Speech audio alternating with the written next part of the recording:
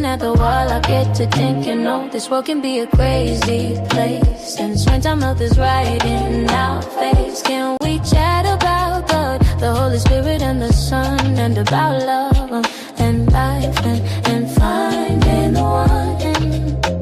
Ooh, we are gonna pray the enemies away. With us they can stay. We can be anti-talking point. We don't even have to cuss to make a point. Break down your original thoughts and feelings. Listen to each other truly. Yeah, I can't do this solo. I know I'm not alone. I got all of y'all, and that means you. So suppose you know what to do. Hit the cash up, Genesis, I am 0702. Put your thumbs up and like if you do, drop your thumbs down. I won't be mad at you. Come in peace and let's chop it up. Hit my panel with intellect and reset. Drop was done and knowledge we will never forget. So please come and please, I wanna hear from you. And subscribe, like and subscribe, cause I'm a whole vibe and so are you. So hey, SHUUUUUGAAAHZ, like come in and subscribe. You're a whole vibe. Come in and subscribe, and we're all by like. Come in and subscribe. Hey, sugar.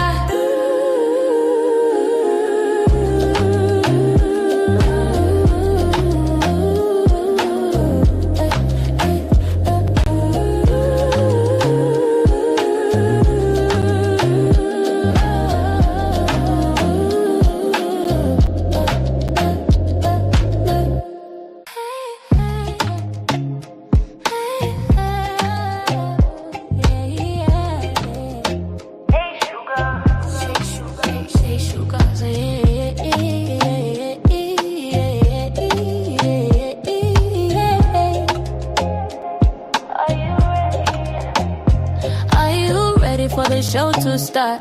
Welcome to Genesis After Dark. Welcome in and stay till the end. Let's turn up and have fun.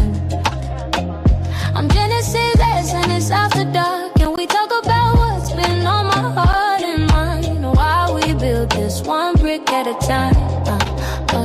Well, I'm sitting at the wall, I get to thinking, oh, this world can be a crazy place. And springtime health is right in our face. Can we chat about God, the Holy Spirit and the Son, and about love and life and finding the one? Ooh, we are gonna pray the enemies away. With us they can stay. We can be anti-talking point. We don't even have to cuss to make a point. Break down your original thoughts and feelings. Listen to each other truly. Yeah, I can't do this solo. I know I'm not alone. I got all of y'all, and that means you. So suppose you know what to do. Hit the cash up, Genesis, I am 0702. Put your thumbs up and like if you do, drop your thumbs down. I won't be mad at you. Come in peace and let's chop it up. Hit my panel with intellect and reset. Drop was done and knowledge we will never forget. So please come and please, I wanna hear from you. And subscribe, like and subscribe, cause I'm a whole vibe and so are you. So hey, SHUUUUUGAAAHZ, like come in and subscribe. You're a whole vibe. Come in and subscribe, and we're all by like. Come in and subscribe. Hey, sugar.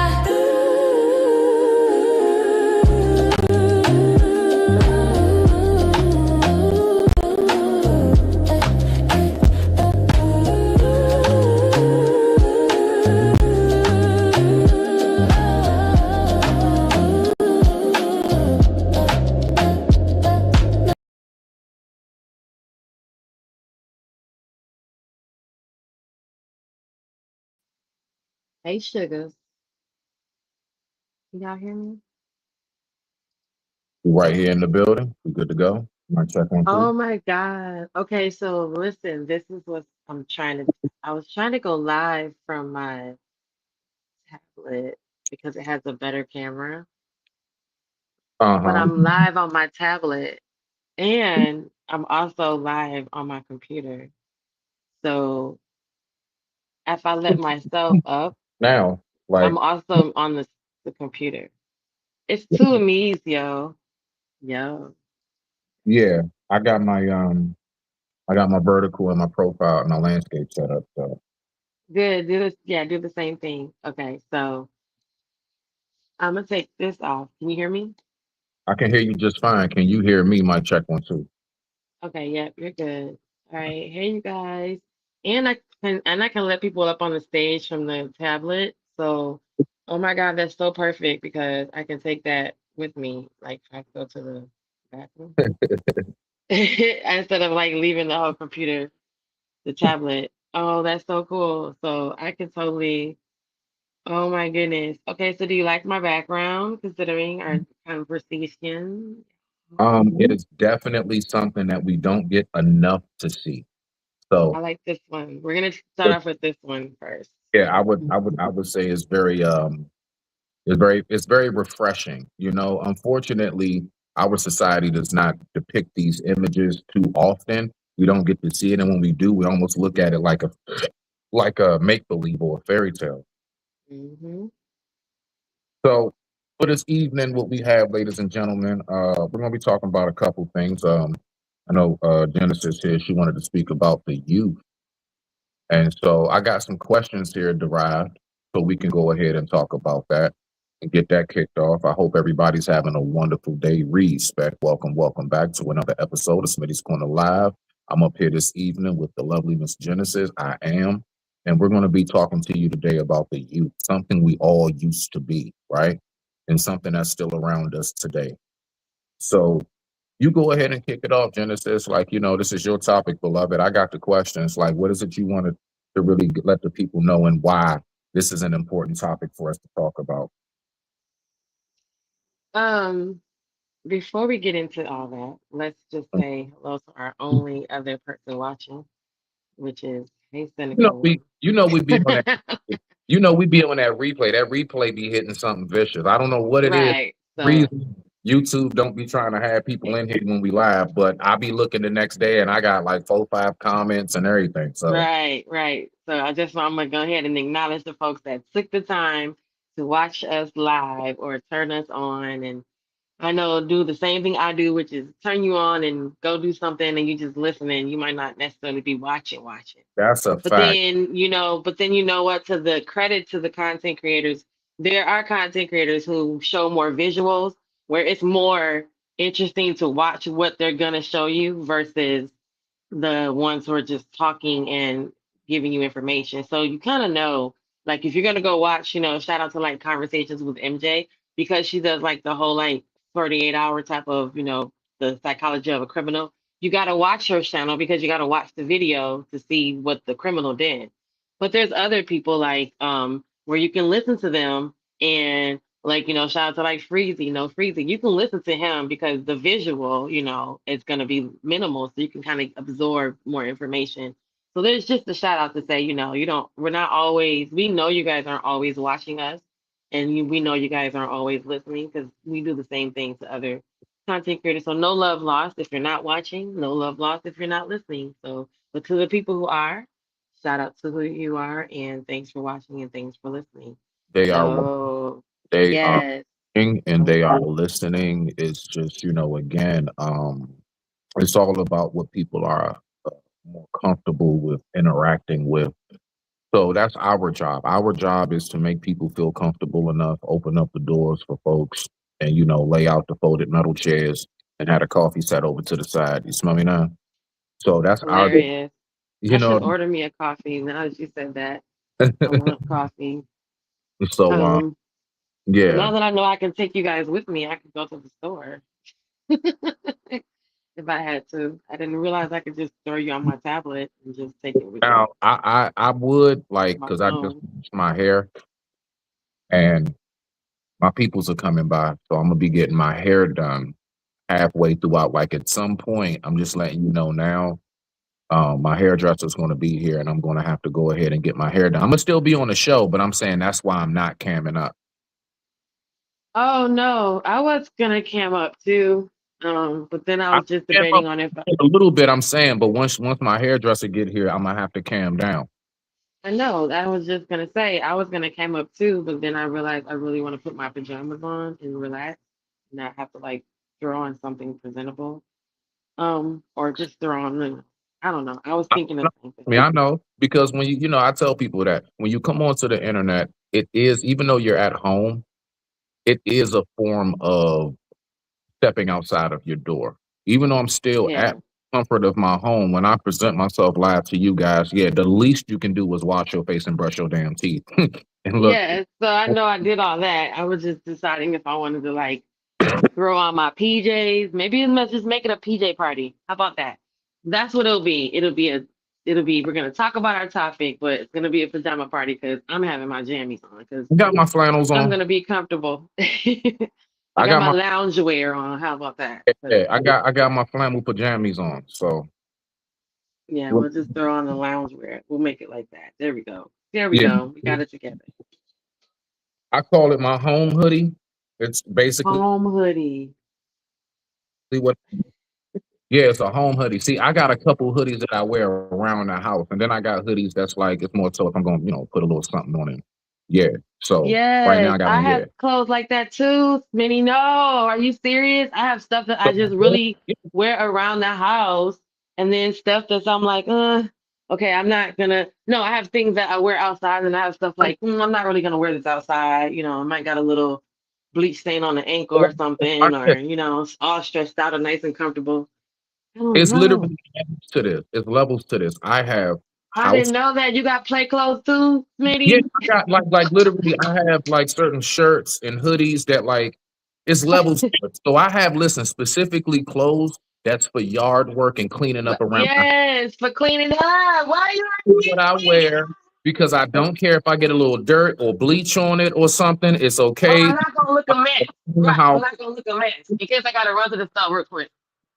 So look, so that's my around the house. Then the next level is things that I just wear around the house to chilling like this, right? So I don't want to get this all bleached up and messed up, but I'm not really. You're Yep, that not was gonna walk outside in that. no, not like I wouldn't go out. Like if we going to do something, hit the mall or something, nah. And then I have my clothes. Watch this. Then I have my jet to the store gear. Not really funny as ever. Jet to the Not yeah, really. jet to the store. So basically, yeah, I'll step out the house in it, but I won't go out to a function in it. And then last but not least, we have when I'm getting fresh. All right. So you got your clean up, The levels. you got your clean up gear, you got your what you just wear around the house, you got your I'll jet to the post office and this, and then I Run got some errands. exactly, you know what I'm saying? That real quick, you just go into Staples and grab some bread type move. You know what I'm saying? Right, Like because it's not the same outfit you would wear if I was coming over to your house and chilling. Like if I was going exactly. over to my friend's house, I won't wear that. I won't wear that. Exactly. Like I'm gonna get a little more fresh for you. You know what I'm saying? So No, that's crazy. yeah, I yeah. thought I was the only one with play clothes. Nah, man, nah. It's levels to it, man. You get old enough, man. Nah, definitely, yo. I definitely have my like every year, like this is like you'll see me cutting the grass in this. Like that's just like I got a And it's certain the stuff that you had like last year and year before that just like moved over, right? It's like, man, you don't really wear this sweatsuit out no more. You got a new one. a And little then, worn out, you know what I'm saying? Probably wasn't the best. yeah. It's something I got off the fly real quick. So yeah, I'm gonna go ahead. This is my, like I got a Maryland shirt that I wear. I cut the grass in that every year. You'll see me in my sleeveless Maryland shirt running through the yard. You know what I'm saying? So yeah, but definitely though. That's funny. I thought I was the only one. Listen, every time I talk to you, I find out I am less and less weird. Thank you. No, no, Because that's I'd be like, I'm weird. And then I'd be like, and then I'll talk to somebody, and then I'll still be like, oh, okay, I must be the only one. And then now I run into you, and I'd be like, you know what? You are not allowed. no, no. So Smitty's here with you.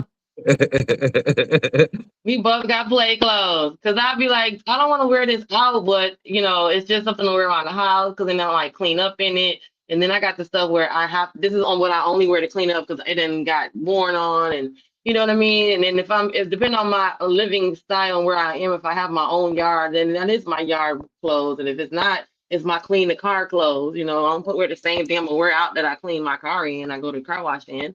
You know what I mean? Like stuff like that. Like I thought I was the only one that still does that. And even having your take off the day after you take off shower, I still can't just put on any. I have to put on either what I'm going to bed in, and even then, I'm not wearing that to bed. If I went out the house in it and like ran to get gas, I'm not wearing that to bed. I still have to change something because when I go to bed, what I wear to bed cannot have been touched by nothing else. You know, is that weird? No, it's not, man. My father taught me that. I never forget when I used to come home from school, and if he was, Don't you lay in that bed with them outside clothes on. Get the hell off of my bed.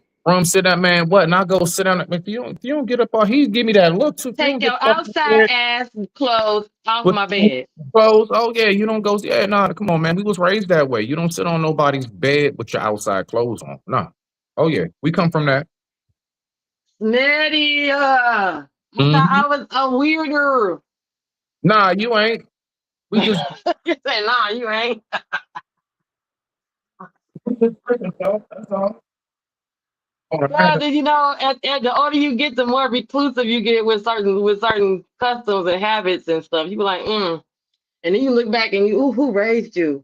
You know, like as much as I hate it, everybody don't take their shoes off when they come in the house, which I don't understand because literally what we just talked about goes along with taking your shoes off when you come in the house. Why would you walk the whole outside through your house? The whole outside you stepped in is about to be all through your house. And then what you're going to do later is take your shoes and your socks off and run around in the outside that you just brought inside. So, child. Now, I get you with that. All right. So me personally, right? So in my home, it's like, all right. So when you come in, I think you might have seen a picture. When you come in, it's wood. My kitchen is all hardwood. So when you come in the walkway, you go straight, you finally hit the kitchen down a hallway, and then it opens up. That's all wooden floor, and then the steps are all wooden. The living room and dining room are the only two sections of my home that has carpet now, and that's where I do say no shoes on the carpet. I have a really good Swiffer, so like I'm always so like it's not that big of a deal if you come on the hardwood with your shoes. You see what I'm saying? I don't make that big of a deal out of it, but that carpet, oh no, definitely, because it's like a cream color. It's like a whitish cream. You know that it's not and white. The fact that you got to clean all that off every time somebody, and they just walk like Rick James or shit. They fuck your carpet, F your carpet, nigga. You know, like they don't care. People don't care. Carpet upstairs, man, that's the exact same carpet from when this house was bought back in 2003, and it has no like walk path in it, nothing. It's still yeah. It still raises and everything. So nah, it's definitely. So fluffy. It's still fluffy. You can still rub your toes in it. Yeah, it's still fluffy. I love carpet. That's why I love carpet. I love to rub my toes in the carpet. Still fluffy. It's not worn down, even after 20-something years, man. Yeah. Nah, so I mean that's amazing. You know, it's like one of those, you know how we was raised, it was certain rooms of the house you just don't really go to. You just didn't hang out, right? That ain't all your hangout area. You got your hangout area. What you doing?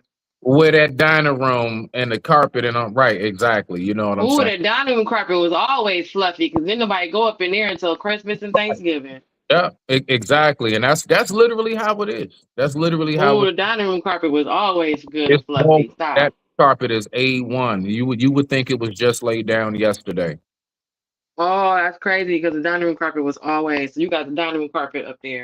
Yeah, you don't have that little smoothed out walk path in it or nothing. Oh, I hate that. That's crazy. And then how do you live in that? How do you just see that every day and don't do nothing about it? Well, it's just laid down, and then you can see where it's flush on the outside, and you can see your walk path. And nah, I ain't got that going on. It was. How do you live in that every day and don't do nothing about it? Is what I don't ever understand. Like you see it, you see it building up, and then you just don't do nothing. Nothing. I'm gonna be real with you. I think what it is that it's one of two things. People who live like that generally, it's either a headspace. You got a lot of press, man, and when you're not feeling right in your head, you'll say F everything around you. You just don't care. That or they don't have company often. People who folks coming by, you kind of get a little used to your own shit. Yeah, but don't you would get self-conscious when folks come over and be like, damn, look at your house. You'd be like, oh, let me Oh shit. But I I hope mean, you would. I've always been on my mindset is I stay ready. So say you or anybody, just matter of fact, my head's gonna pop up here in a little while. I'm ready. Like I'm not worried about, oh shoot, man, dang it, these clothes. Mm-hmm. Let me get this off the car. I don't have to go around moving a bunch of stuff. I kind of, for the most part, keep my stuff in order. Like I said, I just have to mainly like kind of sweep up dust, things of that, empty my ashtray, stuff like that. You know what I'm saying? It's like the little stuff around the knickknacks. Get a cup or two I might have had. You know what I'm saying? Little things. But now, Yeah. my home is never like in disarray. Nah. Not disarray. That's a new vocabulary word. Watch that fly around the internet.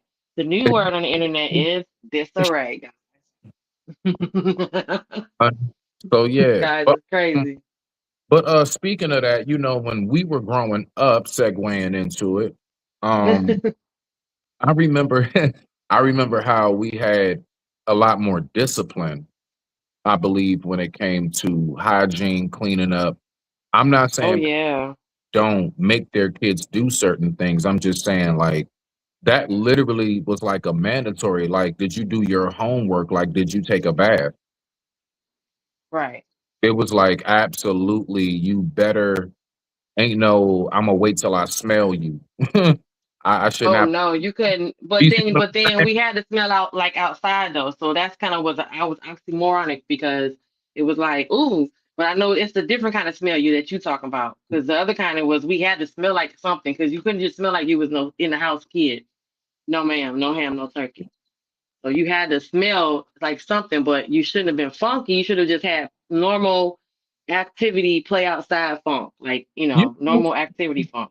you know what Not took the me kind that you don't wash up behind funk. You should have normal daily activity funk. it took me about until my early 30s for me to actually recognize when our peoples be like, you smell like outside, what that smelled like. I believe I was at a cookout or something. I was at some kind of family function, and one of my little cousins or one of my little nieces or something, who's younger. Oh, came in running in, and he was like, I "Ooh, never what is forget when that?" I said, like, what I said. So that's it. He was I was like, so "Girl, careful little niece, because they what?" all used to say it to us, and we be so. I know most of us as kids, we be so baffled. Like, what you mean? I, You smell like outside. Ooh, come here. You smell I like don't smell like outside, child. it's not if it's not breath, feet, feet, and underarms. I'm thinking I'm good. Like, nah, you smell like all You outside. smell like all outside, and then it smell like, and then that's what But the all like, outside means. We can smell almost where you been. Like you just left somebody's house that was barbecuing. You smell like you've been rocking next to somebody who was smoking weed. You know what I'm saying? You can smell a little bit of a few different things yeah, sometimes. yeah, You can be like, "Oh, you yep. You've smell been like all outside."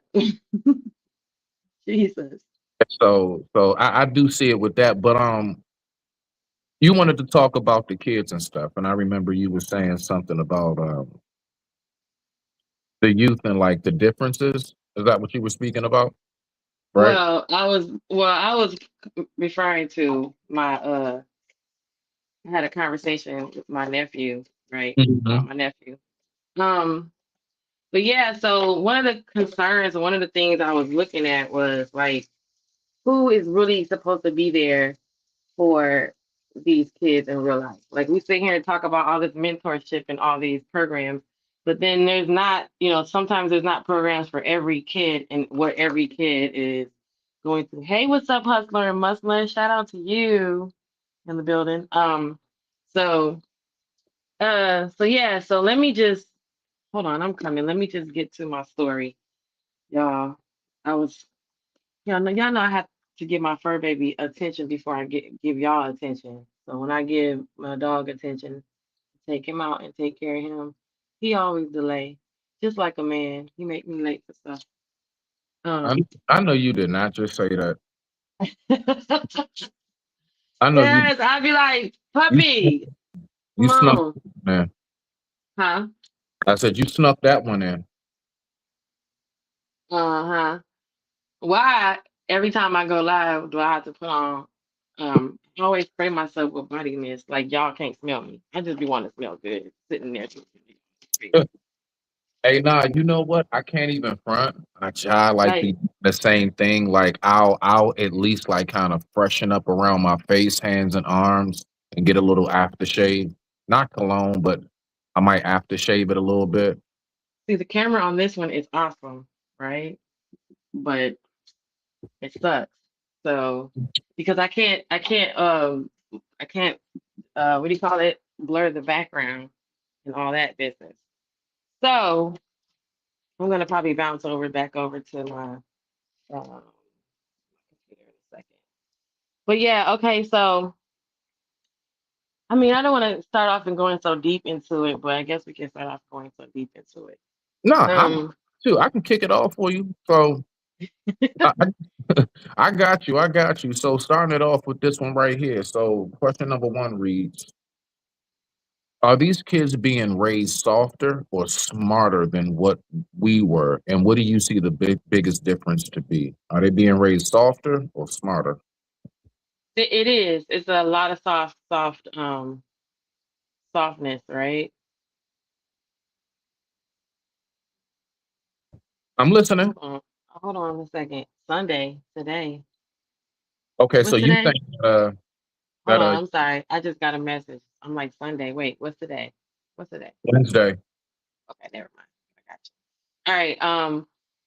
All right. They are being raised softer. Can you do a poll? Can we do a poll? Are kids raising softer and harder? How do I do a poll? Oh, I need to go to my actual. I don't have the capabilities on my end. You do? I don't, because I'm a guest. Let me see. Let me look. No, you go to your. What settings? No. You actually go to your actual YouTube page, right?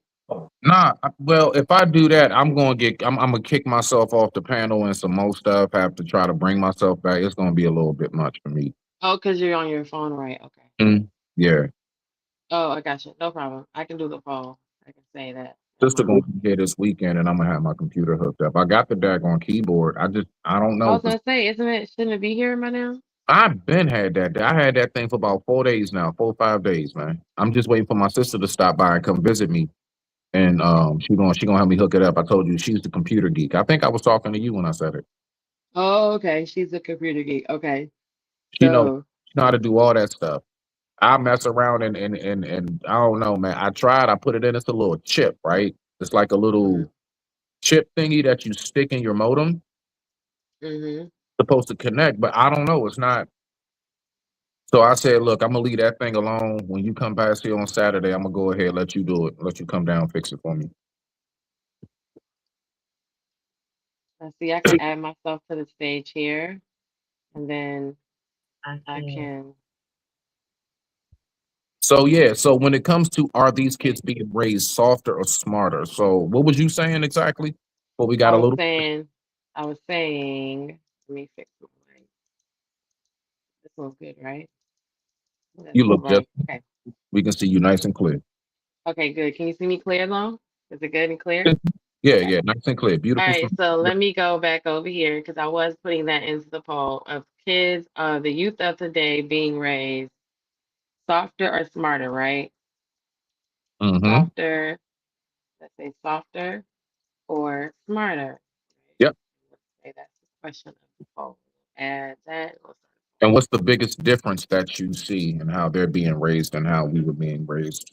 It's the biggest Oh, of difference. course, there's a big difference. So, okay, so well, I guess we can go ahead and segue right into the whole thing. You know, the whole thing is that everybody knows me, my nephew. I love my nephew to death, and so like he got in trouble at school. So of course, there's the parenting style that you have to deal with, as well as um, me. You know, and I'm a different kind of authoritarian, right? So let's say that I work very, very, very, very, very, very well with kids. So the whole thing with the whole softer with him, he's super smart, and it's almost like the softness um he can create this level of intelligence, right? Can y'all hear me still? Okay.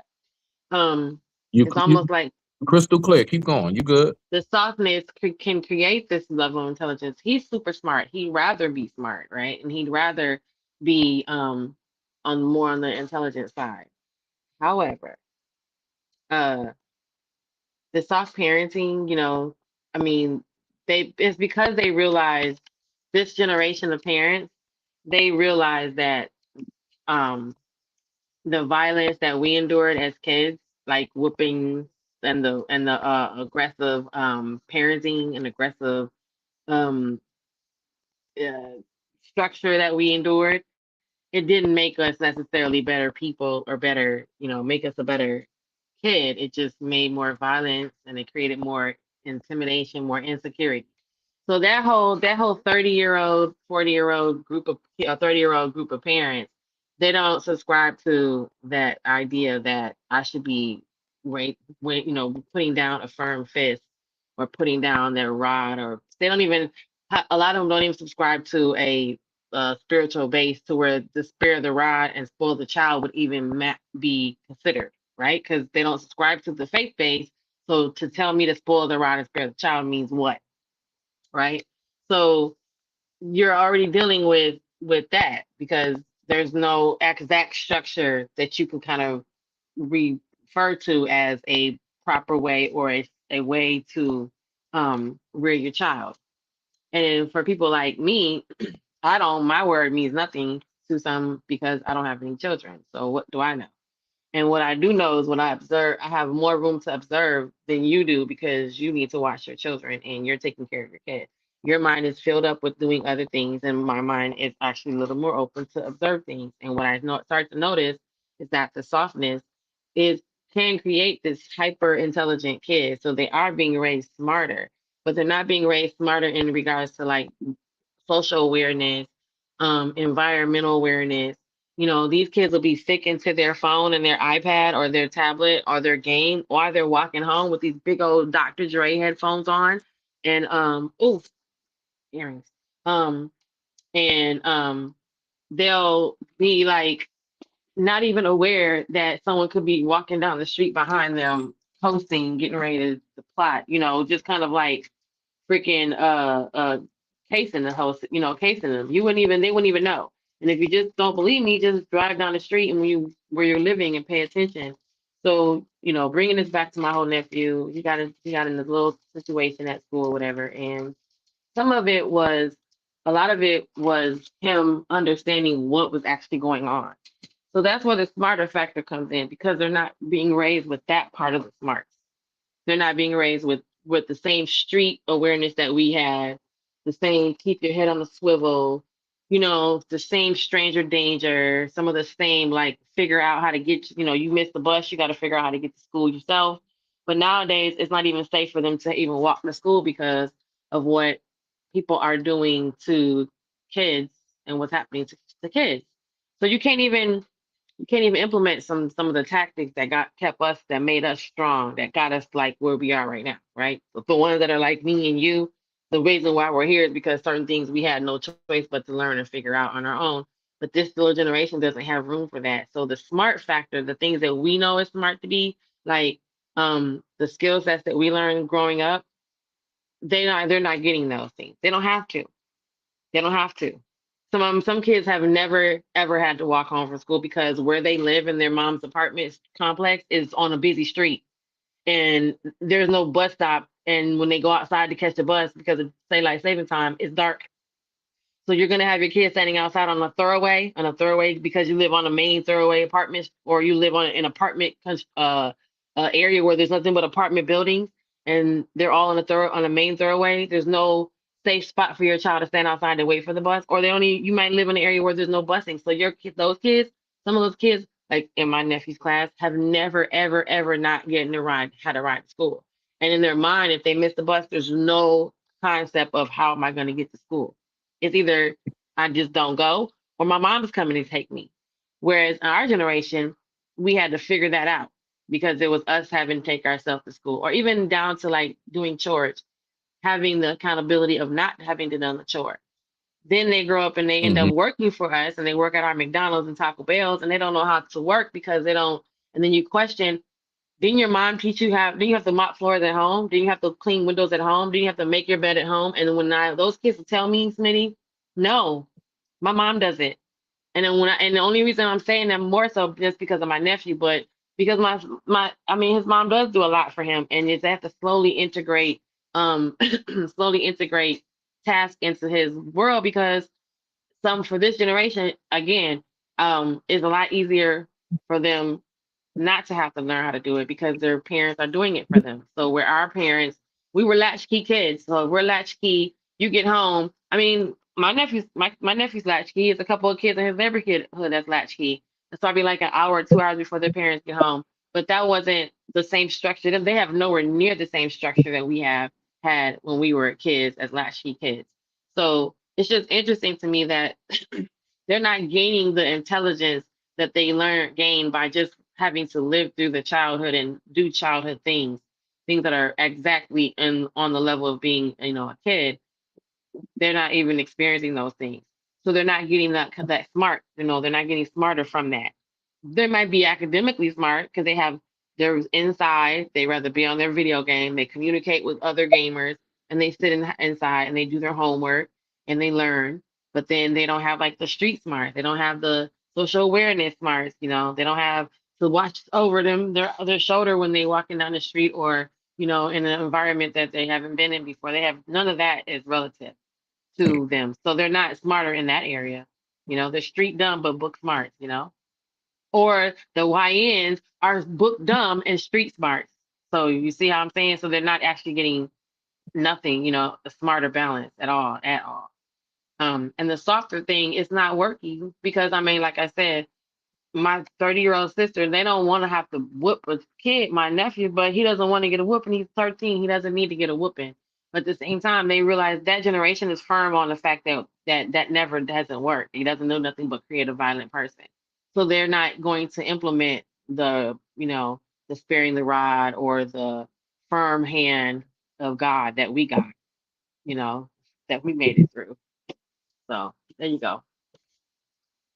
All right. So I one, like this double thing. Hey, go ahead. that's right. Like Um, all right. So one, first of all, yes, I was a latchkey kid myself.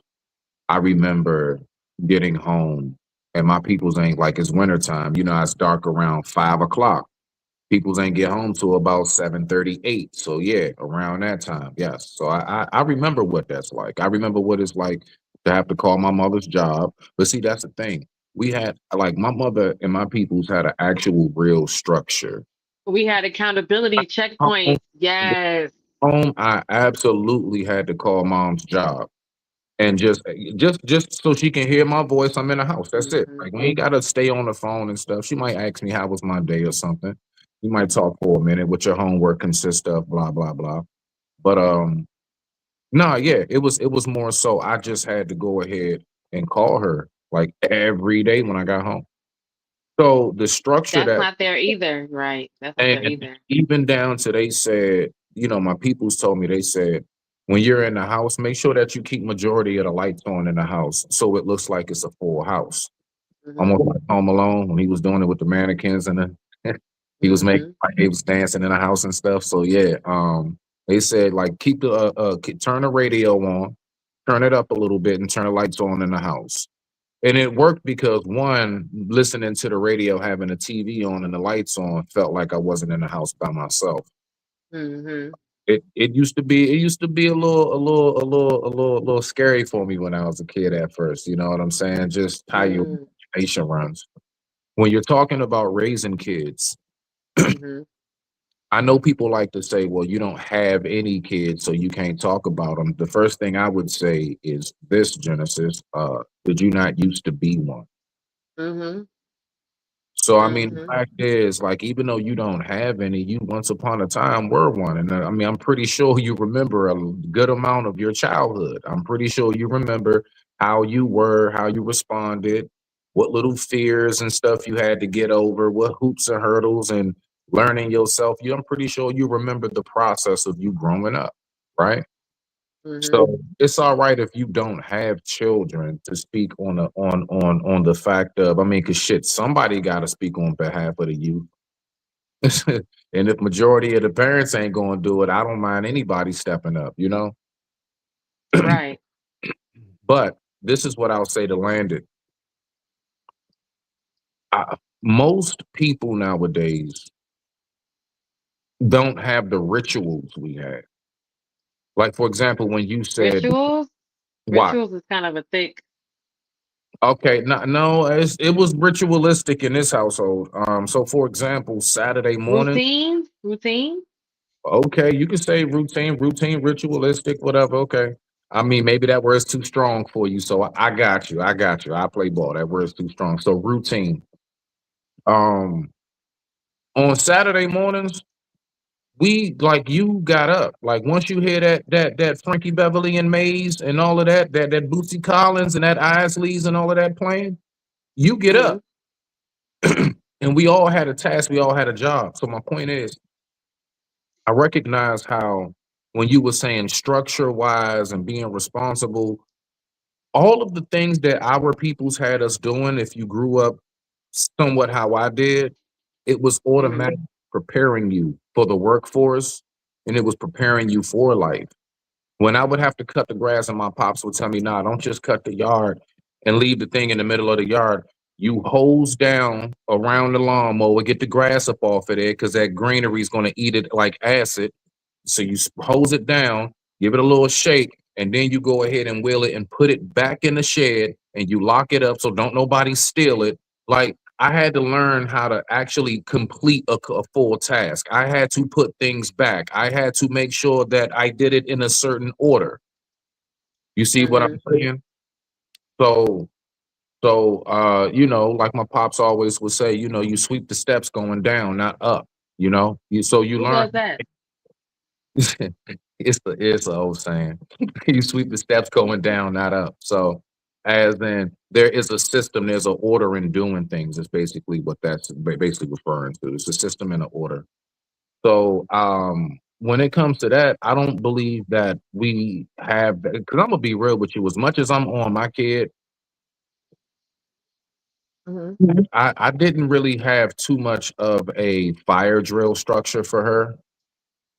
I had to teach her that a little bit later on. And I was thinking to myself, all the things I did not teach her and tell her beforehand is my point. But yeah, Mm-hmm. you know what I'm saying? And so it just, a lot of things kind of hit me like, wait a minute, bro. Like we grew up stranger danger, what to do in case of a fire. If somebody knocks on the door, offers you a ride, like all of that. And I just wonder how much do we really actually have those talks with our kids nowadays, as opposed to just letting the TV tell them and maybe put on a show that'll have a fun dance jingle and a message. You know what I'm saying? But I Well, digress. we see the evidence in that by the result of kids that go um that end up missing and or deleted and or in some type of that's what I was doing while before you came. I was pulling up. Remember, I said I wanted to like see what the the facts are. Um, but you can see that by the number of kids that are not here anymore, right? Mm, okay, I see what you're saying. So let's see. So it'd be like the number of kids that are missing um due to abduction, right? Right. That's just you getting snatched up off the street, right? And we'll say, what does that number look like? Wow. Nah, but see, look though, right? I was talking about that. I don't know if it was with you or someone somewhere else. We've had that when we were growing up. Don't forget. That's why we had McGruff. That's why we had Dare. That's why we had all of those type of commercials. Not to mention we had the milk cartons. We had the Have You Seen Me? Like remember earlier, like I said, when is the last time you seen a don't do drugs advertisement? When was the last time you seen advertisements for a missing child? And there Well, kids, you huh? see that in Sam's Club. Like you go to Sam's Club, you go to Costco, there's a wall, you go to the post office, there's a wall. But as far as um before, remember it was the It was let's Have You go Seen Me? Like they'll have a little like with have your you seen me? But I that's still that. current. They still do that now. Like it's like you said, at the wall at Costco and at the post office, right? So I remember that, and I remember Have You Seen Me, and I remember like the milk cartons and stuff. So I mean, all I'm saying is that my point in saying that is these things have been happening. And Hmm. talking about that, like I believe that now is just that it seems like it's more because we're able to get it on footage more through phones, cameras being everywhere, ring You that think so? Like the footage? Oh, you saying like with ring cameras are being able to be seeing absolutely people being, yeah, 100%. yeah. But as far as like just people, yeah, just reporting somebody's happening, the Big Brother cameras. Okay, I got you. I'm like, what other way? Yeah, Yeah, cameras changed the game. So it's like, that's why I guess you can say it may appear to or seems like it's actually um more of it going on. But no, like actually, no, I think really I think it was going on more when we were coming up because people were able to get away with it a little bit more, easier when we was yeah, coming cameras everywhere. It wasn't cell phones how we have and computer cams and all of that. Like you didn't have that everywhere, man. Like that was something a camera is something you literally had as Polaroid. Like you like that was about it. So right. I So you believe thinking because we're now are we is it more desensitization because things can be happening and no one will even say anything, you know. So, but however, it's still this. It still doesn't negate the point that fact that there are people who live in areas where it's not even conducive for their kids to even walk to school, even though you know what I mean. The safety factor is just like here in Michigan, you got to worry about somebody sliding off the road, freaking running into you on the side of the road, losing control of their car because it might be icy or, somebody could be acting a flunky. in Chicago when they had the kid and the mom that got jumped by all the kids going to school. I mean, Yeah, going to school. Yeah. So the it's almost, kids going to school. I mean, it used to just be the gang members who were grown. Now you got to worry about that and going to school. So I mean, I get what you're saying. I definitely get what you're saying on that one. yeah. Um, And then the safety factor of it is not, it's not like I'm teaching, like I said, I'm just only saying anecdotally just because I don't know what it would be different if my sister had a girl, but we have I have a nephew. So absolutely have to concern myself with, the fact that it's just being who's going to teach that lesson because that lesson usually comes from either being around your friends and you have a range of friends that are around you, but there's no peer groups, there's no peer circles anymore. I think we were discussing this too, how for these a lot of these kids, the main core of their adolescence was online because they've been locked in the house for 2 years, and then when they finally start socializing, they're back in school.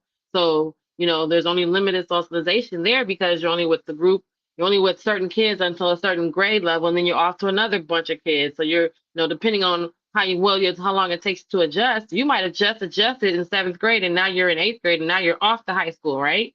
Or you might have started adjusting in fifth grade, and now you're back. Now you're shot into junior high, so now you got to readjust.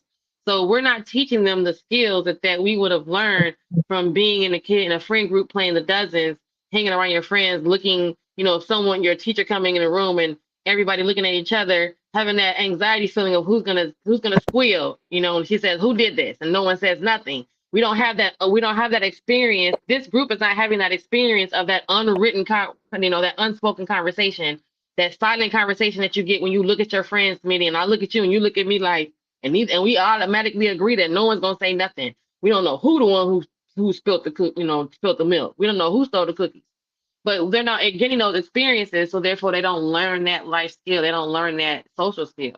They're not doing that. They're not doing the lean on me, want to go see a dead body. No, none of that. None of that's happening for these. And then when the kids do hang out, they're doing mischief because it's more important to be accepted and be with my friends and be okay in smaller groups of pockets of kids that are just okay with just being an oddball out. And even then, those kids are leaning into depression because they're kind of silenced. It's almost, again, this generation of parents, these guys are 30. They don't know what to necessarily do with a depressed kid. They just got finished being a depressed kid themselves. well, So I no, don't know. not even just that. Now I'm gonna tell you what that is contingent upon. Now I'm gonna be real with you. So let me help you out. I'm glad you said that. So me personally, right? I actually take time. Like I talk with my kid. I talk with Phoenix because I love that name. That's awesome. oh, respect to you. Yeah, yeah, yeah. She definitely rose from the ashes of her mother and father. Um, The ashes of my loins, baby. Go yeah, ahead. but my point is that I definitely speak with her. Why? Because that's how I was raised. Like I came up to that. I was actually very fortunate. When I look back on my upbringing and I think about it, I'm very fortunate. I didn't have parents that was like, I'm just gonna beat you behind with every little thing you do. No, they Hmm. as mad as they would be. Oh man, my father's face, the way he'll bite his lip, his bottom lip, and then I tell you, and grind his teeth together and talk. I told you not to do this shit and everything else. That that was enough. It really is. It's true. So when we talk about the presence of a father, it's very very true. So I didn't have to get as many spankings as needed. You know what I'm saying? Because between my mother and my father, I had that upbringing. But when I would get a spanking, when my peoples would put belt to ass, as they would say, Hmm. uh, Hmm. my mom's will wait about a good 30 minutes. I said this before. She'll wait about a good 30 minutes or so. Then she'll come in the room, sit down next to me, and she'll tell me why I got a spanking. She'll tell me why he just did what she did. You know what I'm saying? It's not Hmm. something that she gonna beat my ass, and she don't have also the other side of it as far as the communicational set of skills. My mom is an excellent communicator, so is my father. They know how to talk you through things. So, I do the same thing with my kid. So I think I've only had to spank Phoenix like once or twice, and that spanking consisted of I just tapped her hand and said, "Go upstairs." You know what I mean? Because I've never had to actually really do anything because I know how to talk to her and get her to recognize where the flaw is and what's going on. You see what I'm saying? Dad be giving her that mouthpiece. I be in her ear. So yeah. See, yeah, with me, with most of the children I've ever dealt with, or any, because again, people leave their kids with me. Surprise. Um, However, most of the children, most of the time, it's the disappointment they don't want and the miss out on all the fun because I'm a big old kid at heart too. So as though some parents don't entertain that with their children because for whatever reason they feel like they're an adult now, they don't have to play with their kids. So when they meet me, I'm the grown up that will play with you. Then they learn very quickly that if I don't if I get in trouble with her, I'm not going to enjoy the fun part of whatever we're But you gonna know do. something though, real quick, pineapple, mango. Hmm. So when it comes to that, I think my father for me is a perfect example of what it is that my pops, I remember he literally would do like a Skeletor voice from He-Man.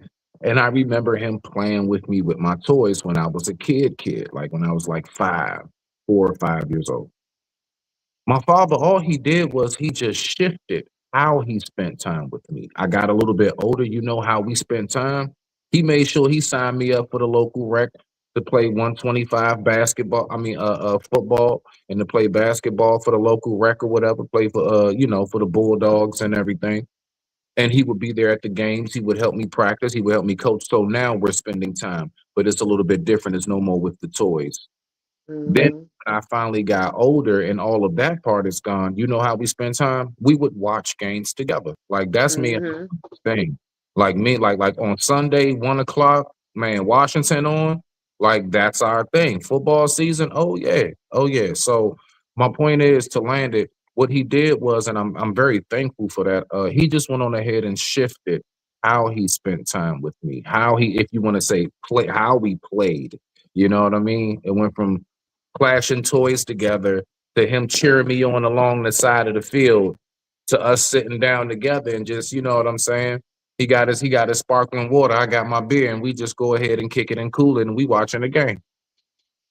So yeah. So good good segue into the other concern I have with my nephew, and I don't know. I want to dive really into what is behind. There's definitely pros and cons to everything. Period. Um, and I know there's probably a different pro and con for because for same sex. parenting. So I know that's a big concern in our, in our community in general, but now we have to add that because those parents differently, right? And those kids grow up differently. They have a little extra something or a little different something way they look at things in the world, especially depending on whether or not if their um paternal parent is in the picture. I know there's some extreme cases where, one person has passed away, or there's a situation where, there's plenty of situations where this person has always been identified this way. So we're not talking about those cases either. We're not talking about those. We're just saying in general, same-sex parents parent differently than heterosexual parents, whether it be two women or whether it be two men. That being said, You just that threw has she just threw me in the stew. God dang it, Jim. I ain't I'm know just you was gonna saying go there. saying how depending on the combination, if you have two women raising a boy, Right. there's gonna need to be a father in the picture because you're gonna need you need a masculine, you need that masculine energy. Well, because you talked about your dad just now, kind of segued into the fact because in this space I've heard both sides. I've heard that absolutely. I mean, I even know of someone who, with their son got to be 14, she sent the son to go live with his dad, and that was the agreement they agreed upon from the beginning of birthing this child into the world. Once they realized they were separated, right? So at the point that you bring the child into the world, you guys might have been together, but then somewhere along the way you separate. At that point that you realize you're separating, or are you gonna make the agreement to say, hey, if the mother takes the son at some point, the son needs to go be with the father. That Right. I've heard people disagree with that because I've heard women, and men say that no, no, no, no, a woman can raise, a young man just as well as a young man can raise a young man. K. Michelle said, "Can't raise a man if he's grown. What you gonna do? He's already a boy. You can't do nothing about that." And I'm noticing even more so with this young generation that there's a lot of young people who have same-sex parents, and in that regard, there's a lot of boys being raised in same-sex female homes. And if that's the case, in real life, there's nothing that woman can, no matter how much of a stud she wants to be, and like I said earlier, she's imitating sometimes those. I'm not saying all stud women. Don't come after me, LGBTQ people. But you guys emulate the worst part of a man. You emulate the Pookies and the Ray Rays and the ain't shit dudes. You don't emulate the Morris Chestnuts and the Denzel Washingtons. You don't emulate the doctor and the anesthesiologist. You emulate the nigga down the street, which is that dude is not nobody. The women that was with him don't want him. And then you bring that into this relationship, and no matter what you do, you're not gonna ever be a man to raise a little boy. That little boy needs a man, right? So that's segueing into the fact that some of this youth is mess, is gonna have an issue because there's no father. They're not Yeah. even gonna get the rites of passage, the rites of passage that you would get just because, from being. Just think about right now what you don't even probably think it was the rites of passage that you experienced with your father, but it was something as simple as, and I'm not trying to be vulgar, you guys. Y'all know I don't give a whole entire shit. This is my channel, but you literally standing there as a toddler, walking in the bathroom while he was going to pee, taught you literally how to go pee pee. You didn't learn how to stand up and go pee pee by watching your mother go pee pee. And I'm Well, sorry I had to say it like that, but I'm a Cancer. Sue but me. Don't like my let me channel. add Fuck y'all. this though. But let me add this though. All right. So look, right. I get the whole because dad wasn't there. All right. Now, one, we have to remember that. All right. So look, what I will say is, at least for my upbringing, right? I I I recognize the balance. Me being able to have the balance that I have as far as from my mom and my father, right? From my mother and my father, both of us. I mean, both of them. My father taught me you should always a balanced man is a man who has two hands made of velvet and thunder. I shit you not. Oh, used that's to tell me, nice. yeah, like seriously, a balanced man has two hands, one made of velvet, one made of thunder. Of course, the thunder is the don't play with me. You're not going to And think you're velvet gonna is be able soft. to. Velvet is really soft. It has no And then choice. you There's have nothing. the velvet side, exactly, which is more of Yes. your gentle touch to life. He always taught me that that is something that a balanced man should have. So when we just say like, "Oh yeah, you're this because you just didn't have your father," it's like I believe more than not having the father, the balance was thrown off, as opposed to blaming dad wasn't there. Yes, it's the factor of dad not being there, but the balance has been thrown off. And I digress. My mic is muted. Respect to the family. Yes, because I know I didn't have my father as much as I would have probably preferred. And then I also have had a stepfather for a large majority of my life. So it's not that I didn't have a male influence around me. However, I'm also of a different generation. So, the way it works for me, um, is not going to absolutely work for this generation. And I'm just noticing the gaps in. I wonder if I remove myself from the stage, can y'all still hear me? If you remove the one on the right, yeah, the one that's cam down, uh, The one that's Cam down. there you go. Oh, snap. Nah, your volume just went out. Yeah, Okay, it just so went out. so that's because I'm on this on the tablet in here, but I'm also on the computer. Okay, so I see how that works. So that's all that is. You have to just okay, I see. Oh, nah, because okay, I see what it is. You got your mic, what you're on right here that I can see you on. Your mic is muted. On the Right, other because one, mic that's the computer. right. I got you. I understand now. Nah, that's just fine. Leave her ass up here. She can be a strag. Ah, Extra shit. extra company. Make my panel look full. We full now, y'all. Look at my panel full, y'all. Period. Hey, man, look, moving on up to the east side. Um, But yeah, dude. I I'm gonna think ask you this. now I'm more so convinced that even just going through my own experience and then seeing what's going on with my nephew and then the other kids, like they need their dads. Like this is the point where you absolutely and no shade to like I said, no shade to the alphabet community. I love you guys just the same. It's just that unfortunately I don't think at some point if so there because I follow a couple of a couple of the LGBTQ on Instagram where they've adopted children and or like how the Brat and Judy where somebody's egg became fertilized so they're having a baby. I'm not saying that, and they have a son, and I'm not saying that two women can't raise a son or two men cannot raise a little girl. I just think at some point throughout that process, the same way with two little girls, with a little boy and two women, or a woman and two men and a little girl. At some point, two men and a little girl, that little girl is gonna need to be around an actual woman. You know what I mean? And then at some point, with two women and a little boy, that little boy is going to absolutely need to be around a man. You know the factor that I believe is definitely missing from our community now that we used to have. It was something called the village. That's why I even throw that up. Well, Um, go so ahead, because I'm gonna tell you what I learned about that part of it. so watch. So my point is that you know when we had a village, I remember having homeboys of mine and even homegirls of mine who did not have dad in the house. Hey, wait, do you drink beer? I drink wine.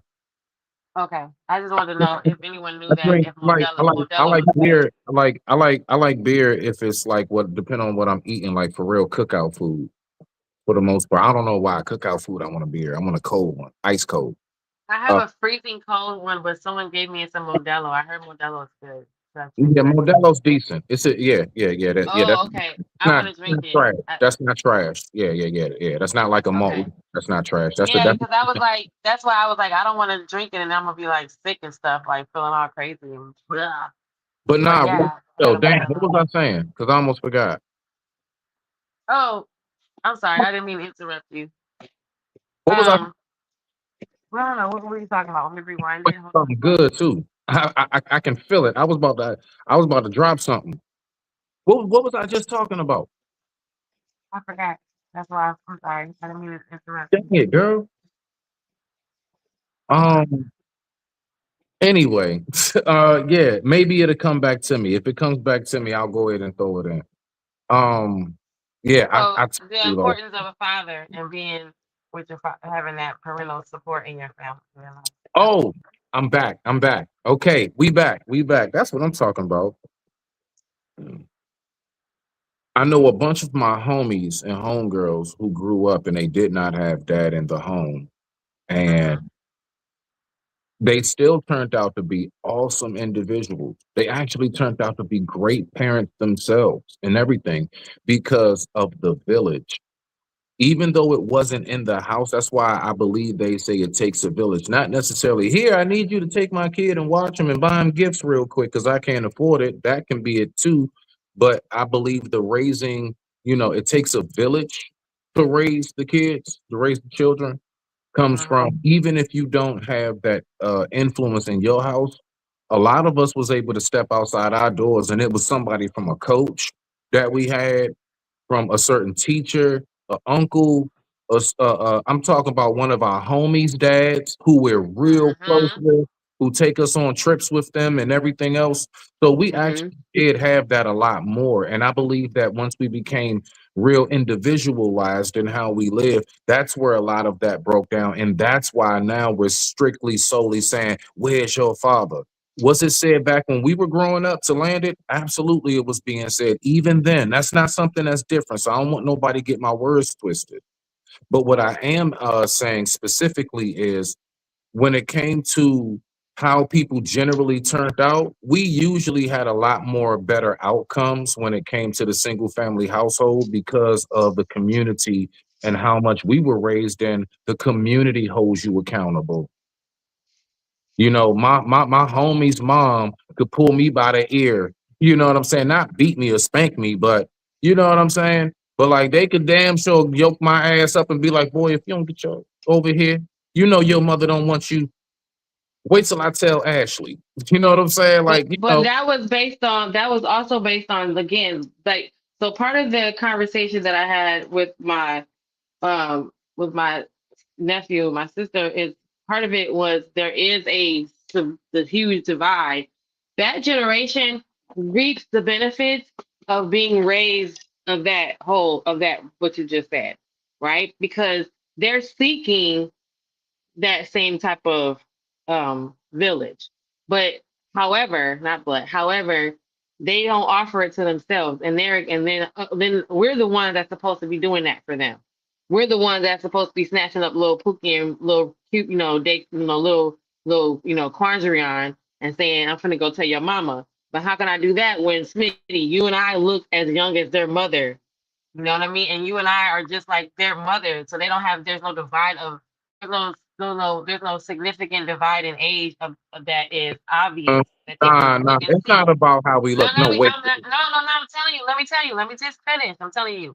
You look. It's not. I'm not saying it's about how you look. I'm saying we don't look like the our 50-year-old parents. We don't look like the 50-year-olds that from our time, right? So this generation right now is what we're talking about. These 30-year-old parents of these teenage kids, these preteen and teenage kids who aren't, they're not, we can't scoop them up and say, I'm gonna go tell your mama.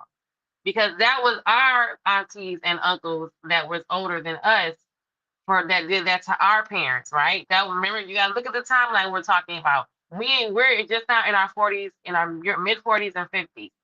So the people that are in that are not the exact spot back then, those were the ones that were 40 and 50 then, but there was a huge physical divide. The auntie that was 50 looked like the auntie that was 50. She didn't look as young as my mother. She looked older than my mother. The uncle that you're saying, the auntie that say, "Hey, I'm gonna go get your ass over here if I go over here and tell Ashley." She looked older than my mother, so there was an automatic appearance of reverence, of respect, because she looked like an older. She appeared to be older. She didn't look as young as my mother.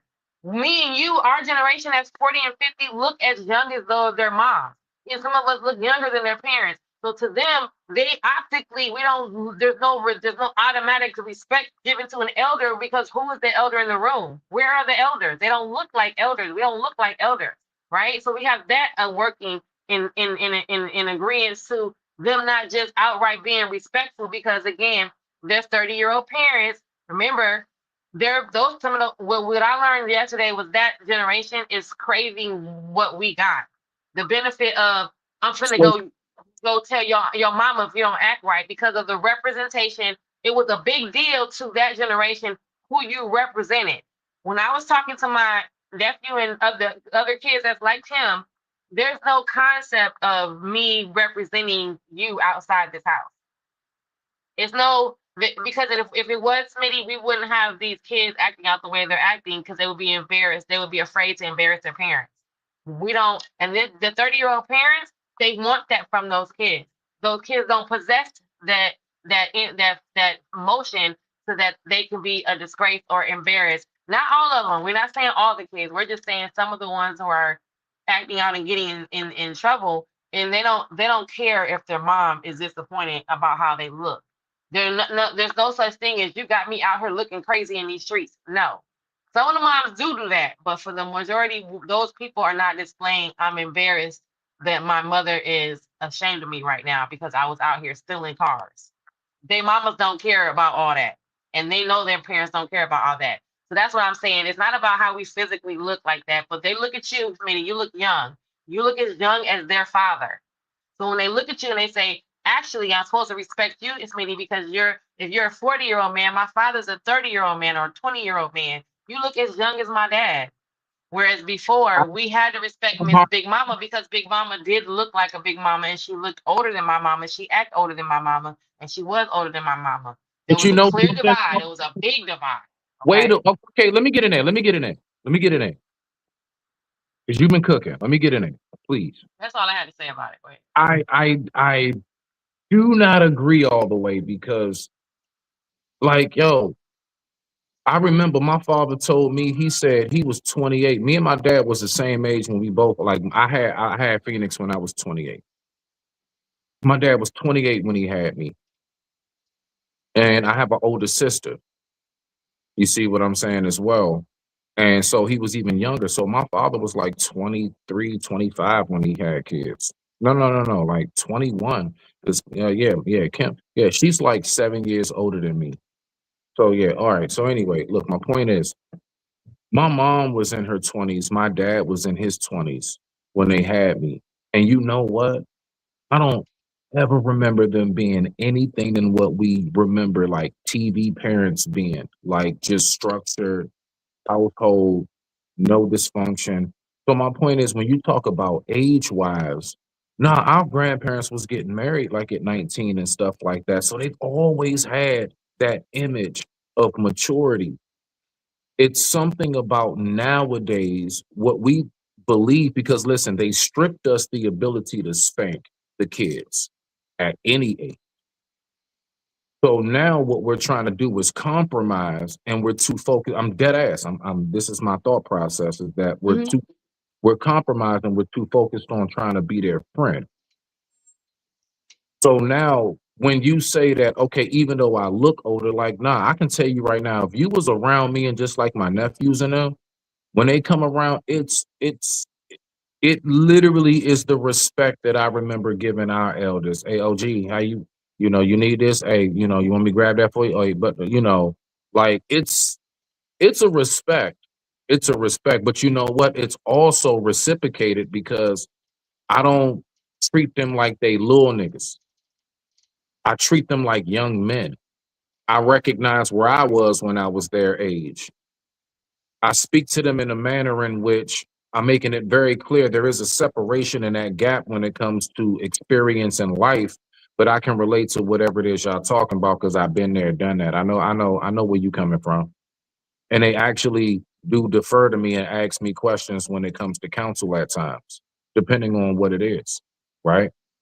So my Mm-hmm. point is that us having that dynamic of image when it comes to uh those who are in the community, those of us, me, you, all of us who are in the community, because you know what I hear a lot, to land it, I hear a lot of the the older women don't want to pass down no information to the younger to the young ladies. Those I can see that sometimes it's not like you're not in, and to not even saying you're my competition is, it's almost, but it's gonna be like it's gonna be casting pearls before swine. You're not gonna do anything with it.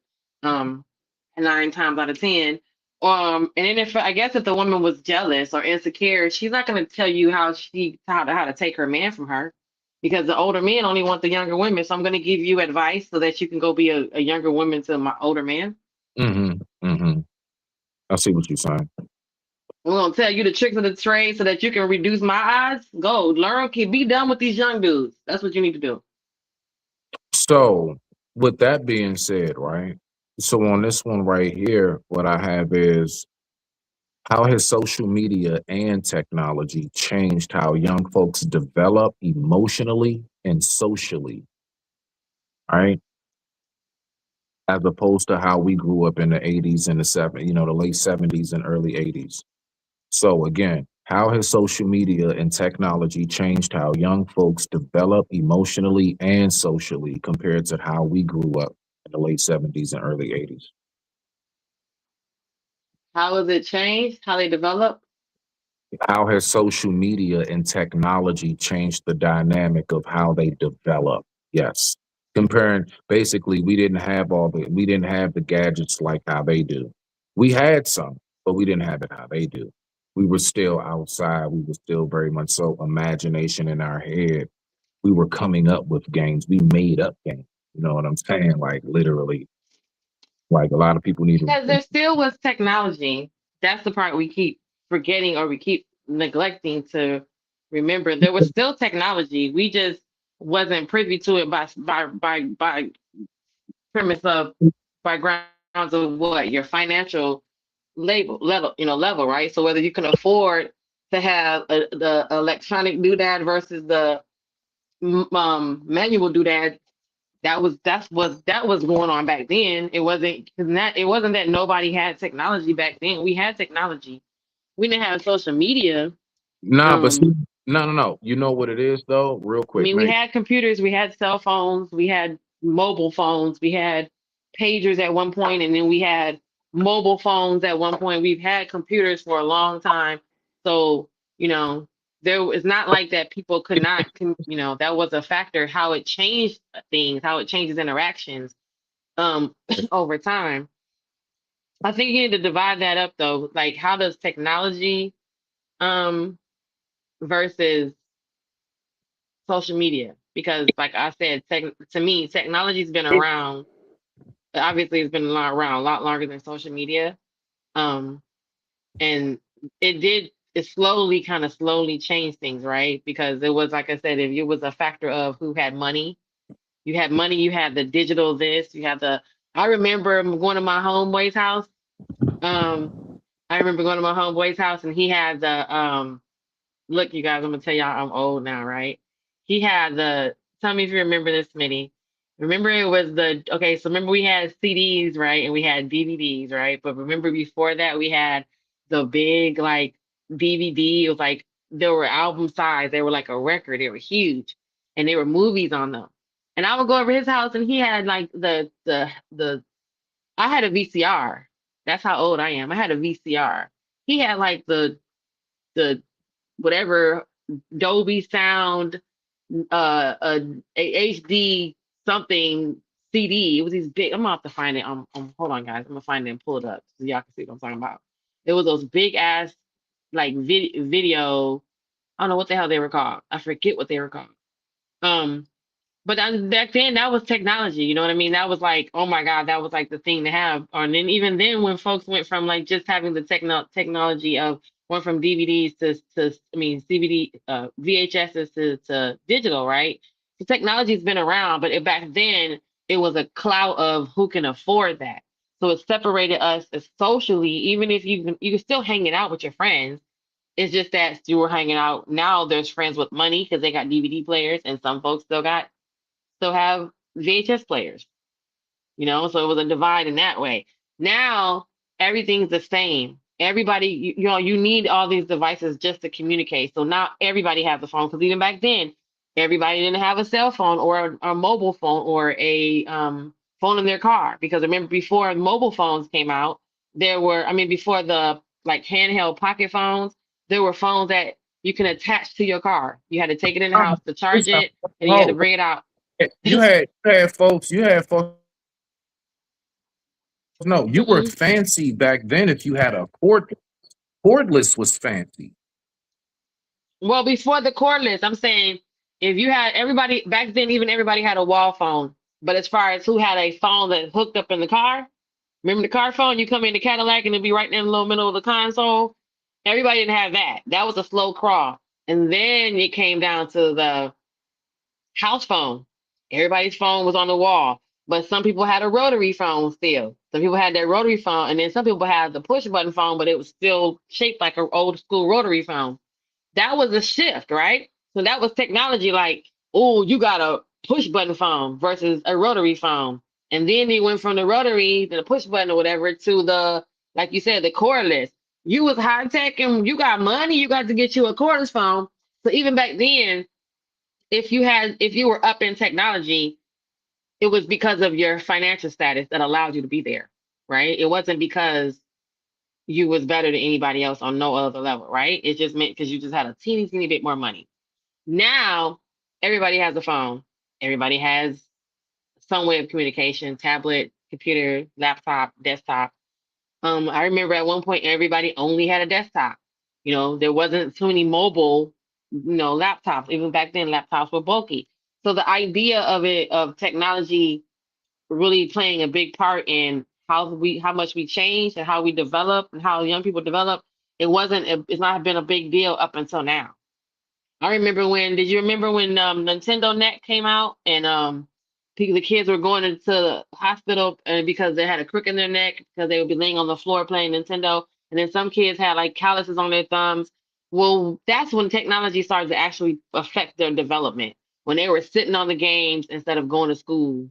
Even hitting up social media, like back into MySpace, before the Facebook, back in the Black Planet days, when people were AOL chatting each other. Even then, folks probably weren't. This generation wasn't staying at home, Smitty, instead of going to school to sit online and talk to someone. That wasn't the thing. You know what I'm saying? Sit at home and play a video game to like conquer the levels, because even then it wasn't online game. It was individually just you skipping school to go home and play your video game so you could get at a higher level than your homeboy, so that you broke the next But level. So hold that changed a whole lot. That changed as far as we don't even have that same dynamic interaction with technology anymore. You know what I mean? Everybody it's an even playing field. So that's why I'm saying back then the development was different, because everybody couldn't afford necessarily a game or a Game Boy or whatever. Now everybody has something. Everybody has an Xbox, a PlayStation, a tablet, a phone, and the playing field is even. So now it's really all about development and how it's messing with you growing up. Because back but then it wasn't really making a big, it wasn't really a heavy effect. Because you can get up from the game, turn it off, and go outside. You get up right. from the game and turn it off and go outside. These kids literally have Twitch on their phone, so they never leave the game. The game goes with them all everywhere. But see, listen. All right. So again, the question is, how has social media and technology changed how young folks develop emotionally and socially? So I'm asking, how has that changed how they develop? And That's what so, I said. I'm saying watch this. it's changed. Go ahead. What? No, I'm like. So I give you an example. So like, for example, I would say in the sense of like, it's made them more socially awkward. Like I would say communication skills have gone down. They don't know how to really hold conversations how we used to. Like that was our thing. We couldn't wait to get on the bus to talk. You know what I'm saying? We couldn't wait for lunch period or PE or whatever to talk. You know what I'm saying? Homeroom, the whole nine. Everything for us was about us talking to each other. So I would say that the social media and technology has made them more secluded. That's why I said, so for me I have to separate, because technology's been here. So we can't say social media and technology, because technology has been here and it's affected kids along the way, their development along the way. Like I said, we went from people skipping school to going home to play Mike Tyson Punch Out just to win the next level because there was no online interaction and it wasn't kids were not focusing on being a better gamer than my homeboy, or now they're talking to each other on the game, whereas they're opting out of actually deciding on a career in life because they can be a professional gamer. That wasn't that. So technology, I would say, has you can't. I wouldn't include that. I would say how has social media affected them more so, but technology's been here. So you know what I'm saying? There's because if we didn't have, we wouldn't have these grown-ups. There would be no Facebook if technology wasn't here. If we didn't have Mark Zuckerberg being a nerd, you know what I'm saying, or the people that helped them. So I understand. I'm saying that for me, I have to separate because technology's been around and it's affected them along the way. It made the parents that created the kids. But the social media right now is what you're saying. It's made them reclusive. It's made them, Yeah. they don't interact with each other because of social media now. There's no outside social. It's social media. There's no social. There's social media now. There's no school dance social. There's a Zoom class social. You know what I mean? That's different. Technology's been here. Computers been here. Laptops been here. Games have been here. Communicating online has been here for a long time. Way back to AOL. So for ours. You know what I mean? You need to see. Go Oh, ahead. okay. No. You good? No, I'm getting my hair done now. I told you I was gonna be getting my hair done. All right. So look, Yeah. this is my thing, right? I believe. All right. So if you think about it, when you say technology has been here, yes, we did have Nintendo. We had cartoons, TV, anime, all of that growing up as well as an '80s baby. But it wasn't overstimuli. See, the thing is that, like you said, like for example, cartoons was on for a certain window throughout the day. You had to Now they're catch streaming. They're streaming you. cartoons all day, 24 hours. You know what I'm saying? Like everything we did, even on like video games, whatever, most of us had like either some kind of like bedtime or whatever. Like we had to put certain things down. So like what I'm saying is that nowadays, I believe the technology is definitely giving them it's overstimulated. For example, that's why they don't find games like, man, I was talking to my nieces and nephews, this was about 4 or 5 years ago. And I will never forget we was at a cookout. Now they are all around the age. Now, see, I'm that like real fun, cool ass uncle and older cousin that like still is like, real youthful at heart. So I'll play with the kids and stuff like that when we go to the cookout and stuff. I'll spend time with them, like, help them like use their mind and stuff, right? And I remember I said, we're gonna play freeze tag. And they all looked at me and said, what's that? They said, "What's that?" They had no clue of what freeze tag was. So my point is that because of the overstimulation, all of these little things that we used to do that still like even though we had Nintendo and Sega, we still played dodgeball, we still played hops, we still played hopscotch, double dutch. We did all of those things still, and that's what kept us in a certain mode, is what I'm saying, beloved. So you're right. We did have the AOL and all that stuff, but we still was outside with it. Right. I think I said that too. I said, unfortunately, the difference is the that we had to put the game down to go outside because remember, even just with that, okay, just look at that little window component of the game and being outside. Right. We were still coming off the generation of, remember, our parents came from the parents of they had to go outside. So our parents, me and your parents, our 40 and 50-year-old who got, our parents are 70 and 80-year-olds now. Those are the parents that was go outside, that was whether, and again, whether or not you had a video game.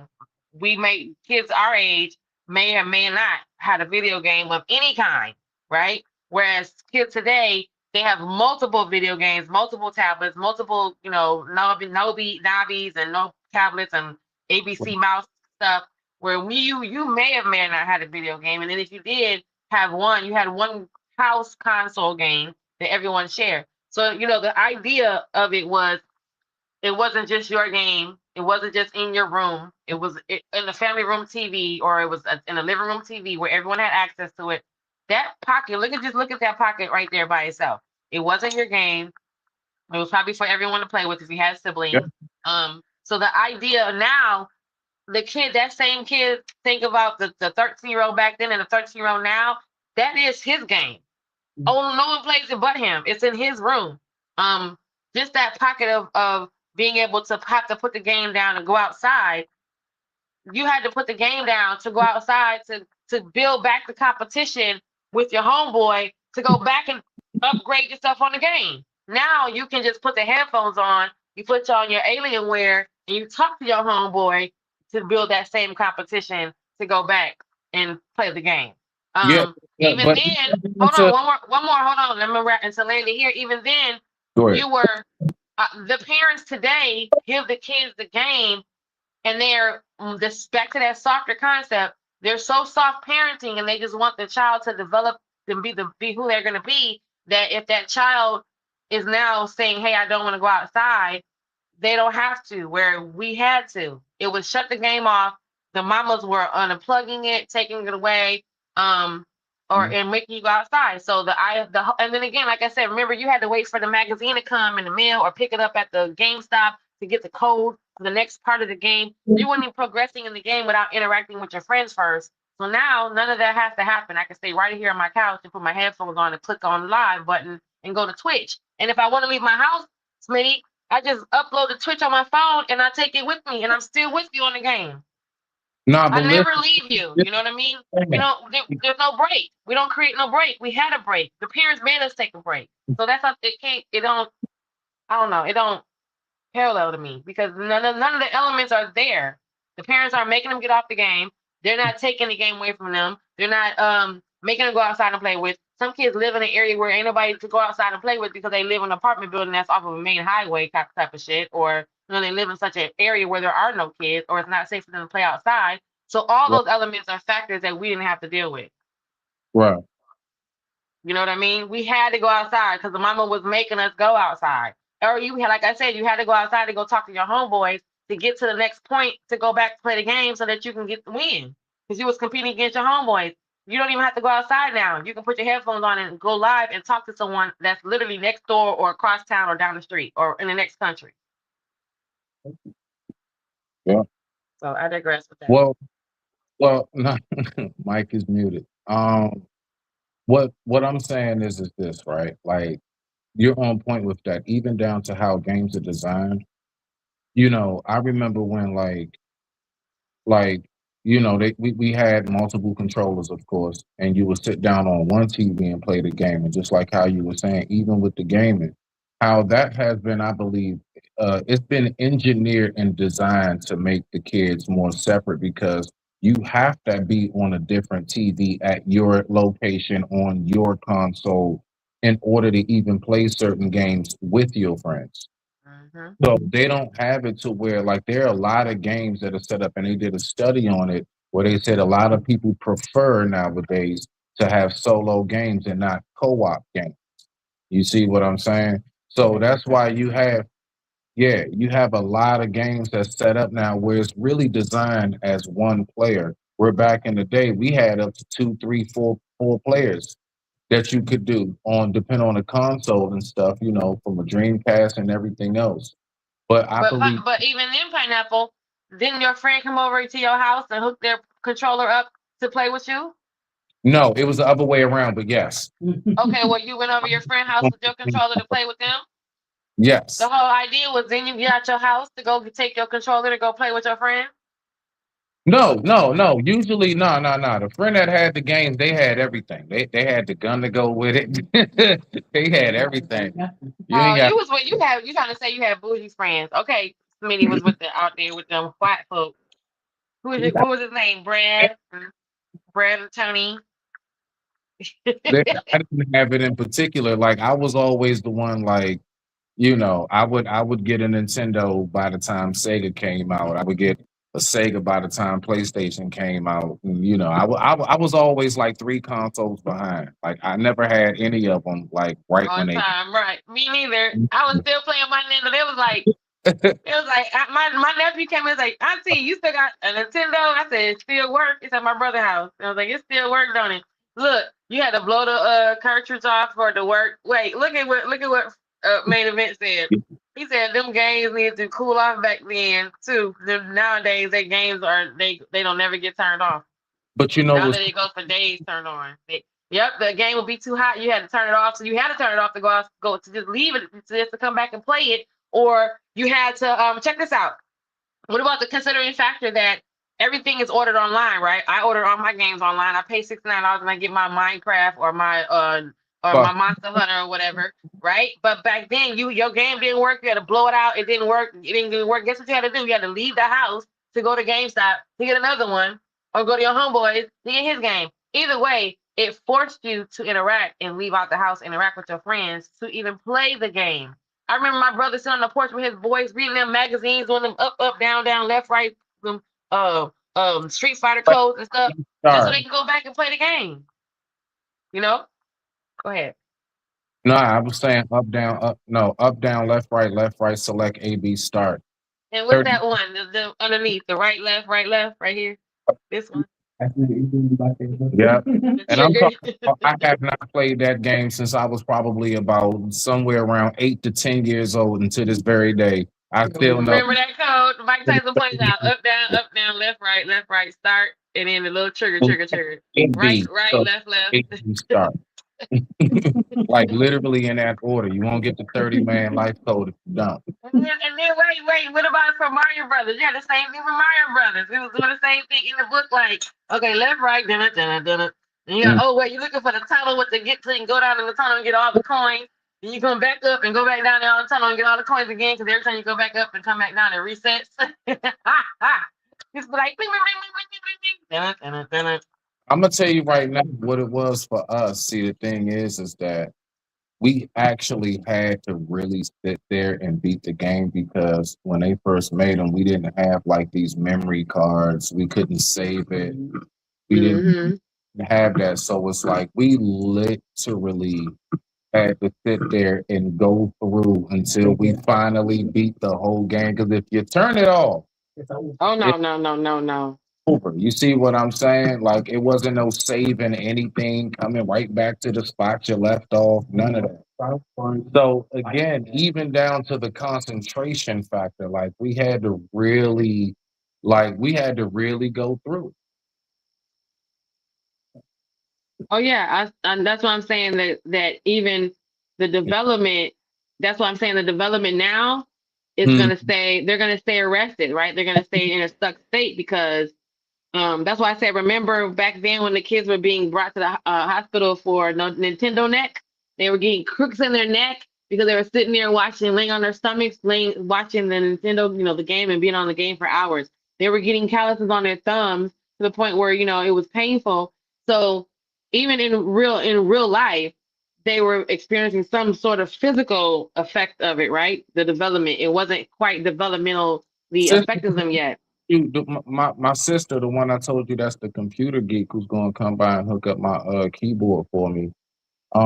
Because she's been on, like, I remember she was like real addicted to some game called Sims. Yes, everybody had a Sims attack. Yep, they were Then addicted to the Sims. Yep. there she basically developed carpal tunnel.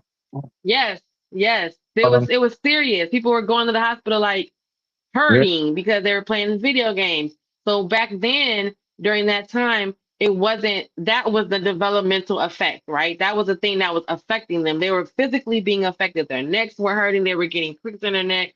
They were getting calluses on their thumb. They had carpal tunnel. They were, but now all that is second. And even back then, to have a gaming chair was a luxury. So you sat on a regular, your mama uncomfortable ass. You made yourself a pallet so you could lay there long enough to play at the video game. Now you have a comfortable gaming chair that's ergonomically designed for you to sit in it and lean back and lay there for hours and not have to even put any pressure on your spine or your back, right? The worst thing you have to do is get up and walk around and have some blood circulating through your legs. But God forbid, everything's created. The chair has cup holders in it. It has access for you to even plug your USB port in there so you can keep your headphones charged up. There's no reason for you to even get up from the game unless you got to pee. And if you're smart, you just get you a little pee bottle.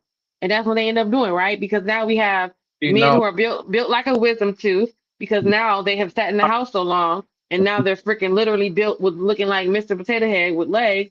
And and they're becoming gamers. Not shade to the professional people that are gamers, because yes, they built a career out of it. We're talking about the folks that it had literally stunted their physical and now their mental development. And then they're adults now, Smitty. The kids are doomed if these are the adults. These are grown ass men who don't want to get up from the game. So now, how are you going to convince a child when they don't even see it happening in the world? You know what I mean? So go ahead with that. Yeah, yeah. I mean, it is. It is. Now you're right. It is about the raising. It's about the upbringing when it comes to that factor. I would say more than anything. But look, I'm trying to figure this out. Like when we're talking about, I guess you can say more than anything, the interaction part. Like, see, the thing is, even down to stuff like board games, uh, cards, things of that nature, all of these things that we had back at that time, like you had to interact, you had to talk to, you had to, like, your turn, everything else. So the way it's all designed now is that everything is like more individualized, like it's literally set up that way. So, you It's know, created for you to stay solo, which I is kind of messed up am. because now those kids don't learn anything. Well, no, it's not that they don't learn anything. They do. They're vicious at hacking shit and scamming. Like, but I'm Right, just but they don't have any social skills. They walk down the street. When I tell that. you, I saw that kid with his phone like this, y'all, walking down the street. Dude, he looked like this. Look, he had these big ass headphones on, his Beats by Dre, and he's walking like this. Yeah, Walking around. How you can not? I'm not. I don't want nobody's baby to get snatched up, but if I'm looking for a target, he's not like he's not trying to not be one. You know what I mean? But he can be a whiz on the game. The kids can have a 3.8 GPA, and they don't have any social awareness. They don't have any environmental awareness. I mean, yeah, just as much as they got a 3.0 GPA, they also got 5 stars in GTA. So I get what you're saying, like, but again, it's just about how all of this is designed and set up now. That's the number one thing I focus on when I think about that. How was it set up? How was it designed? It is designed for them not really to like, yeah, they can talk to each other on headphones and stuff, but we didn't have to used to do that. Like literally, we used to sit there and it would be two of us on both the controllers right there together, and we're getting it in just like that. Now they still have some games like that. You got some co-op games, but they were talking about that on the gaming channels that I follow about how a lot of people have been demanding more and more solo games where like, it's not co-op or anything else. And I believe that has a lot to do in a reflection on the lack of social skills that we have nowadays and how everything is turned out, especially after, you know what I'm saying, that whole C-19 shit. So you think that it was a real big effect? You guys, hey chat, you guys. I'm sorry, one real quick. You Hey good? everybody, I just want to say what's up and hello to some of the people that just kind of came along. Can y'all still hear me? Okay. Right here. Um. Yeah. So hey, what's up, main event? That's main event flow. Main event. Um. Main event pro. That's Dr. Frizzle right there. Who else is in the building? I say hey, what's up, the Cynical One? Hey, Mr. Center of the World. I keep forgetting, but that's Royce, guys. So if you guys know that's Royce. Anybody wants to know. Oh. They're like, wait, what happened to Royce? Same person. Sorry, Royce, to blow your cover, but hey. Eric Vaughn, what is it? Where's your face? Hey, Eric Vaughn, where's your face? Hey, y'all. Thanks for Hmm. coming by. Thanks for coming by, guys. You guys are awesome. Thank you for tuning in and hanging out with us. There you go. Thank you for coming by and hanging out with us. Okay. Yay. All right. I just wanted to show love real quick and say what's up to the But I wanted to handful say of folks. something to what you was talking about earlier when you were saying as far as like, your nephew and the autism. One thing I've learned from studying that they are like geniuses to whatever it is that they hone in on because they become almost like OCD with whatever it is that they study, right? Mm-hmm. So like it really just kind of comes down to how they learn and what it is that they're learning. But whatever it is they choose to get into, they are absolutely like, beyond, like you would be amazed that somebody with autism invented this or created this or drew this or whatever, Oh, you I know. know. Oh yeah. Oh yeah. So I think people need to remember that. Like, so when we think about the special facets and way people learn, that's why you have the three functions. That's why you have hands on. That's why you have what is it? Hands on, audio, and visual. You see what I'm saying? So it just Hmm. depends on what that particular young person is going through with their autism. Because from what I know, it's not like it doesn't affect each kid exactly the same. Some kids just respond differently, and it's maybe a little more severe for others than some. But what I have noticed to land it is that, man, when they got something that they're into, it's nothing you can do to pull them away from it, and they go into it full fledged. Oh yeah. And they'll have like a hyper focus, but again, some of them just to kind of drive it home. Like, have you heard of there's a show? I forget if it's what channel it's on. You guys sue me. I'm not sure what channel it's on. It's like Netflix or um uh um Prime or whatever. It's called The Good Doctor, right? And it's a Doogie Howser kind of ish show because it's about a young boy Mhm. who is a doctor, but he's autistic, right? Again, also on the show Hawthorne, where Jada Pinkett Smith was the head doctor, right? The head nurse. That show has a African American man who is highly functioning autistic. The crazy thing is, he on the show, if you guys go back and watch Hawthorne, I love Hawthorne. He is literally like, I think he's like a brain surgeon or he specializes like in like the craniology of the mind, the brain, the actual physical part of the head, right? And Right. he's so amazing that only when they need a specialist. So he's like literally like House, but only with the brain. And he literally on the show, he is like the top in the state or top in the country, like the top 5 in the country.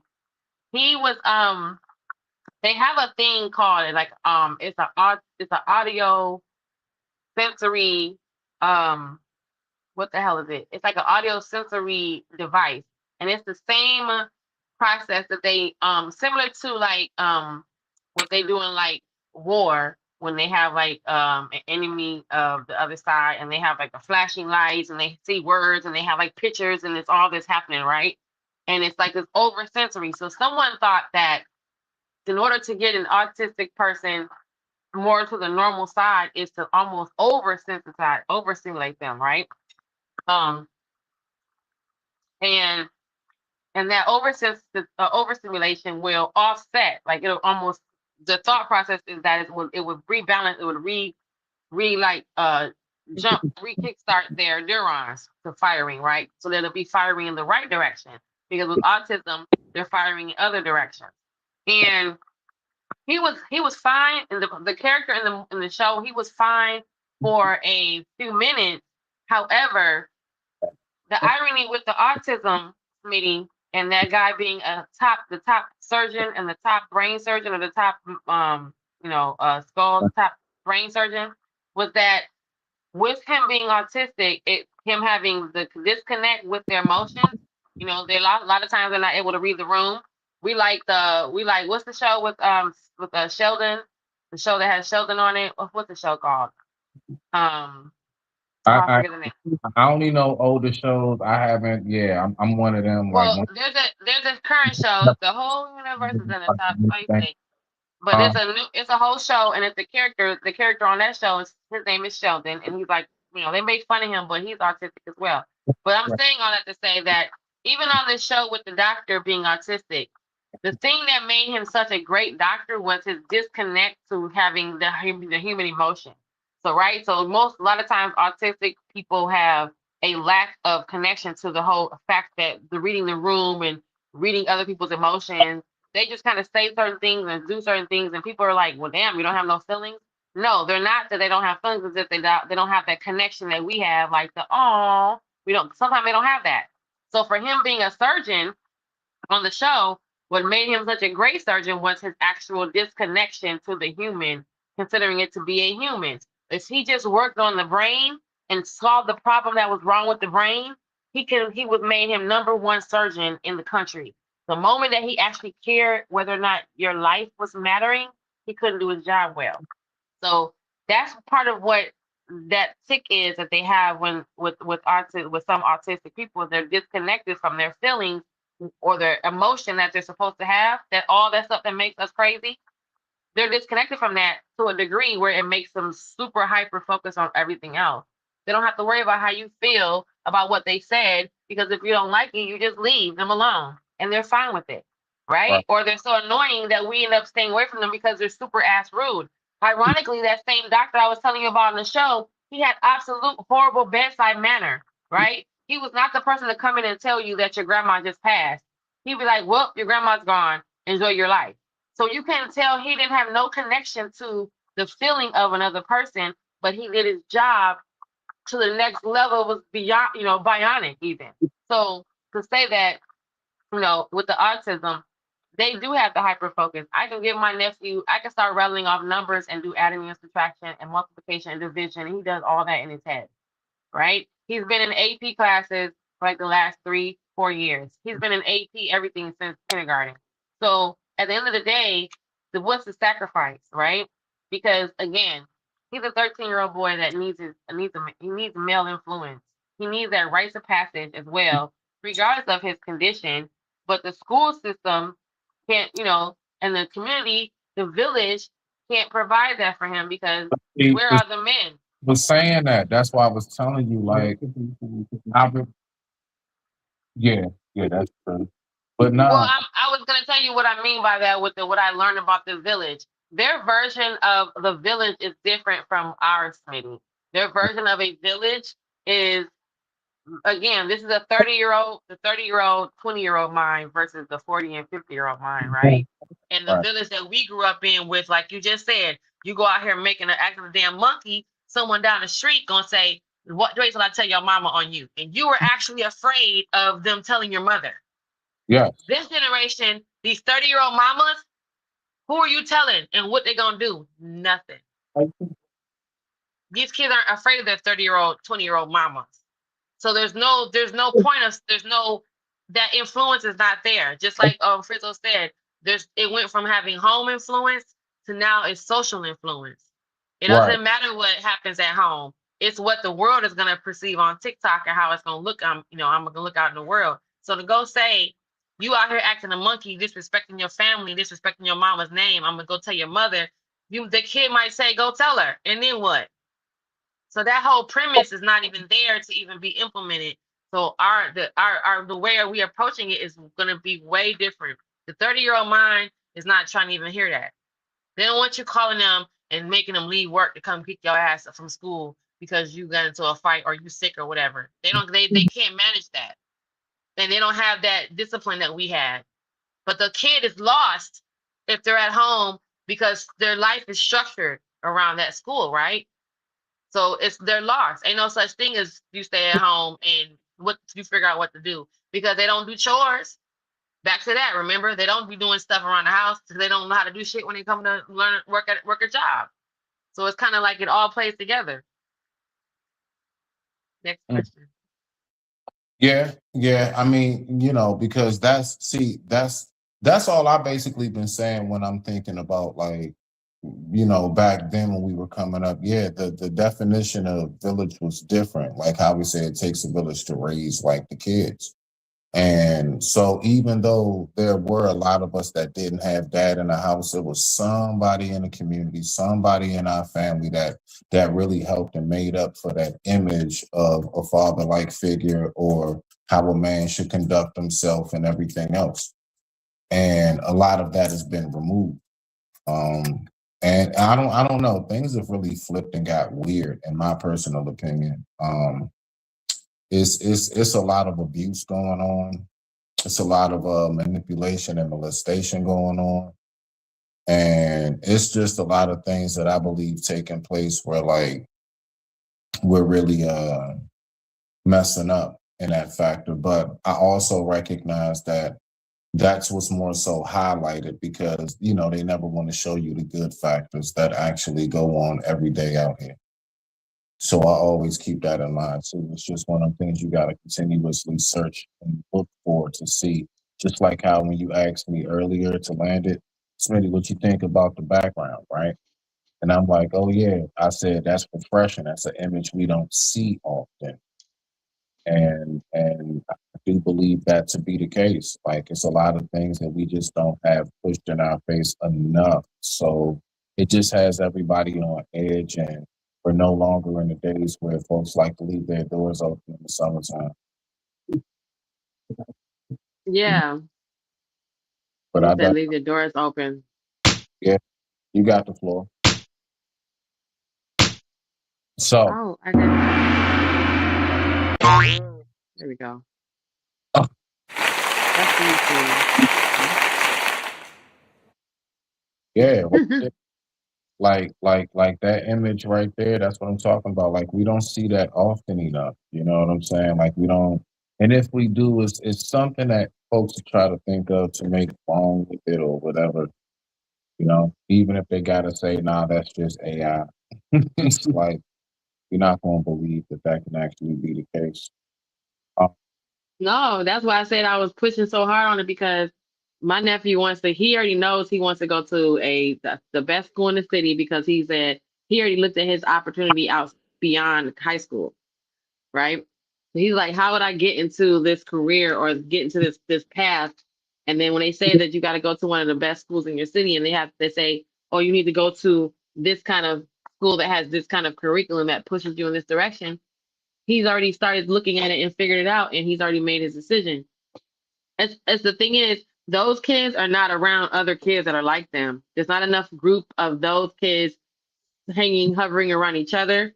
It used to be back in the day like that. It's probably like that still now, but we're not kids, so we don't know what it's like in high school and junior high school, where if it's still that separation of the geeks and the nerds and then the jocks. Sometimes the jocks are the nerds too nowadays. You know what I'm saying? There was a lot of smart guys on the football team and basketball teams and swim teams when I was in high school, and I'm pretty sure going forward that number probably changed drastically, but there were a lot of super intelligent, guys that that were athletes or in the chess club or one ROTC or whatever. So it's nowadays, according to what I'm understanding, that's not even a thing because of all the programs that they're taking out of the school system that they don't even have the same programs to be involved in, let alone to even shine in. Um, so now it's almost like a negative to be so smart. So part of one of the things that my nephew had to endure was being the smartest kid in the room at one time because he at one point he was the only kid in the school that got straight A's all semester, all year long in the top three subjects. So I guess if you get an A in reading, your English, your math, and your science or social studies or science or whatever it is, those are the top three core classes, the core subjects. He got A's all year long. So to graduate and go to the next grade with an A in that course, other kids, I mean, it's not like I don't know. It's because it's not like there's other all A's, not like all the all A kids are hanging out with the kids that make all A's. That's not the case anymore. It's always been, you know, the one smart kid that's undercover with the hanging around with the group of kids that are wreaking havoc. And now it's even worse. So you don't even know who is the smartest kid in the group because they don't want to be smart. It's not cute no more. So he literally got into an argument with the kid because he wanted the kid to be quiet so he can learn. And who does that? When the last time you heard a child get into a fight because they wanted to learn? You know? So I guess I'm kind of, I feel a well, certain way behind it. Because that's crazy to me. I was like, I'm not punishing my nephew for fighting because he told the kid to be quiet so he can hear what the teacher was saying. my bad. No. My bad. I came off of mute. I was saying I bumped my leg. No, my hairdresser wanted to add something onto that, but I don't know what was you saying. Okay, so you gotta translate for her because we can't. I went back and listened to it. You can barely hear her, so whatever she say, you just say it What into you the mic. saying, So we can. dear? I just dudes don't let their kids hang around. Like I just watched on Instagram. It's a guy he was talking about how Jews won't let their kids hang around certain things because they don't want their kids to be like other people.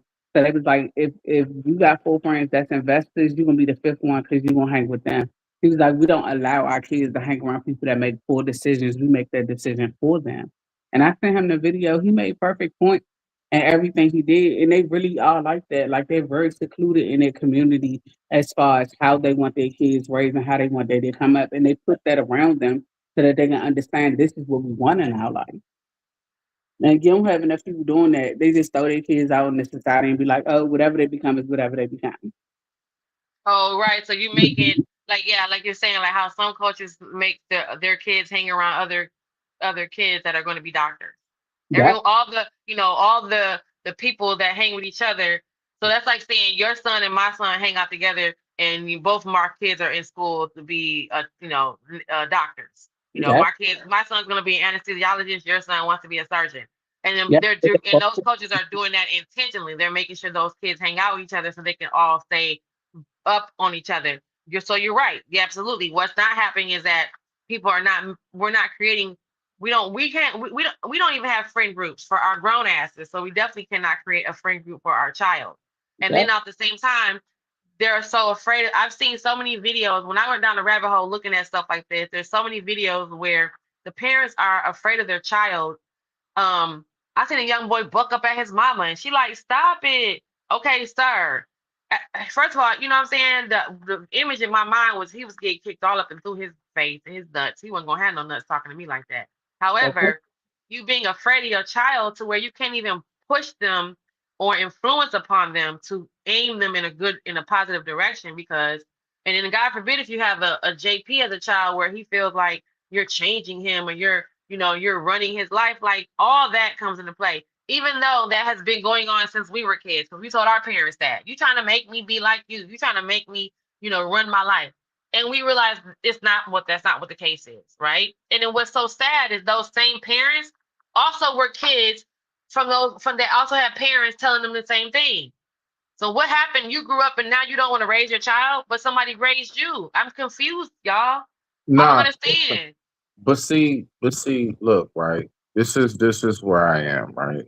All right. So like the number one issue that we had with our parents was they didn't want to hear nothing outside of what it is that they were teaching us. Whatever they drilled in us, like we weren't really given the room to really create and think as much in our mind. Do you see what I'm saying? And Hmm. and nowadays, I believe that we're a little too loose and too lenient Yes, on. yes. Crazy on the whole subject. Yeah, like we Very. don't we You don't you parent. gonna mess around and not parenting your child, trying to let him be free, and he don't be nothing. He grew up and be nothing. He's still in your same house. Smitty, I know what you're talking about because the kid is still in the same house, playing the same video game in his same room in his house because his mama never enforced it. So he ended up waiting for him to be developed into something. He never developed into nothing. Because you didn't push it. You didn't push that narrative on him. So of course that's what it's gonna be. What So we don't how you gonna be afraid of your child pushing back on you developing them when that's exactly what your mama did to you? like our kids now, we have to give them something to live for. We have to make them understand that everything is not just given. A lot of people give up on that thought because they just like, oh, let me give it to them so they don't complain about it. No, we can't keep doing that because that's what it's gonna create the future adults that don't want to do shit. And they don't. My language. And they don't. No, you're good. They don't. And they don't. And then And they you don't, y'all. it's so many adults out here trying to be friends with these kids, and then you got them killing each other, killing the parents, killing the what's name.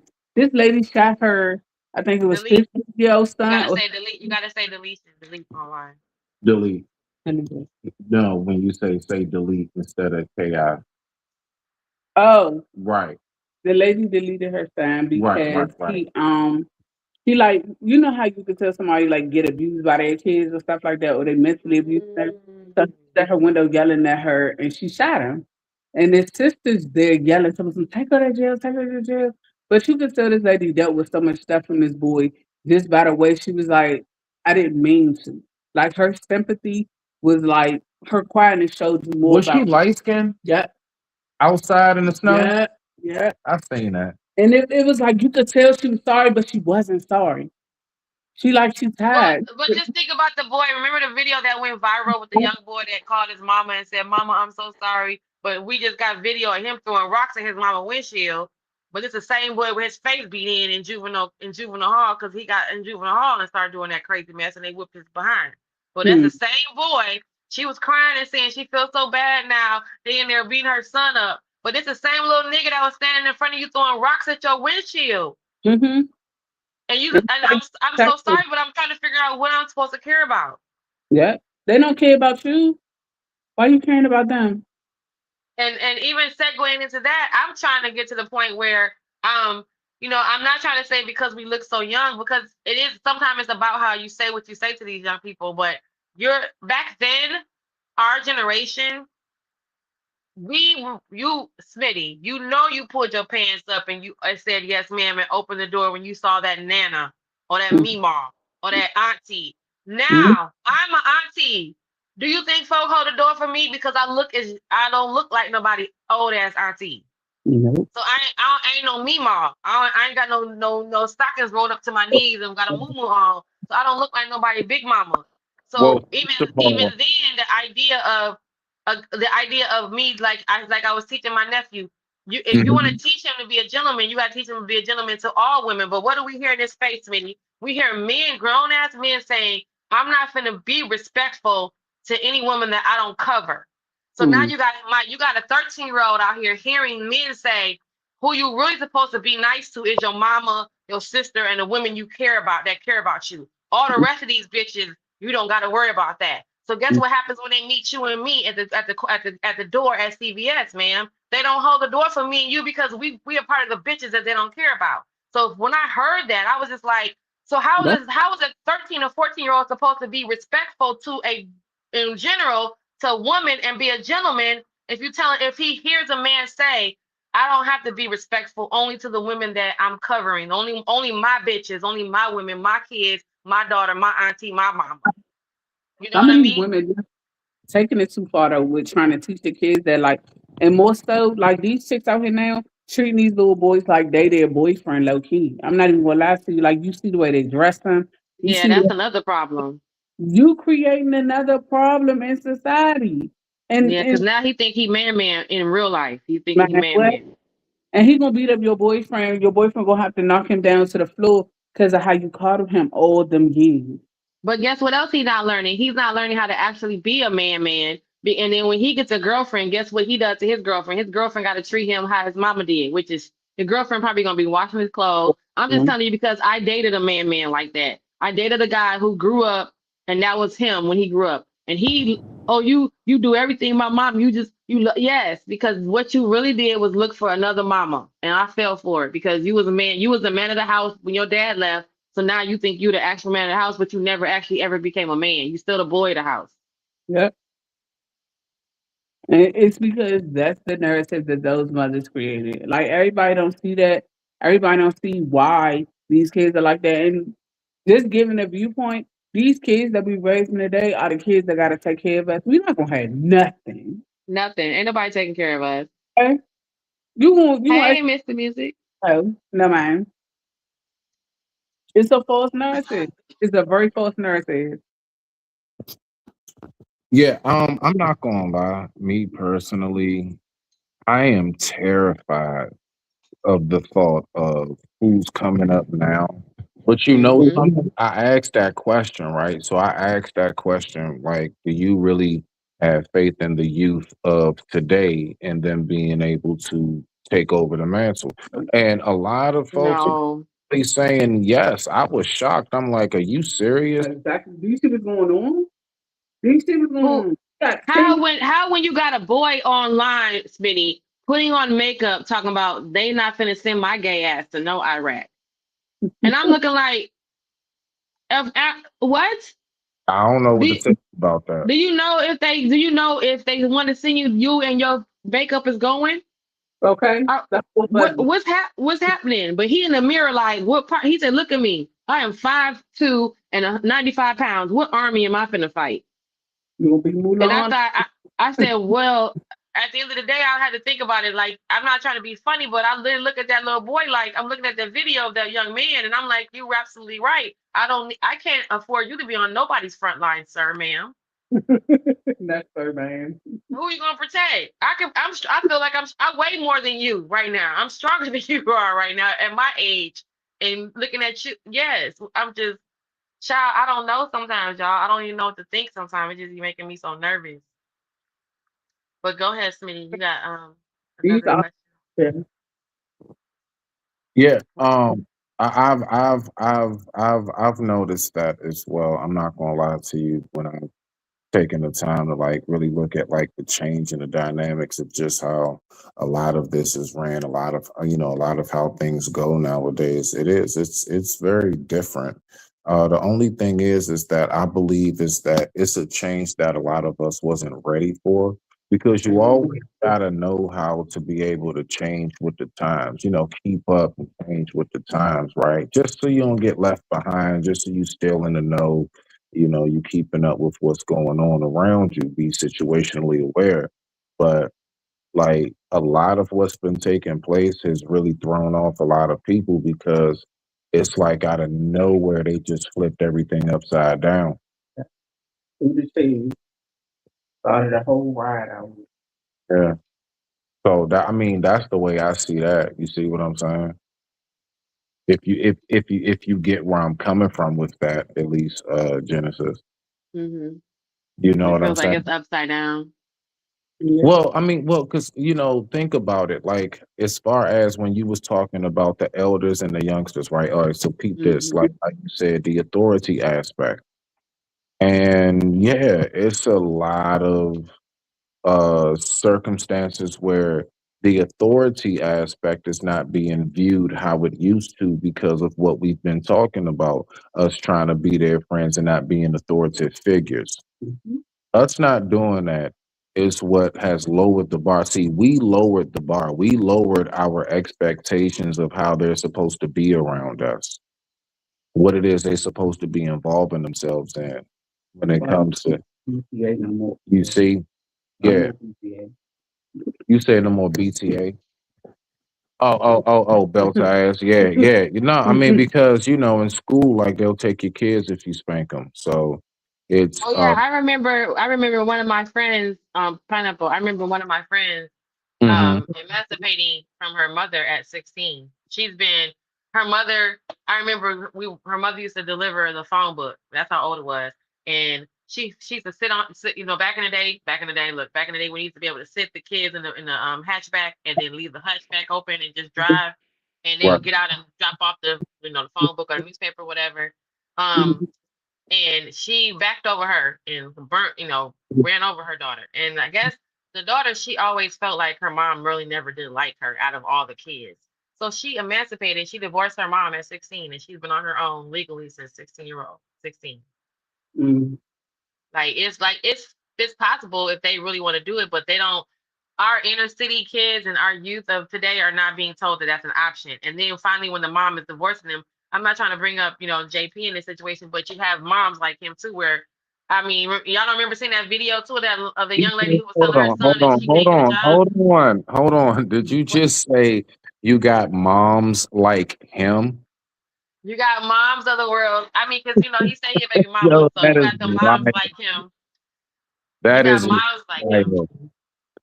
Oh wow. He said he's a Wow. baby mama. So I was going along with him saying he's a baby mama. I ain't mad at you. Go ahead. Keep going. Keep going. So because you have moms like him, um, they also it was a video floating Crazy. around.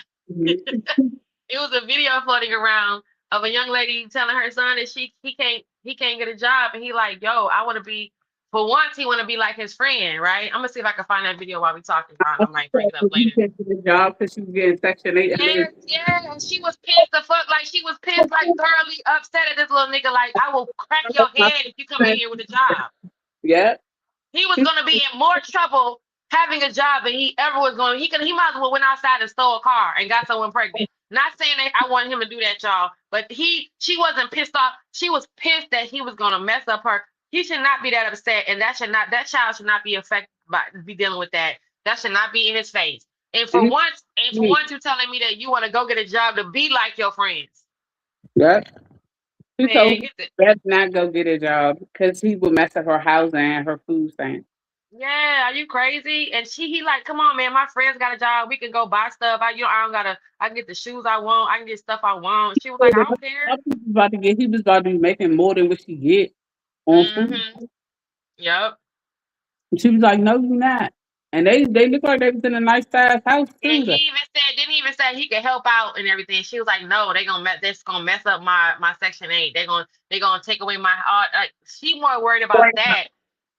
So just imagine what that young man is now supposed to be framed into an older man, Smitty, and now he's supposed to go out here and be with your daughter. Yeah.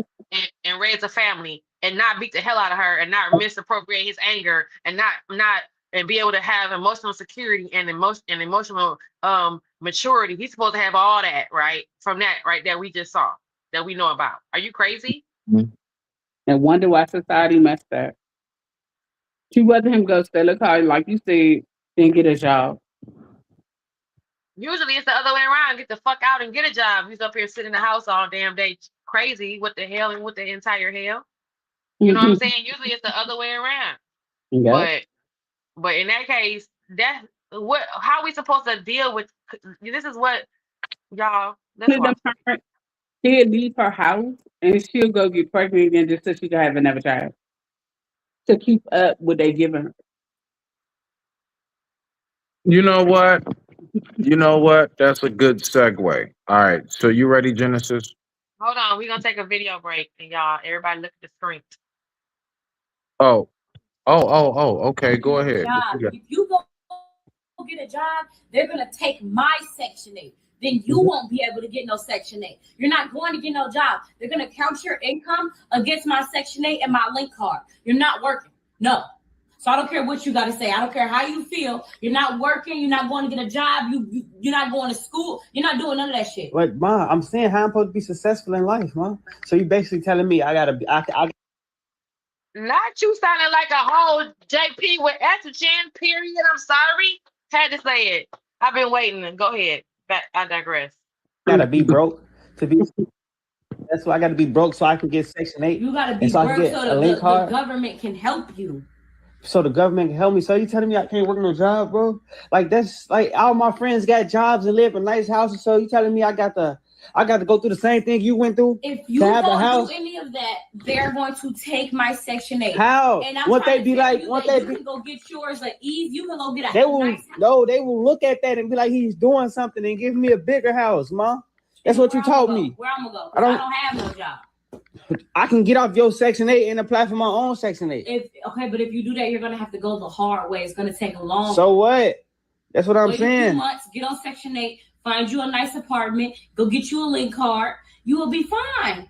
You don't have to sit up and work. You don't have to work no job. All right, you see this woman? Child.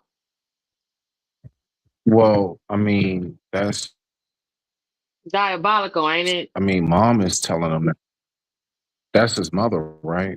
Listen, we heard this, and JP said the same shit. JP said the same shit. Everybody has the same conversation of saying, why do you want your child to start back at zero when you did all this? There's no generational wealth. You can't even pass down a fucking EBT card. So what do you know what I'm saying? We just heard this man say the same thing. He don't want his daughter to meet no nice man that does better than him. He wants them to be set up for the same kind of failure that he's set up for. We definitely just heard the man say the same thing that woman said. But it's crazy because we don't know that woman said that. So they say, oh, no, it's just the internet. Is it? Exactly.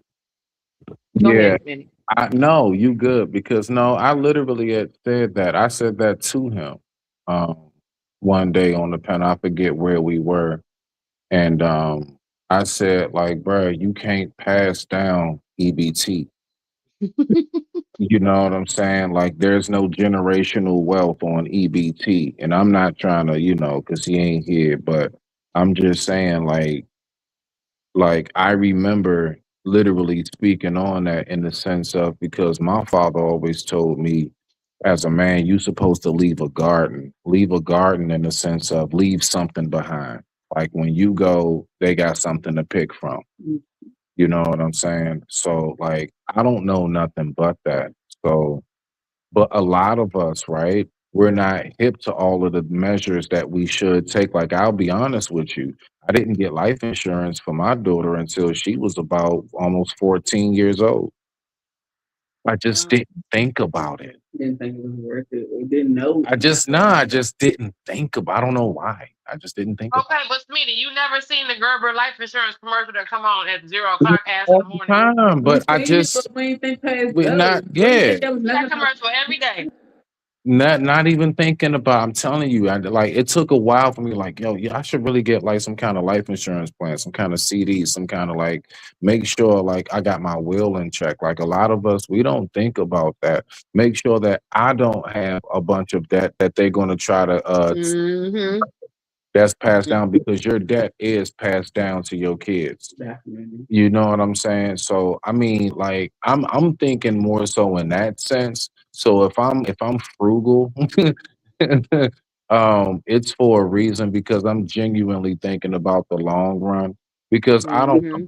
if I'll ever like hit a number, become super wealthy, rich or anything. But if it's one thing I can at least have is a home that she ain't got to worry about a lien being on, a couple cars Mm-hmm. she can have, you know what I'm saying, and definitely a nice hefty little check in the bank for to go ahead and kickstart it off and just allow that to grow from there. You know what I'm saying? Mm-hmm. So that's where I'm at with it, more so thinking about what it is I'm leaving behind. But that's why I wanted to ask you on this one right here, right? So Mm-hmm. right there, even with what mama was saying, right? Are we too easy on our kids and protecting them, or are we correcting mistakes we made in the past? Mm. We're correct. First of all, what we just saw was not easy on the kid. That was not an easy on the kid situation. Well, That's she's not her. to She's not work. going easy. She's not going easy on him at all. That's not what that is. But she said it's going to be a more harder, difficult, more road if you do it the right way. Nah, you need to take these shortcuts in life that the government That gave they're us. giving you right now. Right. But Which that's not making it easier for him. moment, which can be cut off if they decided to just cut that off, and then what do you? No, but you're not saying because remember earlier we said we were talking about my nephew, him having the taken away his rights to being a man by his mama not letting him carry in the groceries. You're not even allowing him to go through the passage. That's what make that's what makes because she ain't got no man. She got a baby daddy, right? We can see that. And she probably don't have no man in her life, and the man she probably have is a whole entire, dirty dick pookie. We can deduce that you don't have a quality Yeah, enough man to why take he you got? out of this lifestyle, God dang. right? Because he's not the quality kind of guy to take you out of this lifestyle because you still sitting here on this Section 8 housing. So we Mm, can kind of deduce some things like, maybe you didn't have, like a lot of us didn't have that actual male guidance that was in the right direction. Mm. You know what I mean? right. Because he that's not allowing that little boy the rights of the passage that makes him the man, But the then, kind of guy you really want him to be, or the guy that guy that you want that you wanted to be with. I guarantee you that very woman wants to be with a good man now, but their son is trying to go be a good man. You're not even trying to create one, so that's not what that is, yo. That- That's not making it better for him. No, JP tried to play that shit too, but what you just did to your daughters is teach them how to just fuck around and find out. Mhm. You didn't teach them how to go get nothing and do anything. You're not teaching them that you're making them start from zero, which means if they don't want to go that same route, they don't have no other options because what have they seen? That's a rite of passage for a little boy. That's the problem with the men that we run into as young, older women. And I'm just saying, Smitty, because you don't date men.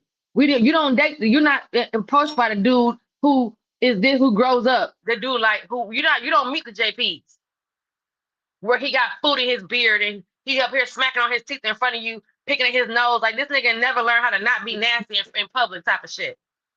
And we supposed to choose from that dude because that's who he grown up to be, a nigga that sit on the couch all day, that don't mind not working. But you got someone who wants to develop a work ethic, and now we can't develop that because that's what that's supposed to look like.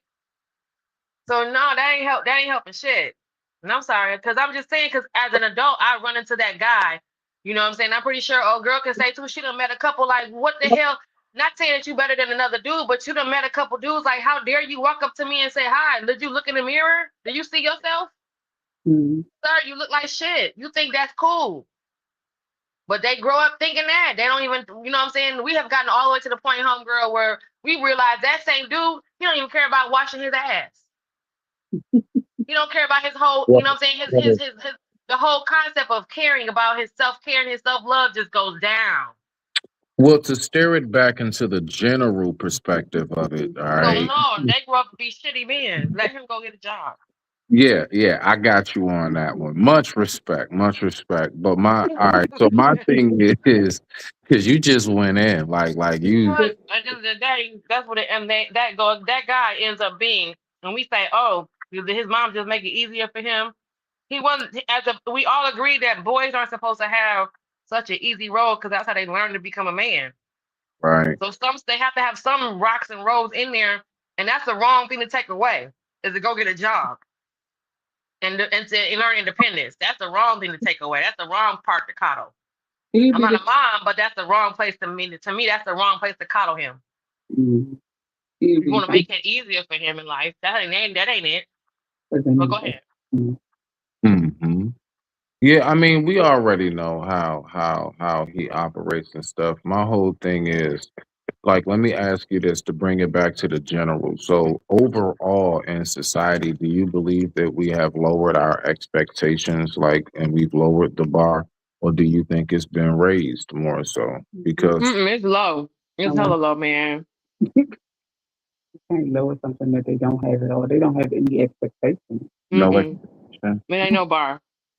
It ain't no, but that's how I just said he can't lower something that they don't have at all. They don't. These kids out here don't have an expectation. All they do is look for us to provide, and And then we stop.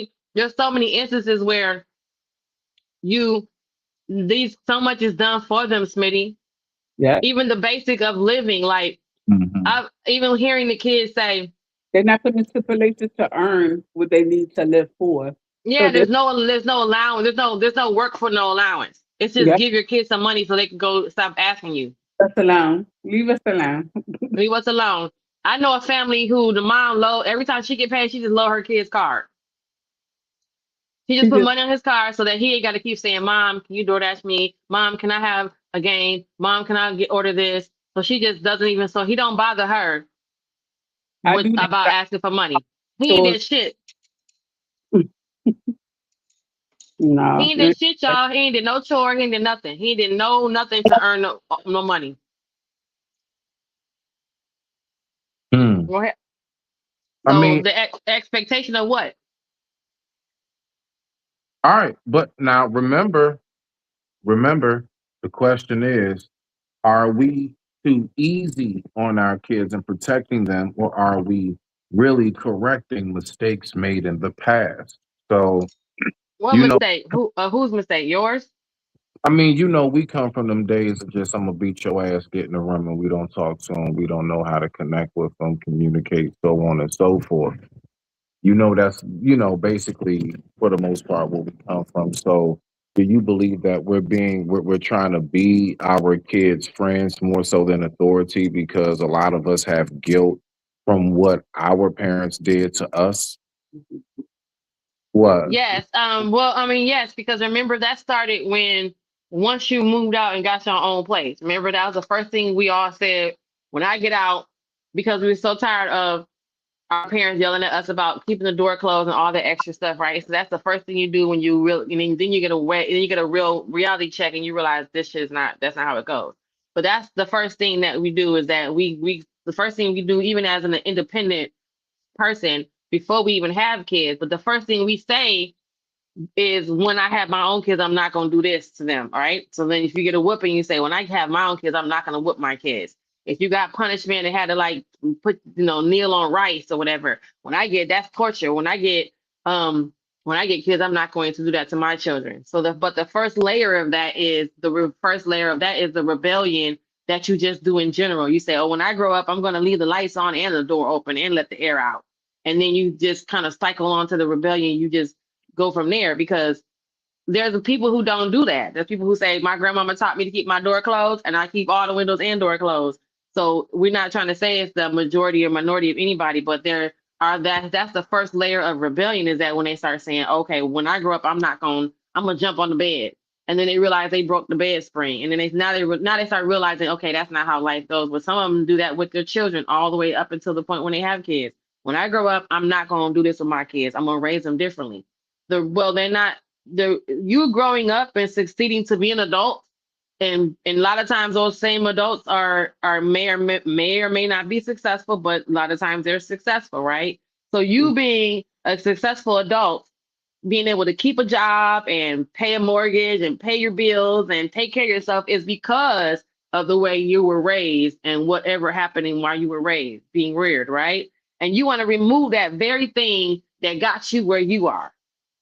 And you want Right. to say, I'm not going to do that to my kid, because I'll be damned. Okay, unless you are sitting up here confessing that you are a serial deleter and saying the reason why I serial delete is because my mama gave me a whooping after school, 30 minutes after school. Now that would be that would be the benchmark to say, okay, we doing too much or not doing enough with our children.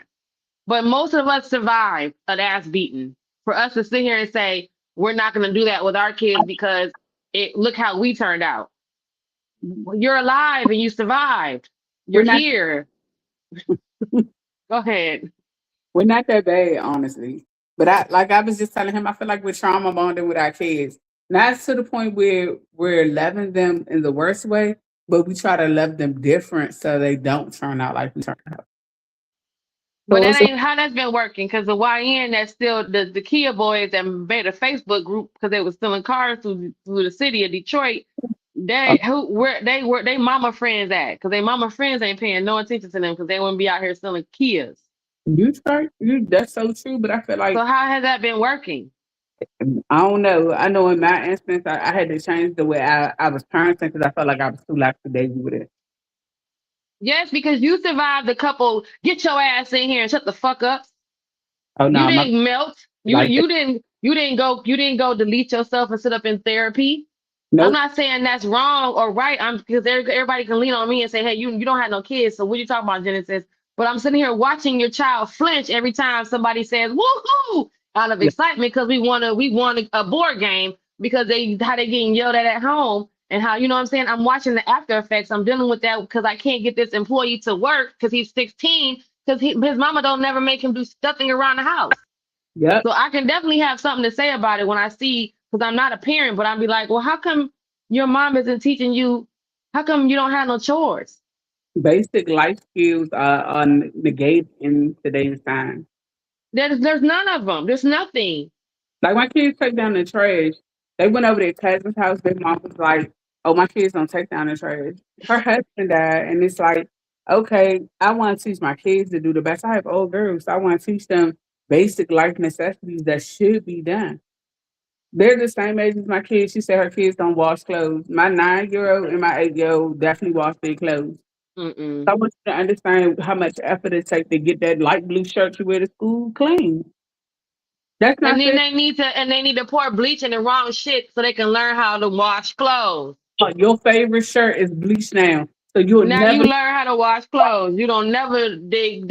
Every time a mistake happens. But see, that's the other thing too, Smitty. We not letting them make no mistakes. Yeah, These kids is, when I tell you the worst part, I don't even know to say the worst part of it is when they are, and people want to always say, you don't, that's not the same thing, Genesis, because you're their employer. This is where all the thing that you taught them, this is where all of it pays off at school and at work. it comes out. It comes out 100% at work. Because guess what? You see how what they do at home. They in their workstation. They don't clean it up. They walk away. They do something Yes. and leave it out. You be like, oh, you do the shit at home. You definitely do the shit at home. Go in the bathroom and blow it up, and then don't, and literally don't, all the craziest things happen, y'all. Or just having no social awareness of knowing that there's someone standing there next to you, or didn't you see that old lady walking behind you? Oh, I didn't even pay attention. That little old lady damn near You almost took her head off, but to you turn, turning around so fast. None of that is there. None of that is there, guys. And I don't want to be like giving up on the kids, but none of that is there. You know Nope. what I'm saying? They Not that whole okay. uh even like with the little boy that his mama got, remember the little boy in the chicken shack, and when he went to the car, I mean, to think about his resolve was, I gotta blow this nigga head off. Like, he yelled at my mama. That hit his mom. Yeah. Yeah, like but the end resolve was not fighting him, not standing up and manning up. There's none of that. It's 0 to 60. It's I'm gonna delete you. Because that's my conflict resolution. And the only thing I learned is, if I watched the game and the game said delete the person that there's a problem. Oh, fighting's done. Yes. Nobody fight. Ain't Fighting no is even getting your mama up out of there and calling the police and waiting to have none of that. Just, I went to the car, got the No. click clock, and took you out of here. Yeah. Like it was a button. yeah. Yeah. It's Fighting. crazy though, right? It's crazy, y'all. Go ahead, y'all. Y'all can talk. No, I got you. I'm just saying that yeah, fighting is over with. We that's not something that goes on now. So yeah, the dynamics have definitely changed in how it all operates when it comes to encounters like that now. So there is much more of a fearful of a fear factor that comes with it. Like, because I'm gonna be real with you, folks was like, who are you more scared of? Folks your age or folks who, or the youth? And I'm like, both, because we out here acting just as worse. Mm-hmm. You know what I'm saying? So it's like, I mean, my whole thing is, what it comes down to is like mental health stability. Like, that's really where I am with a lot of things. Like, we do not have like enough of that. There's not enough mental health stability. Telling you. Mental health accountability either. Well, I mean, people accountable for what they not doing and what they are doing. well, that's where I mean by the stability, though. Okay. You see what I'm saying? Because they're not stable because they're not in the right environments to be, what I'm saying, monitored and stuff. But I'm gonna be real with you, seriously, Genesis. A lot of this that we see going on has a lot to do with where resources and funds go to, you know, speaking about it from that end as well. So we can't ignore that as well. Resources and funds of what? Because there are some people who are fine. It's just that the way that they deem rearing their children is by throwing the resources at them. Those are the kids who are in everything and still are mentally disheveled. Those are the ones who are their schedule is filled with activities. They're in they're in what is it, aqua tots. They're in summer camps. They're in computer classes. They're in, they have cousins and family friends to go visit. They have summer camps and winter camps and all this, and those kids still hang themselves from the ceiling fan. Right. So it's the resources is not, because the ones without the resources, I saw a clip the other day. The guy said, I'd rather be poor and know that my family loved me, because it seemed like when you broke, all you have is love, then have money and then not be loved. Don't know if you loved or not.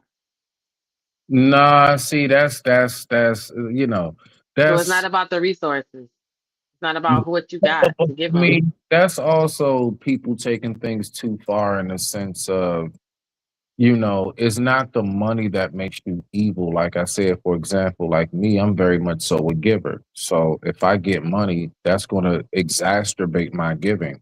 I'm gonna be doing all kind of like philanthropy, and I'm gonna be doing all kind of charities and giving and everything else, because I'm going to want to look out because I'm able to. I'm talking about within my means, that is, right? I'm not going to break the bank, but within my means, man, every chance I get, I'm going to be giving.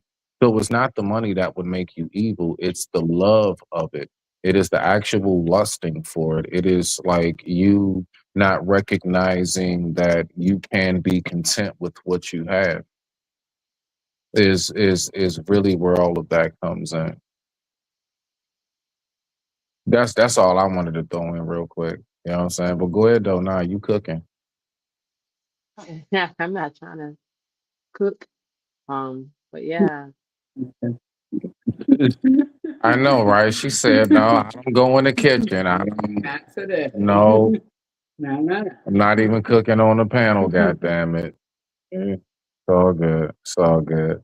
Nah, I'm just saying. Nah. You was on that one, but all right. So basically, you're leaning more towards we're not correcting, or are you? You know what I'm saying? Like which side are you leaning more so in that question that I asked? No, we're not. Correcting what? Mm, okay. What be who? Because the correction would have to start with their parents. Yep. The correction has to start with the 30-year-old right now and the 20 somethings. And I'm talking about, I'm not saying nothing against the 30-year-olds and 20 something, but these are 20 and 30-year-old people with teenage children, with preteen children. Because if you got an 8-year-old or a 6-year-old, you're good. You got room to develop them before they hit that. It's that teenage years, that YN stage, and when they start to get out here and they're roaming the world by themselves. That's That's the part. So it's those parents of those kids. That's the correction has to be with those parents. Yeah, but all right. So listen, right? I'm not gonna lie. There was a large part of me that did say to myself when I had Phoenix. I mean, me as a dad, I don't really want to spank you because I know what it's like, the screaming, the crying, the awkwardness of it afterwards, and sweating and breathing hard, and something might get broken because you trying to get away from me. I don't have time for all of that. So my approach, like I said, was much more of how my parents was. Like I would just remove what I know she value. Like she loved that tablet. Yeah, I'm taking that. That's hitting for about a week. You know what I mean? So I would hit her where it hurts. But my whole thing is like you don't really believe that how we're going about like trying to discipline, right? Like, do you know what I'm saying? Like, I believe that we're really on a road of not being. Well, it's deeper than mass destruction. I'm thinking about it in the sense of I'm just trying to get my thoughts together on that. Like we're not protecting them from anything. We're keeping them from learning about themselves and how life really operates and works. Is Hmm. probably where I was at with it. Like we ain't really got it all, to the point where the youth can really learn from our mistakes in a way in which they don't have to go through them, if you get what I'm saying. But we're right. We're not presenting. That's us, though. Meaning that the thing is, that's us. That's 40 and 50-year-olds. We're Yeah. not. We how if we can't pick up if you can't pick up your kids from school without you can get jumped on. If they're not afraid to jump on me, because I mean, remember the lady that got followed around Target and they jumped on her, Right. or they followed her around whatever Walmart or whatever it was.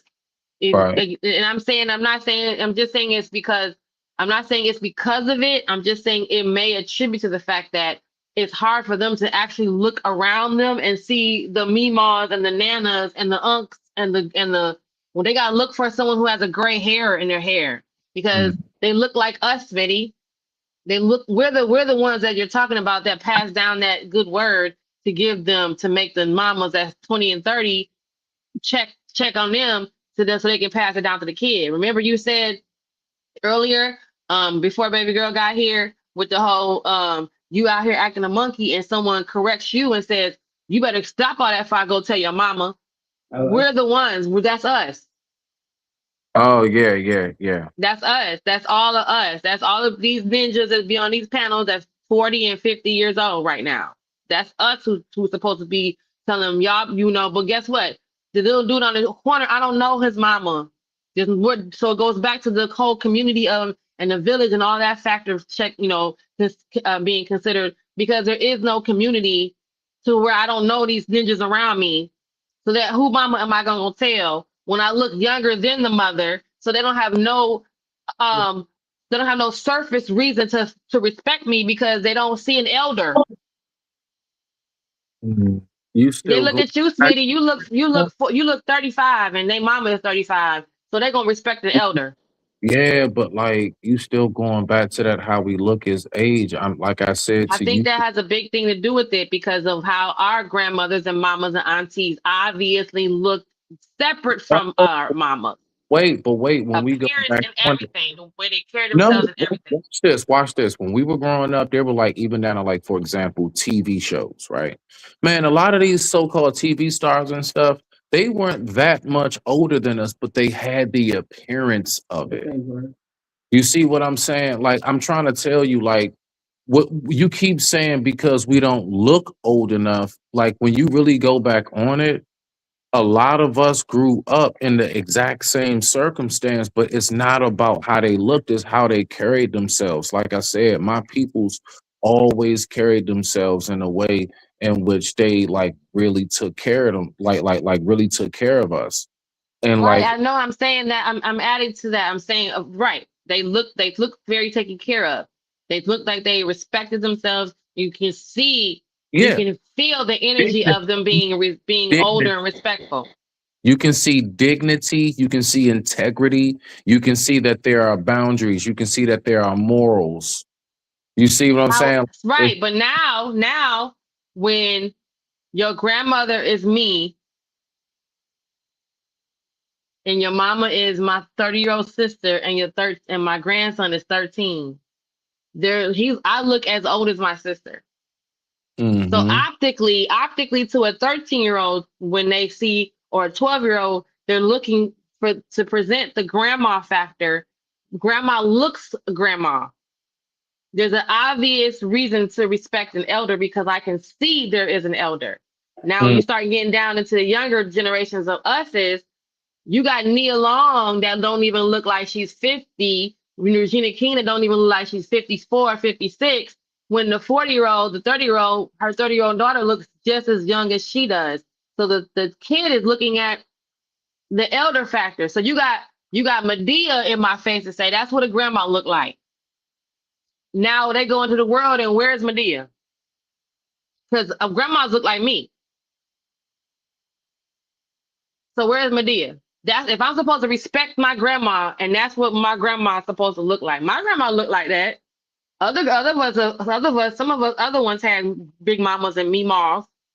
But now you got grandmas that look like Nene Leaks, that yeah, look but like Kim. You know what I'm saying? So how they're having a hard. I'm just saying from the kid telling me, how can we respect the elder when I don't see any?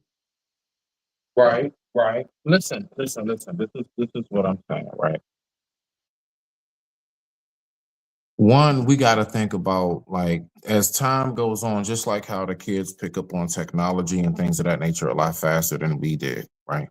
We also have a lot more vitality. So our vitality is like extended.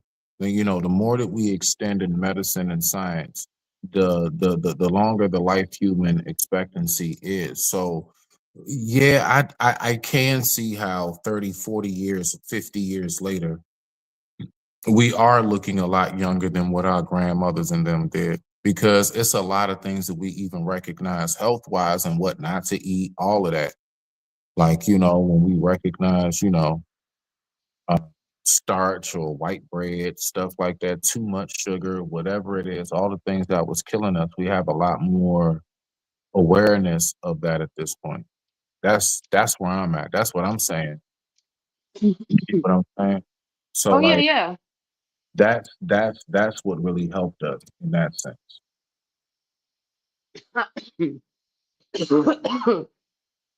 Yeah, like even look at our beloved Wildest Wake Up Show, Sharon. He's a whole grandfather.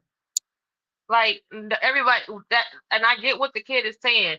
How am I supposed to tell the difference? And they're supposed to also be able to look at a man who wants to be called a woman and tell them to say, "Okay, I'm gonna call you a woman." So But that the question, but confusion across the board is just you're supposed to be a hold on, let old girl hear this part. You're supposed to be a gentleman to the women in your life that you only deal with. So the women, the stud, you ain't got to be a gentleman to her because she's a boy too. I said, well, how does that supposed to make sense? You're a girl. She said, no, we're studs. And I said, okay, I respect that respectfully, but you can't tell the young boys to be a gentleman to everybody except for the studs. And then they got to figure out who is the stud. So add that to that caveat too. Add that to them figuring out, because I also had the young kid tell me, why do I have to keep calling my male teacher Miss Johnson? Because the law says in Michigan, you will get, that's a felony, misgendering someone. So you're gonna get in trouble if you don't say the right gender, even though your eyes tell you something different. And you got to add that to this caveat. So on top of that, there's no balance. And then where's the daddy? Because the daddy comes in to provide some of that stability and some of that, and just even being around, not even the daddy, but where are the male influences? Where are the male, the male support? I'm not even gonna blame it on the dad, just where are the men, period. So I'm just saying, oh, period. Let me see. Yeah, Okay. little bit. Okay, hold on, stay right there. Let me do you here. Nah, I feel Let me good. put you in. I'll put you on the big screen. Yeah, we feel good. Look at Smitty, y'all. Yeah. I had to go ahead and get that thing touched up real quick. Y'all don't forget Smitty. Little Smitty still works, y'all. See, there you go. See, first of all, we're just gonna remind the crew that everybody knows that, hey, just in case you want to go back and hear the clip, that I have no clue. all the Smitty works, honey, in full capacity. I have no clue of what to say to that. Thank you very much for that I'm just trying to extreme. say, because these people like to get flued out and fly out. So just in case one of y'all was wondering, y'all didn't catch the Bionic Man interview. All of Smitty is in full function. Period. Okay. I'm just making sure. Head. Okay. Okay. All right, y'all can get back to it. Y'all know I'm silly, so I'm clipping the shit out of that. listen, I said y'all go back because I'm going through the video clipping it so I can get those moments. And I said, "Ooh, don't forget the Smitty and the little Smitty is in the high house." Saying that, I'm saying, all right. So we got to get that straight. Like, I don't see. Yeah, I don't do the talking about the. But when you keep calling them little, like, can we refrain from No, that? okay, Smitty and Smitty Junior. Okay. I mean, God You gonna damn. say Junior? Cause son, y'all know Junior was bigger than the original, and so was Tiny. Now you just, you know what I'm saying? Like, I ain't you mad at you. That is hilarious. Hey, puppy. Yeah, that Puppy is saying it's funny. puppy in this damn That is phone, funny. girl. We gotta find it. Now You you say got what some now? comedy clips. I said now you have some comedy clips for your repertoire. You wild for that one. I ain't mad at you. You I wild for wish that y'all could. though. I wish y'all could see this boy sitting here at attention, looking at me. Hi, baby. You want to come sit with mama? He said no. You would have to even out the screen. I'm trying to see where is he? Okay, come here. You gotta Come here. even out the screen. Wow. if, Come here. Come here. if we gonna see anything. Mm-hmm. Where? This way. Oh, let's move you. Oh, you talking about move everybody around. Okay, there we Yeah. That's what I was saying. Even out so I can, we can see it a little bit better. Yeah. That's Oh, all I wait, was. put me on the big screen here. That way I'm a big bubble. There you go. Canon camera for the people. You smell me now? There you go. Wait, how I do it? I forgot how to do it. Okay, there it goes. Move over there. There you Okay. go. All right. So y'all want to say hi? Come here. Let me see. Come here. Come here. Come go outside. Come on. You do? What you can Okay. folks outside with you? All right. So everybody say hello to the puppy. Okay. Don't lick my lips. I got You on lip take gloss. outside with you? Hmm. Oh, okay. There you go, right there. So Mm-hmm.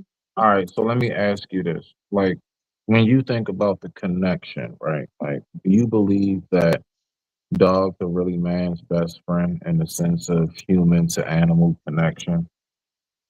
Hmm. Why?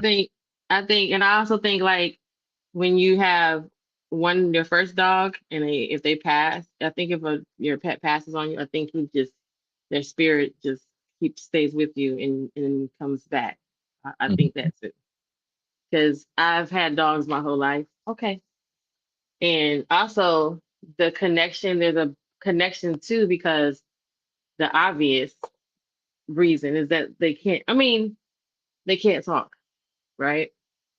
Um, so how are you communicating with somebody or something that can't talk? We do it with babies all the time and we don't think anything of it because babies are human. You said However, can't talk. All right, but we got to it cannot remember. speak. Okay, there It you cannot go. articulate. It cannot articulate because Right, but he does make audible noises that are in agreement. Like I can, they can follow you. They can connect to a human and follow your tone and connect emotions of the serotonin in their brain going off, firing at a certain voice tone or a certain structure of words. And then the science has also been proven, showing that over time, our domesticated dogs have been able to understand at least like four words that are completely repeated and are the same in no matter what language, right? Like, i.e., I love you, right? You say, I love you. Everywhere in the world, everybody says, I love you to their dog, always says, I love you, right? Um, so even if you believe that they've learned over time to understand a few words that humans always say, then that bond in itself, because they understand those four words, on top of the fact that most of the communication is silent. So how are you telling? You have to learn the non-verbal way to communicate. So then you have to focus on other elements that allow you to communicate with this thing. So there's an obvious bond because you have to trust them. There's obviously a bond as well because you have to have one because you are actually alone in a room or a home with an right, animal that can absolutely eat you. Um, so someone has to trust something. You have to create a hierarchy. So then that bond in itself, which is the hierarchical bond, which is right. why you respect your father or your nephews respect you, and that has to be there. So absolutely, there's like the bond is serious and it absolutely has to happen. So Okay, yeah. okay. Now, if we channel that into because you know what I noticed, um, we can have more respect for the pets nowadays than we do the kids. Getting back to them. So it's like when you think about everything you just said, I believe that now think about it. You say you don't have any kids and you shouldn't speak on things. That right there, No, I that said they told me I shouldn't because I don't have kids. okay, well that's what they say. But my point is that that right there was some very sound advice, even from a parental perspective. So uh, Yeah, it could work for a human child who is not communicating and chooses not to communicate. Because to me, okay, so I'm not saying because what I'm age? not a parent, so I don't know. Real But to quick, me, go ahead. no, real quick. So when you say that, what age are you talking about? When you say child's not communicating because like for example, me personally, me and my like I could not keep that little girl away from me when she was a certain age. And then when she got to a certain point in life, it's like I can't get her to want to be around me. It's like But dad's they not all do. We all do that. That's why I be pissed off that's at sometimes. Like, oh my god, why are y'all forgetting that? Just like you said in the beginning, Smitty, yeah, Genesis. People say you might not have any children, so you can't speak on it. But weren't you a child? Okay, weren't you a child? So right, why are we acting so stupid ass surprised? And why are we acting so grand like, oh my God, because this kid don't want to talk to us. Nigga, did you talk to your mama when you was side of her? You did not. So why are you I don't understand sometimes with that because that's the first my go-to with every child I've dealt with. And it's okay, so what I don't have my own pushed out my vagina child. Even still, my thought process is I was once that age Things were Puberty. different. No, things were puberty still the same. My body still had cramps, and I had my tender breast. And boys, my brother still woke up with a Woody, and it didn't matter if it was 1950, so my stepdad woke up with a Woody, to 1975 when my brother woke up, when my cousin woke up with a Woody, my 1988 when my brother woke up with a Woody, to 1932 when that little dude woke up with a Woody. Y'all all woke up with Woody, so why are you acting like all of a sudden, right? Oh, we no. I don't understand that sometimes. And I'm not saying if I was a parent, I probably would be saying the same thing if I had my own children. Because I don't understand how y'all forget that you once were kids and that there's kids all around you and everybody around you. But we can all sit back and reflect on the good times. But we forget when we was 13, we was not trying to be independently by ourselves and be unique. That is not the ideal of a 12 and 13-year-old. It's called peer pressure for a reason. And you want to get along to fit along. That's why you join things. That's why you go be in bands and be in sports, because you want to be a part of something. So why the fuck would you tell your child to be independent and be themselves and be all unique when none of that shit means nothing to them right now? And you know what? It didn't mean nothing to you when they told you that when you was 12. So stop the grown-up ass cap. That's just crazy to me. So yeah, man, go ahead. I ain't mean to rant, but it's like, dude, how do you look in the mirror and forget that you was a child and you did the same shit? It's so crazy, especially when you say, "Oh, Smitty, she acts just like you," and who tell you that? Your mama or your auntie, and them who remember how you was and can tell you how your daughter act. Oh, Smitty act just like you when you was 12, Smitty. How you know? How they know? So now you gonna forget that you was 12 and all this dumb shit you was doing too, and then you look at them like, why you do dumb shit? Hello, wash and repeat. Pot calling the kettle. Hey, Mr. Pot, Papa Pot, Mama Pot. So no, man, that's just for the maybe I don't know nothing I'm talking about. I don't know. I don't know anything. I'm just You the auntie that you good. watches y'all lose it with your kids and forget that you was. I don't know why she out here. Cause her mama wear a waist trainer. Why you think she got a concern about her waist size and why she cute and little bitty? Because the mama walking around her waist trainers, you can't say that you are influencing on your children in a positive way, but forget all the negative stuff, and then forget that you was a kid and how it happened for you. That's the part that pissed me off sometimes. Be like, y'all forget, because I don't be trying to forget sometimes. The shit is there, I'm sorry. I mean, Irritated. you I be be going. yelling at my sister because I be like, you was just 21. Stop. What are you talking about? You was just underage. You just made it 10 years. You just 11 years of being a whole grown up. What would you say if you had to pick something, right? What would you say is the number one component that children of today, the youth of today, lack? No, it ain't no number one. It's a whole list of stuff, probably. It's a whole list of stuff. Give me one thing.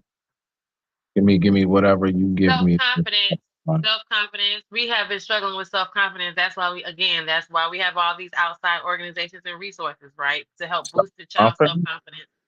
Your self-confidence, your self-esteem, how you feel about yourself is really focus how we don't encompass it with it's gonna have to do with the world around you.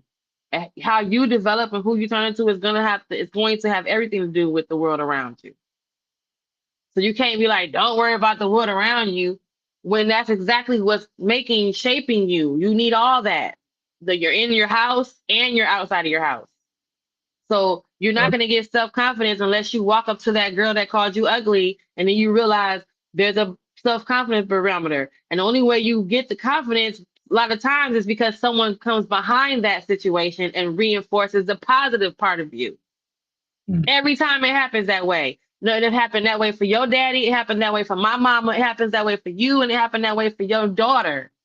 But it's stupid of us to sit here and act like we're brand new to this. These kids are getting bored in school. These kids are fucking at 13 and 10. And then you're going to sit here, but you can sit here and kick it with your homeboys, talk about how early it was when you got your piece of ass, but you be upset because these kids are having sex. Guess what? They're recklessly having sex, whether the girl wants to or not. because the men ain't nobody's there to tell the kids when the kids say no, you can't do that. So how do we get there? It ain't like the boys were doing that, just started doing it. They've been doing it. It's the point of we had a bigger accountability barometer back then. It was something checking us. It was an actual village. We were embarrassed for that stuff to get out. And we can't say, oh, we don't act like we don't know what's going on. The same shit's happening. And we see it and we hear it. It's just crazy. It's crazy. It's no balance and it's crazy. And who am I gonna go tell? No shade to you. I'm gonna go tell the 35-year-old mama who really don't give a shit. I'm gonna go tell the female version of JP. We just heard her on there say don't go get a job. So now I come to her and tell her son out here acting crazy. Who am I gonna tell her? Like you said, they gonna come to you and say, I'm gonna go tell Ashley. Well, who you gonna tell? Is that your Ashley? What if that was your Ashley? Nah, Exactly. you can't put them to nowhere near the same. Ain't no way we would be alive today. Nah, my people's definitely one thing that was drilled into us was discipline, hygiene, education. So how do you get a JP who don't even wear underwear and watches his ass? How does that boy develop? And where was that boy at? How do you get that man? I know nothing about what that guy has going on in any No, direction. I'm telling you what it is going on because we all know because he was live when he showed us. How about that? However, start with the fact that if the evidence is out there in the world, how do you get that grown-up version of that? If we were all taught that back in the day, the emphasis was keep yourself clean, be respectful, have some manners, act like you got some sense. How do you get this? How do we get these panel discussions of these men and these women talking like this? There should be no reason we should have dirty workstations because we assume everybody was taught to clean up behind yourself. Right. Yeah. You gotta you gotta take note that again, this is what happens when the bar is set all the way lower to the point where, like said before earlier, there is no bar. Like when we don't have the standards that we used to have. See, a lot of what we're talking about are really stemming from the standards of old.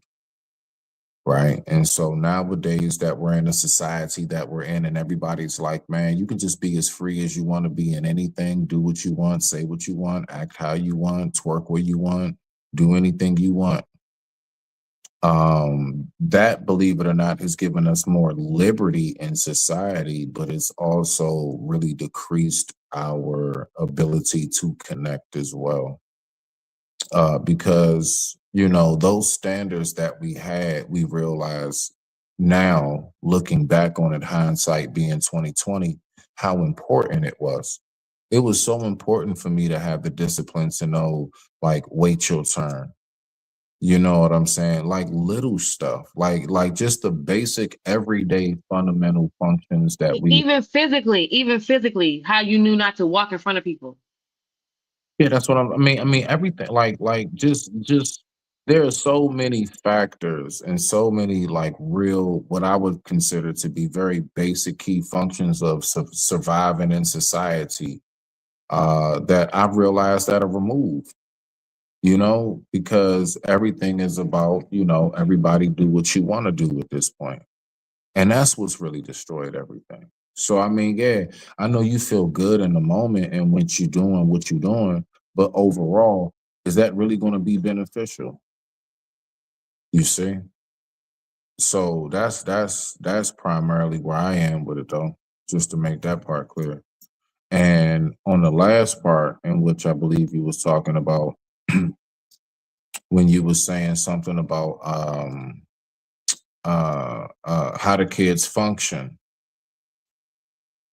I believe that a lot of what we see how the kids operate today has a lot to do with um, uh, their lack of, I would say, self-awareness.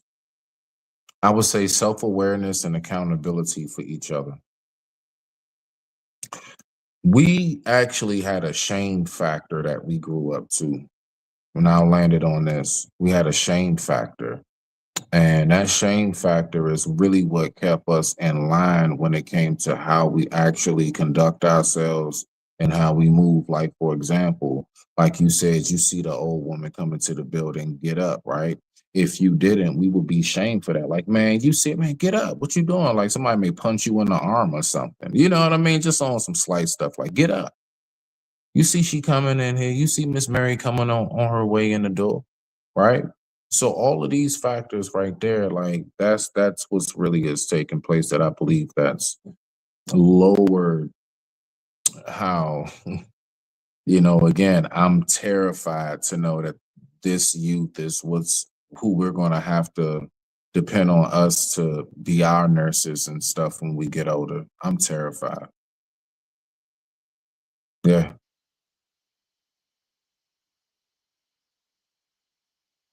It's Y'all, this whole time I ain't had no background music on. We just was going at it. Oh my goodness. I've been slipping. Ah, well, y'all ain't been hearing the background music. I mean, I think we've been rocking out and cooking with it though. I think it's been a some vibe though, to be quite honest with you. I think we did an awesome job. I ain't even realize Y'all just let me talk. yeah, I ain't realized we was at 3 hours. I mean, I think that went pretty damn dope. Oh no, that's good. Yeah, that's good. On me, I don't know how many watch hours you have, but I didn't hardly have any, and I didn't realize I didn't hardly have any. So this is good for me because I it don't helps get me I some. have I haven't looked at any of those things. I just kind of look at when people interact with me and things of that nature more than anything. I'm here for the interaction.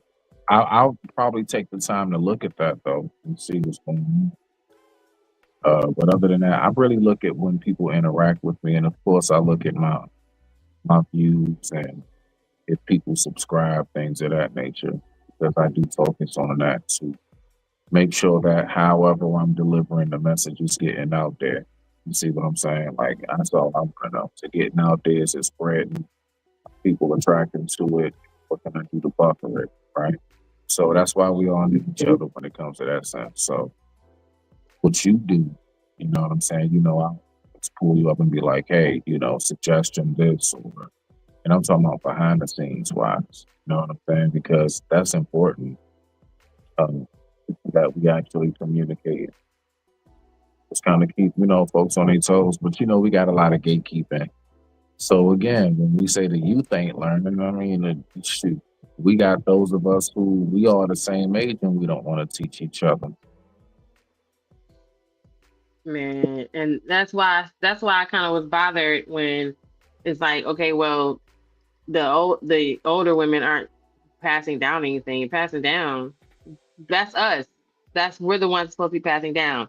And if we're in competition for well, if those women are in competition for a man out here, they're competing for the same guys, right? Mhm. So I'm not gonna give you a leg up. So I understand some on the other side why some women won't pass on the knowledge because they're still trying to, and unfortunately that's the way it's set up. The older men want the younger women, so the younger women want the tips from the older women on how to get a man or how to Right, keep their man. No, well, that older woman is not going to give you a tip to go after her boyfriend, you know. right. So that's going to be out the window. So it's not. I can see why Ace can be unintentionally created that way. You know what I mean? Unintentionally ain't going in that direction. It wasn't like it's them. It's not. I don't know. I'm not gonna say I didn't necessarily sit back and think about it because I'm not in competition with anybody to be like, oh no. But I can see why that could be an issue if all the younger women are going after the older men, and the older woman is supposed to help you get that said older man. She's not gonna do that. So I'm not saying that's what all the older women think, and that's the only reason why they don't share the knowledge, but that could be a reason why they don't share that knowledge. So let's go ahead and let's skim through this before we get to final thoughts for the evening. All right, so we only have 3 questions, and I ain't gonna lie, we stretched that out pretty daggone good. It's like we talked an hour per question. So cool. Like we did that. I usually write down way more questions than that. So are these kids being raised to be softer or smarter? And I would say both. I believe they're being raised to be more technologically advanced, but through that they are becoming softer in that they're not having as much contact for uh, sports and like actual sports, but just like the sport of life. For those who may not get how I meant that, or just being out there and just roughing it at times, if you want to use the code. Right? Then we have had social media and technology changed how the youth, develops emotionally and socially, right? Compared to when we were in the late 70s and early 80s. So I believe it definitely has changed the game because they were removed from each other, all right? And then are we easy on our kids and protecting them, or are we just simply correcting mistakes that we've made in the past? So, Genesis, what's your final words on it when it comes to, you know what I'm saying? Can y'all see me now? I was. Yeah, you right there. I can hear you. I can't see You can hear me you, but I now. can Can you see hear me? you. Okay, yeah. I was Yeah, kicked I off see for you. a second. That's crazy. I was kicked There off you for a go. There second. you go. No, All it right, happens. That happens. that was pretty cool. Um, I don't know. And again, I don't. See, I always feel like I don't feel bad about sometimes when I speak on children. On other, on the whole kid having kids and the whole being a parent and the youth of today. But sometimes I don't feel bad. You know what I mean? Because I feel like it's people like us, that other people that don't have children, we have a different way of viewing and focusing on them. Um, and we can see things you guys don't see sometimes. So sometimes I don't feel bad. So I just want to make sure that that was out there. That I'm not trying to be a butthead, but sometimes I don't necessarily feel regretful for saying anything. But the first thing people want to say is, you don't have kids, so how can you even say what you're saying? I'm just You letting you keep know. saying that, like, yo, I told you, like, you I keep know. saying. I'm just saying. I'm just making that reference. So when people watch my video again and they say, "Oh, here she this," I don't. I'm letting you know now. I'm not trying to say I don't feel bad about it, but I don't really care. Yeah, but you was up here with a whole father, so you know what I mean. Like, you good on A that. whole father. Yeah, you I know have what a I'm. stepfather. I said you were And up here on the panel with a whole father. oh yeah, you. She said, "Oh yeah, you." Yo, the way you be, I'm a holler at you. Because the way you, shit, I boy. forgot that when you said I'm on the panel with the whole father, and I'm like, wait, I have a father.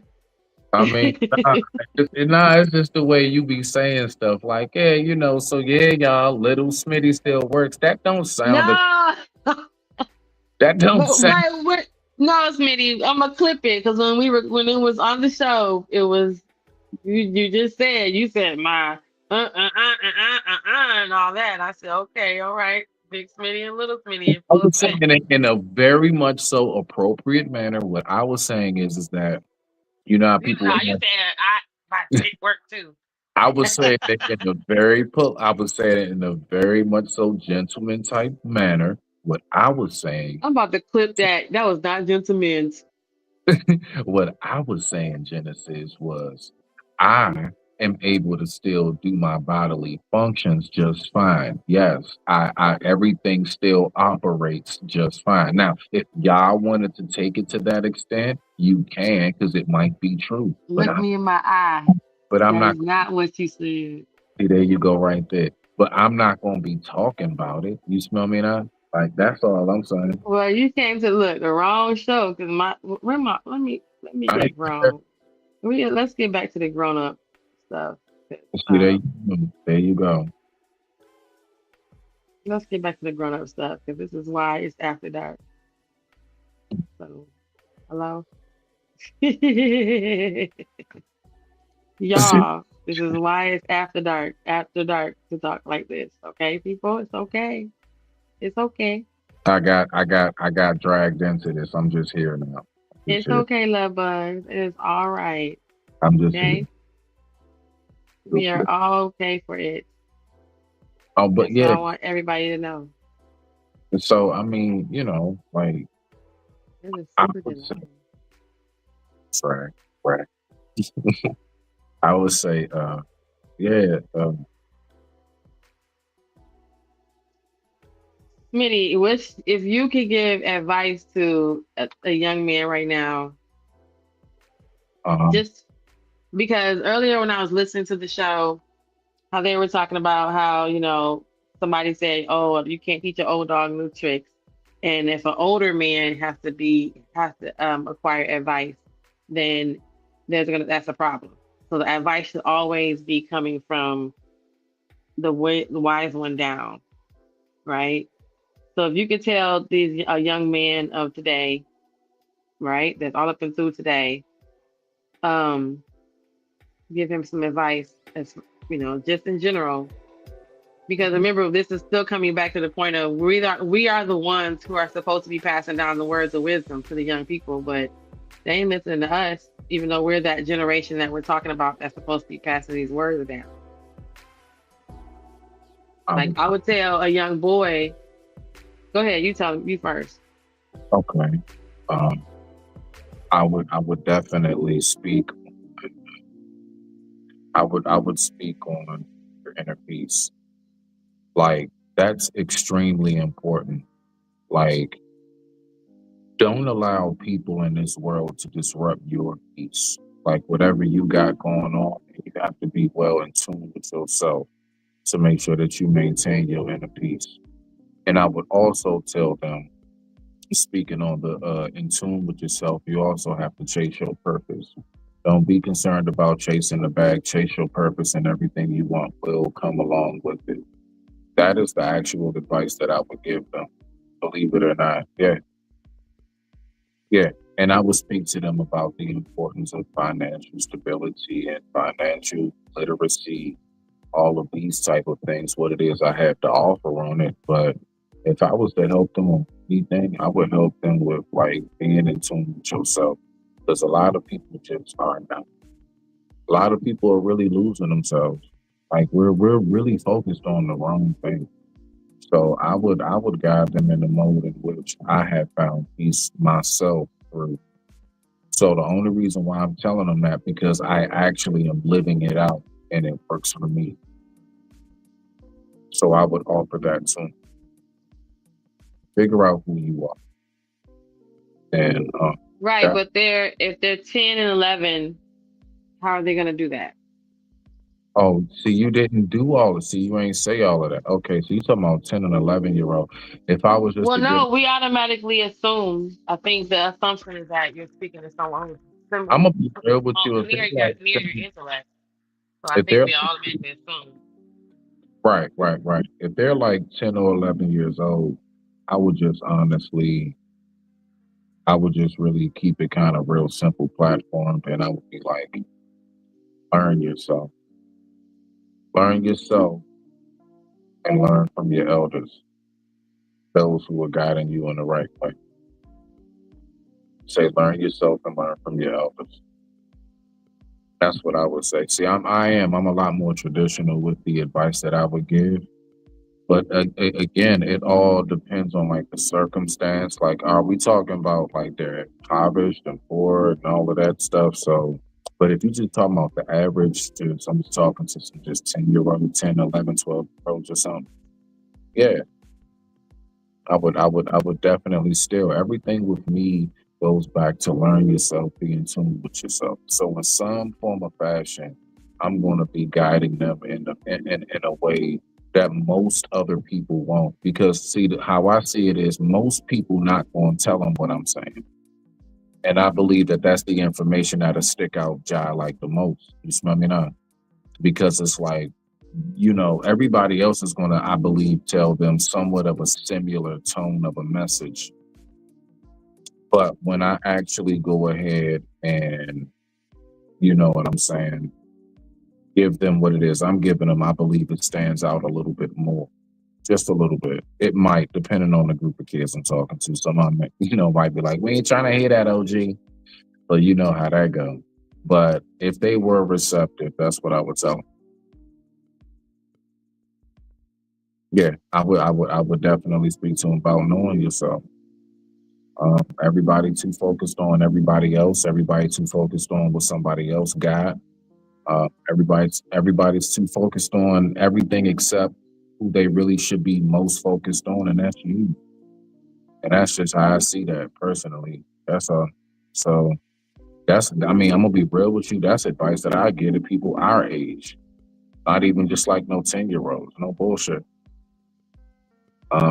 It's cheesy or corny or like dull as it may sound, like that's a real thing. Like a lot of people have truly lost themselves.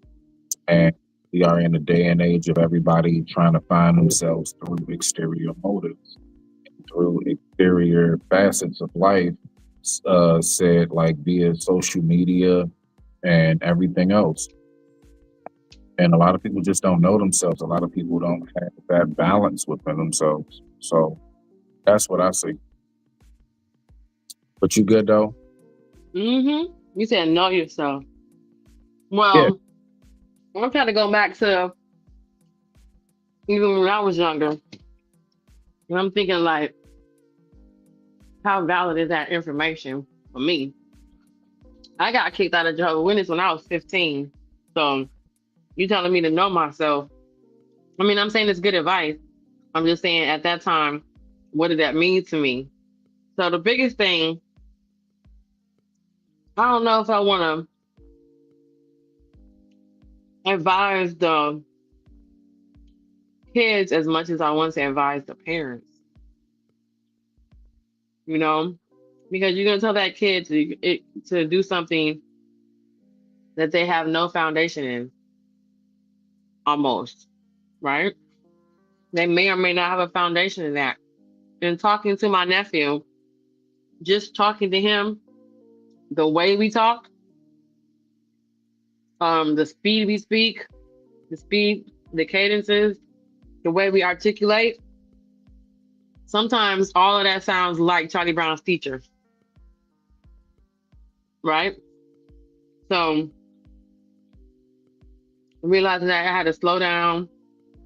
And then one thing that I noticed that people don't do with each other, and I've gotten into mad confrontations with people about, why don't you ever check to see if the other person is understanding you as you're talking to them? We don't do it because people just don't. When people do it, they think it's sarcasm, right? They think me checking and seeing if you Well, it's understand. because real quick, pineapple. Mhm. It's not about really communicating.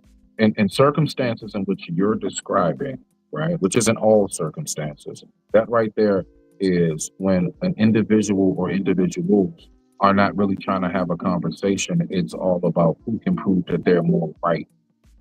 Like, I gotta be more right than you. And so it's not so when you see that or notice the lack of, are you getting where I'm coming from? That's because they don't care if you get where they're coming from. All they want to know is that they were able to, I guess, beat you in the debate, right? The conversation race. Yeah, I mean, for the most part, yeah. That's generally from what I've seen and observed, looking at this from an online perspective, yeah, that's what I see definitely. Yeah.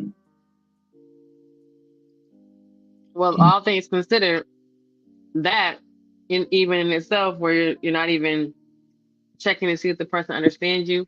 With kids, I'm noticing you really need to check to see if they understand what you said, because I've given directive, and I think that I'm talking to someone who appears to be on my same intellectual or enough of an intellectual level. I'm an adult, they're a child, they have enough sense to know certain things, and that's not always true, right? Even when I worked the No Child Left Behind program, remember that? I was a program what do you call it, tester at Sylvan Learning Center, right? Oh. So at Sylvan Learning Center, I don't even think there are very many more Sylvan Learning Centers. I think they're all like Kumans and stuff now. However, the testing, each kid was given like $1,500 towards and the education, right? Their subsidiary education, right? So if they wanted to go to get tutoring or anything like that, they had $1,500 to spend. So they came there. I'm looking at a 15-year-old that looks like a big 15-year-old kid. I'm looking at a ninth grader. I'm looking at a 17-year-old, but I'm asking them to read. And the way the testing is set up is that you have to start on their level, and then as the more challenging it gets, you go down a level, right? So and then you find out where they actually are reading and comprehending. That was shocking to see what appears to be a 15-year-old, 17-year-old in front of me, but he's literally reading and comprehending on a fourth grade level. Because now we've gone down. Okay, you didn't get enough correct on that part of the test, so it automatically goes down to the next grade. You didn't get enough correct on that test, and now it automatically goes down to the next grade. So if you're 14, you're in the ninth grade. We're going to start off on ninth grade reading and comprehension, and then you're going to go to eighth grade, seventh grade, sixth grade, fifth grade, and now you finally understand what you read, and it's on the fourth grade level. So imagine that I'm talking to a 13, 12, 14-year-old, but they actually read, comprehend all that on a fourth grade level as an eighth grader, as an 8-year-old, I mean, right? Or a 7-year-old. That in alone by itself made me think differently, even in just communicating and talking to them, interacting with them, because they're not getting half of what you're saying. And because we as adults don't even really care to check and see if they understood what you just told them. But I believe that, again, it's all about in the delivery. I believe that and that's why, like, even for example, how we say there is no book on parenting. We do say that as parents. There's no textbook on it. Why? Because it's case by case. It's individual child by individual child. And you have to know how the best way for you to communicate with your child or that child in particular. You just have to figure that out. See what I'm saying? So, when it comes to that's fine, but when they are not comprehending on the level that you think they are on, it's okay that it might be a little bit of restlessness happening, because what's happening, what you said, Smitty, all that what you said is fine. But when you actually find out that you think your unique child understands you because you are talking to them in this way, everybody else is not going to talk to them that way, so that makes sure that they understand what you're saying. So that uniqueness is great. However, if their cognition stops at 8 years old and they're 15, you tell that person what they should be understanding as 15-year-old vocabulary, and they don't even understand the words you're saying. They don't know what comprehension means. They don't know what conflict means. So you telling them all this shit and doesn't mean shit to them.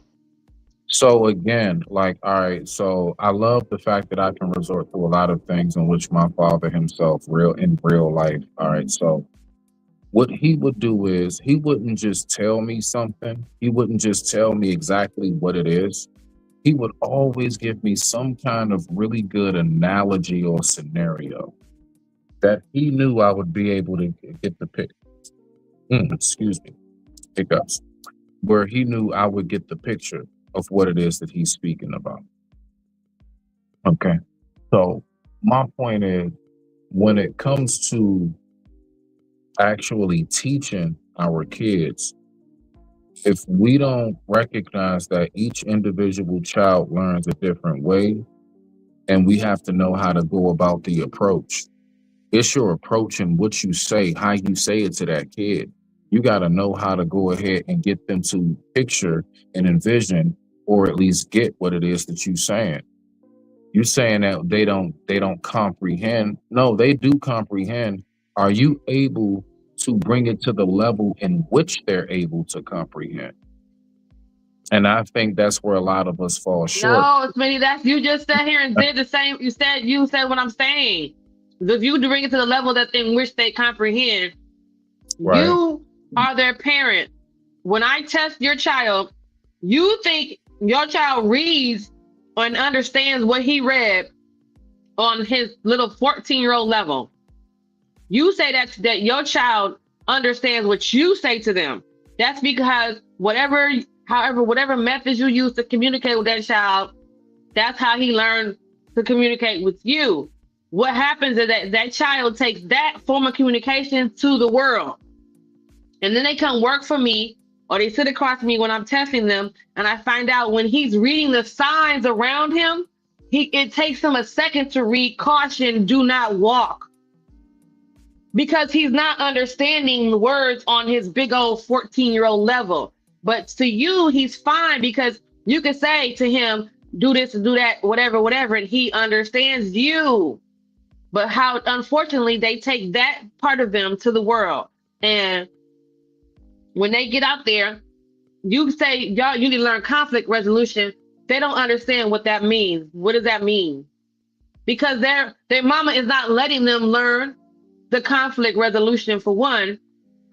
And two, they learn how to deal with stuff, how you might be stopping them from learning the conflict resolution because they've learned how to deal with you.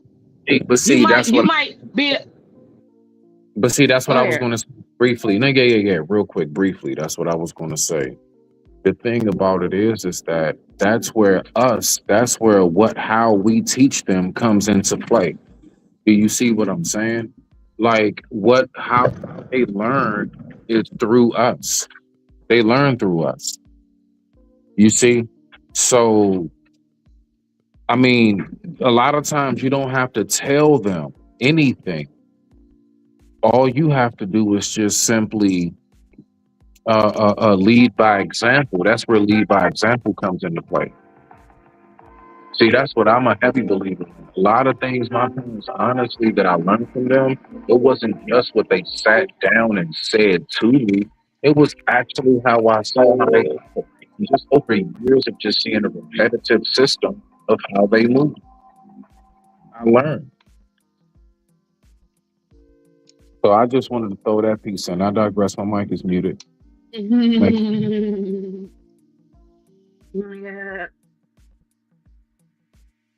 that was nice. That was it. That was it, huh? No. I mean, yeah, they're gonna learn from you. That's their whole job. I told my nephew, you got one job, be a kid. Because when you're grown up, you're gonna be grown up forever. And then, but while he's a kid, at the same time, I'm looking like all these men be out here crying about all this influence they don't got. You know, you're not focusing on the right children. So I don't know. Look, I'm not a parent. I don't know. But I do know I have to deal with your lack of parenting every day, you know? So yeah, man. Well, I had to plug up the wait, yeah, you know? real quick. You said you have to deal with the lack of parenting every day. Yeah, I have to deal with the fact that some people don't have enough parented their child. Oh, my earbuds died. Okay. I'm like, why are you talking over here? Who's you talking to? That's funny. Okay. I should have ordered something to eat, but now it's 10:46 and it's gonna take a while to get here. See, this is when I like to have me a nice cold bowl of cereal. Am I weird? I eat cereal. First of all, I still eat cereal as an adult. But secondly, I can have me a bowl of cereal any time of day. A good, nice, crispy, cold bowl of cereal. What? Like, what kind of question is that? Is it weird that I like to I'm eat? a weirdo. No. I still love me a nice bowl of cream of wheat, or grits, or oatmeal, or Captain Crunch and Cocoa Puffs, or Special K Strawberry. I was gonna say cold cereal, Captain Crunch, like Frosted Flakes. Oh, yum. I've never been a cereal that I've never been a fan of for some strange reason. The Cinnamon Toast Crunch. Yeah, I can't have a whole bowl of cinnamon milk. I can't. Like, I don't like Apple Jacks either because you get a bowl of cinnamon milk. I can eat out with Apple Jacks, but I don't want to drink the milk. I I like never, the I like the I cereal I can drink the milk from. nah, I never put that much. I'm one of them. I put just enough to wet the cereal, and by the time I'm done, it's no milk left. Huh? I put just enough to wet the cereal. I shit you not. What's the point of I'm that? damn near eating it like almost. I don't know, like a wet dry. Like I'm serious. I'm dead ass. I know it's somebody out here who's gonna hear What's this the and point of exactly. that? I don't put too You much are milk. I mean, because, blaspheming to the cereal world. nah, I'm trying to tell you why. Because, like, for real, do you know how I really eat cold cereal? Honestly, because all right, I gotta get like, I gotta get like a special ice cream. Like, I like cereal with ice cream. How Like, do you it's have cereal with ice cream? man. Oh my gosh, yo, listen, please trust me when I tell you that Captain Crunch or Cocoa Puffs, whatever, get you like a nice little scoop. Get you a nice good round scoop of some vanilla or whatever you got, some butter pecan, whatever you like. Yo, ice cream and cereal because Butter to the thing pecan and Dude, oh my god. You did not say I'm that. trying to say, listen, I'm just saying because I have to be careful with my stomach because I can't really have milk like that. That's what I'm saying. I'm the typical Negro with that lactose. Like That's not so cool. That's not what's up because I there's so want many to options. enjoy I want to enjoy the cereal. Like I do like cereal. Yeah, I do. I like cereal, but I can't like be soaking mine in no milk and be having big scoops of milk every bite. Nah, I'm a pay for that. I'm gonna pay for that. But why not other milk? There's tons of other options milk wise. I don't There's know. even I actual milk because I just without the got used to lactose doing it. lactose ingredient in it. And you know what I do for real? I do the same thing my pops do too. Like if I was to have cereal, like me and him do the same thing. Like I'll take the milk, like I'll take a cup of milk, like however much I'm gonna use for that bowl amount, and I'll put it in the freezer until it chisels. And then I'll go ahead and take it out. Oh, so you I'm have like ice so chips in weird your milk. about it. Like, oh yeah, I be doing the most. I be doing the most. Like I'm real. I like the frozen milk in the cereal with the ice chips Yeah, in it. yeah, kind of ice chisel. Yeah. That ice chisel. What is see? That's because I need it to be all the way the feeling of it's cold and fresh. You know what I'm saying? But yeah, but even then, like I said, I don't do that much inside of it. No, I don't. I put just enough to. I mean, it's you know, it wets up real good. There's some milk at the bottom, but it's not like that I've when you just never in my go. life would have just No, it's put nothing like just floating. enough Nothing milk. floating. No, it's not a morsel floating. It's no like Not a milk. morsel. Mm-mm. Oh my God, I cannot live. I need to have floating morsel. I need milk to drink afterwards to wash Mm-mm. it down. Nope, nope, nope, nope. I'm good on that. I've never been like that, and you know, plus I ain't gonna lie. Like me, I've never. Nah, matter of fact, nah. I'm a lie. When I was a kid, I ain't going front. When I was like between the ages of like, let's say like I don't know, to like 10 or something, I used to love. Man, my mom would give me a warm milk and honey to go to bed. You know what I'm saying? Yeah, that's good. That's good. Oh, it was so good. I mean, she mixed it just right. It was just the right sweetness and everything, right? So like that was the only time I really would like indulge in milk. But like I've never been like a real big milk person, although I do like ice cream. I don't know what it is and what's the difference, but I can handle a nice good scoop of ice cream better on my stomach than I can if I was to have like a bowl of milk. How you talking about? Like, nah, that ain't gonna be good. I'm telling you. And it's almost immediate. It's like it's rapid fire. It's like instant karma. It don't wait. It ain't no hours later. No. No. But No. how do you have ice cream and I not have don't the know. issue I have in how? not a clue. I have, and you know what? I have not a clue, but I think maybe it's like depending on the brand. But I don't know. It's something about Maybe because I don't, even though it's cold, I don't have as much of it. Maybe it's because of the texture of it or how you know what I'm saying? But I can have like, you know what I mean? Now, mind you, even with ice cream, I can't have no big ass like 3 scoops. I can't have no whole bunch of ice cream. No, uh, I can have one nice big scoop, like enough that'll be like inside of a jumbo ice cream sandwich or something. That's about it. Anything else, yeah. I mean, if I go overboard with the ice cream, it'll do the same thing. If I go overboard and just like dig in for real because it's bomb, yeah, I'll pay for that. That's the one thing that gets me. That's the one thing that gets me is milk. I ain't gonna lie, I'm not a drinker. They're gonna so. Wow. That's, I mean, Hmm. I'm lactose intolerant too, but I know I can either suffer with enjoying the milk and getting through it, or I use other options. So, um, yeah, I've used other. Yeah, I I'm know good what you're with talking about. Like I've tried so many different things. you talking And then about like and there's milk in everything. There's milk in so many different things. I found out there was milk in chewing gum, so it's kind of like trying to get away from it. You order something out, they put butter on your food. So there's dairy everywhere. It's just, kind butter. of how much dairy do I want to endure for the suffering that I'm going to endure, that I'm going to have. But no, see, I don't know, Smitty, because I've got the lactate ice cream, the ice cream with no milk, no That's why lactate, I'm saying, whatever, probiotic. yeah. That's what I'm saying. Like that's what I mean by it depends on the brand. Like that's what I mean by that. Or I've gotten, you got almond milk, there's oat milk, there's, But all of that. That's what I'm saying. Like it don't have yeah.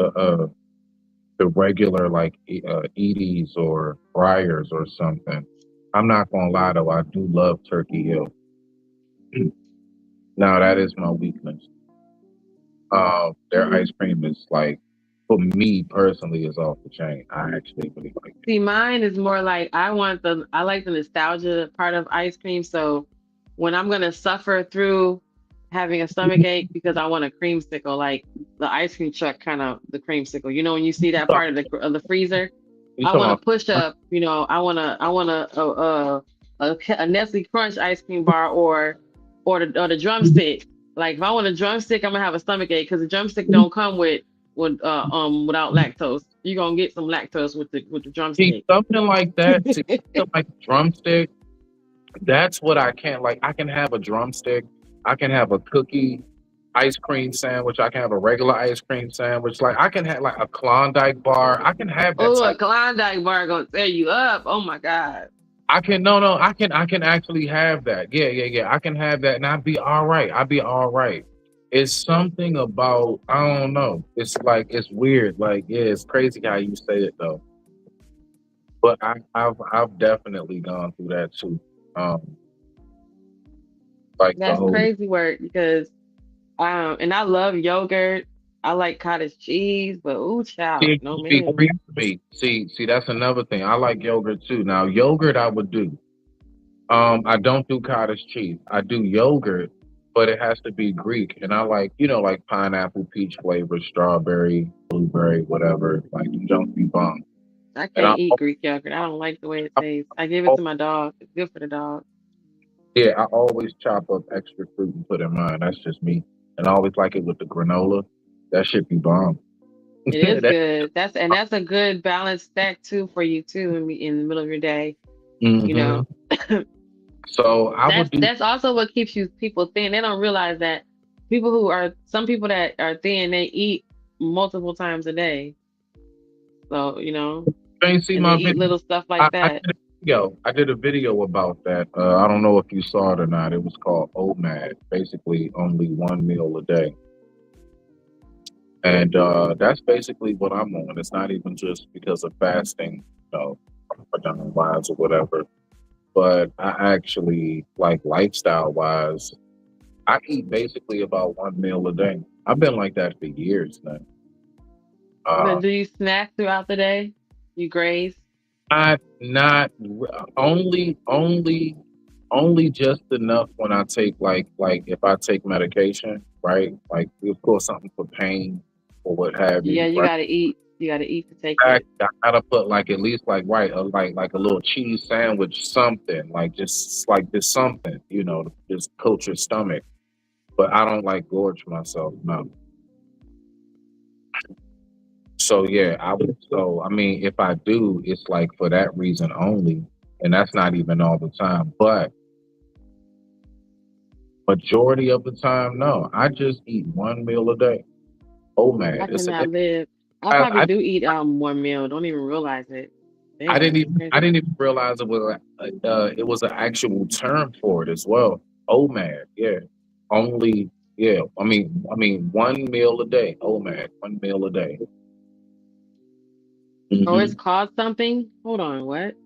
No, literally, yeah. I did a whole little video about it. I did a whole little short about it. You might have missed that one. That's on my video list. It's called Oh Man. Damn, I don't want it to be called nothing. That's crazy work. Yeah, OMAD. OMAD. Only one meal. I mean one meal a day. Yeah, and Mm. actually, that's how you should eat. Believe it or not, that's actually the preferred way that our ancestors, like our ancestors, ate. They didn't do like breakfast, lunch, and dinner. They had to hunt. They had to wait for food and everything else, and they still lived long lives. I've done a nice little bit of content on my shorts. If anybody's interested, it's in my shorts. I've spoken about quite a few of those things, like which body type is better for survival. Hmm? I'm in it. Hello? Uh-oh. You bored You again? heard me? No, you. What did you say? I said, believe it or not, me and you, we winning when it comes to body types and survival. They say the lean cut, trim body style is the one that is most adapt to make it in survival in nature because we require less calories and we burn fewer calories and we produce the right amount of heat, temperature, generally the whole nine. So yeah. Mm. Interesting. And Yeah. see, here I am saying feminine, fit, and friendly, and I thought it was all for nothing. Well, I mean, see, the thing is that it shouldn't be for nothing because you being healthy and fit and friendly, that should be because that's what you inspire to be. Like you should inspire to be healthy. You should inspire to be someone who is decent to other people. You don't have to be friendly, but at least be respectful and cordial. At least be kind enough to go ahead and not make somebody feel like you brushing them off or feeling like they disrespected. You know what I'm saying? So I mean, that should be something that you just do, period. And that's where I'm at with it. You know, Hmm. but yeah, girl, we going on 4 hours. What you feeling like? You good? Oh no, yeah, I'm good. I was about to, I always have stuff on my stuff in my IG, and I'll be like saving to review, and I was gonna start doing like I don't know if I wanted to do a whole nother channel or just kind of have like a whole, bunch of and just create like a little section of my channel where I'm just doing like reactions. Cause some stuff I want to do, like I want to do some reactions, Sounds like like something. That sounds like something that might be healthy for you to do. I've actually been thinking about that myself, like just doing a whole separate channel and just do my music. Have a whole separate channel where I just, you know what I'm saying, do shorts, just like shorts only. I was right. thinking, But then I thought about how if you still just, how some people have that like just a whole page of for that within their channel. So right. they'll have just like a section of their channel is just all the music. I created a YouTube channel for my puppy, you guys. So, oh, hold on, let me go and post the link. I'm gonna post the link to Beans' channel so you guys can go over and subscribe. He has one video, but I have all these dog videos. So I'm gonna start my fur mommy content, my pet parent content. So, everyone can look out for that because that will be something that's coming up for me.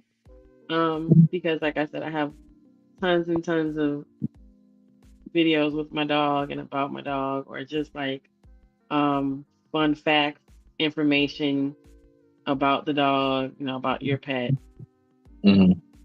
So, folks you follow Okay. that, you know, are What's up with it, though? people. But I'm gonna go ahead and cut loose on this one. It's been an awesome show. I appreciate everybody. I definitely digress. I might get muted. Yeah. You already know. Much respect to y'all. Go ahead and do that there.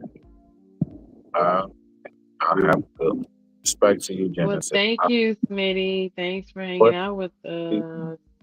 you know it. We're gonna do it again. We're gonna get some better topics, man, and go ahead and get some things going for some good content for the people. Speak to you. You have a wonderful evening, beloved. All right. All right, good night. Oh, look, it's me and me, y'all. Y'all up here with me. Y'all up here with two of me. Two of me. OMG, y'all. Do y'all you wanna do some reactions? Or maybe should I stay? I don't know. I was just thinking, y'all, it's so much crap in my IG folder, like all this stuff that I have like saved. Crazy work. I hope you can hear me. Hello. Okay. We want to just say thank you to Smitty for hanging out. That was awesome, right? That was awesome. So it's 7 of us. Yay. 7 whole days. Hey. And not a work from you.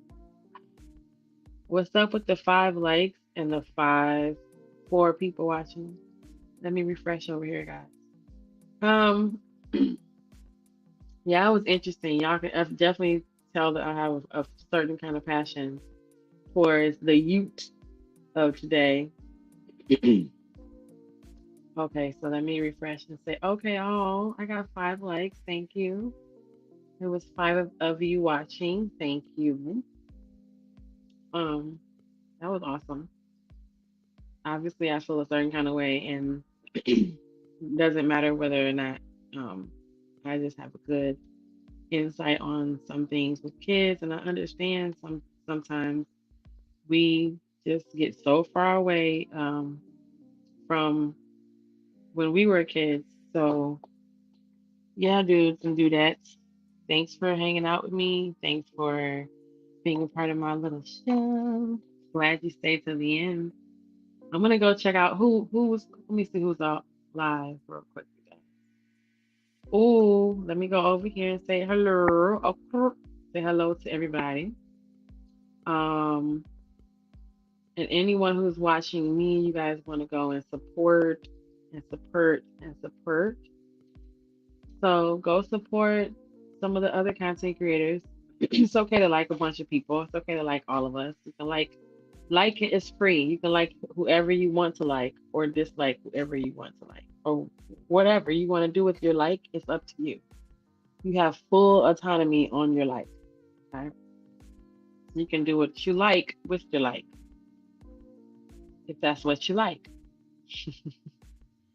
So I'm about to wrap it up, you guys, and I'm gonna say have a good night for everybody. I'm gonna come back and probably go hit some of these other panels that's out here in the world of the YouTube, see what the topics are. Usually folks aren't having a full-on conversation, so it's easy to pop in and out sometimes. Oh, almost made it at 4 hours. So I know I can hang out with y'all for 2 minutes. I'll play a song that's about 2 minutes long, right? And then, oh shoot, let me go and while I'm playing the song, you guys, I'm gonna go plug in my dog. So let's do this one. Did you hit the like button on the way in? What?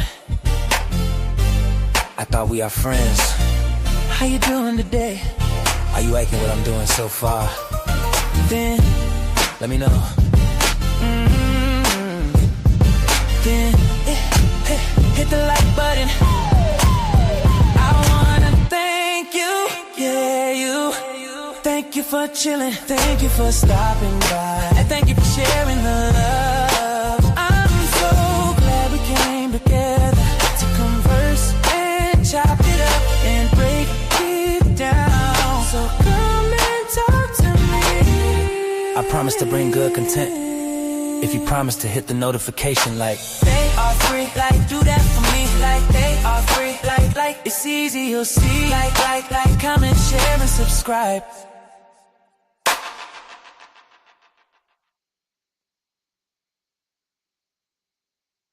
Sugar,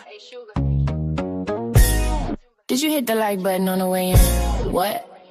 I thought we are friends. How you doing today? Are you liking what I'm doing so far? Then let me know. Then hit the like button.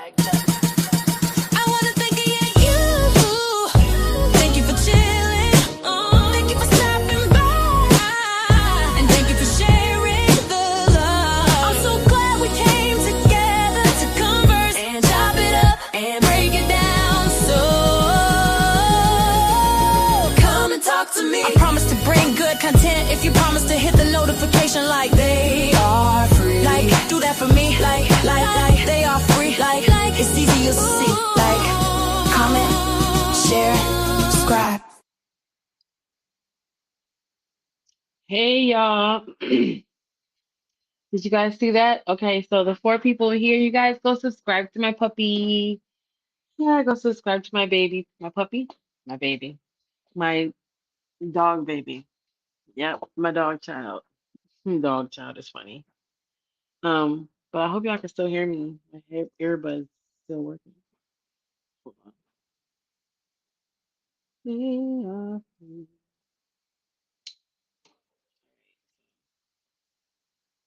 Let's see. Can I hear some music? Let's play one more song or play another song. Since we're talking about our young black boys, let's go and just play the song for them then. Hey. I love y'all.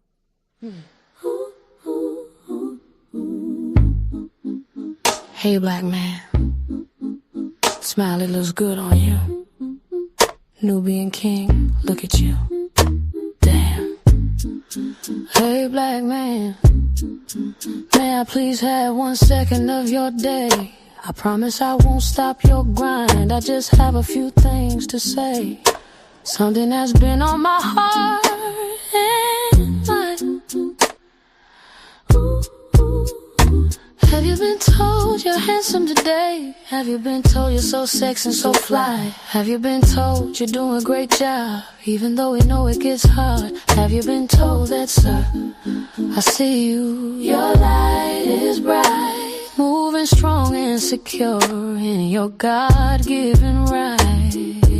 Has anyone told you that you are amazing? Did you get your flowers while you are still breathing? Would you believe that you are valuable? Look to me, look in the mirror and see what I see.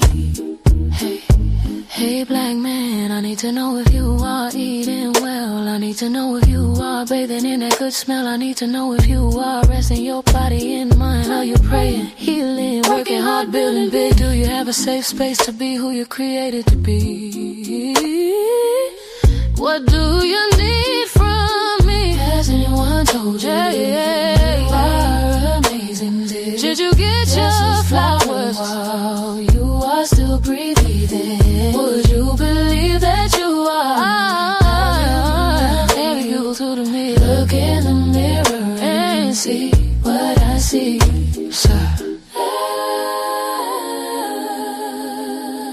Your effort is well seen. I appreciate everything you do. Hasn't one told you that you are amazing? Get your, you are still breathing. Would you believe that you are valuable to me? Looking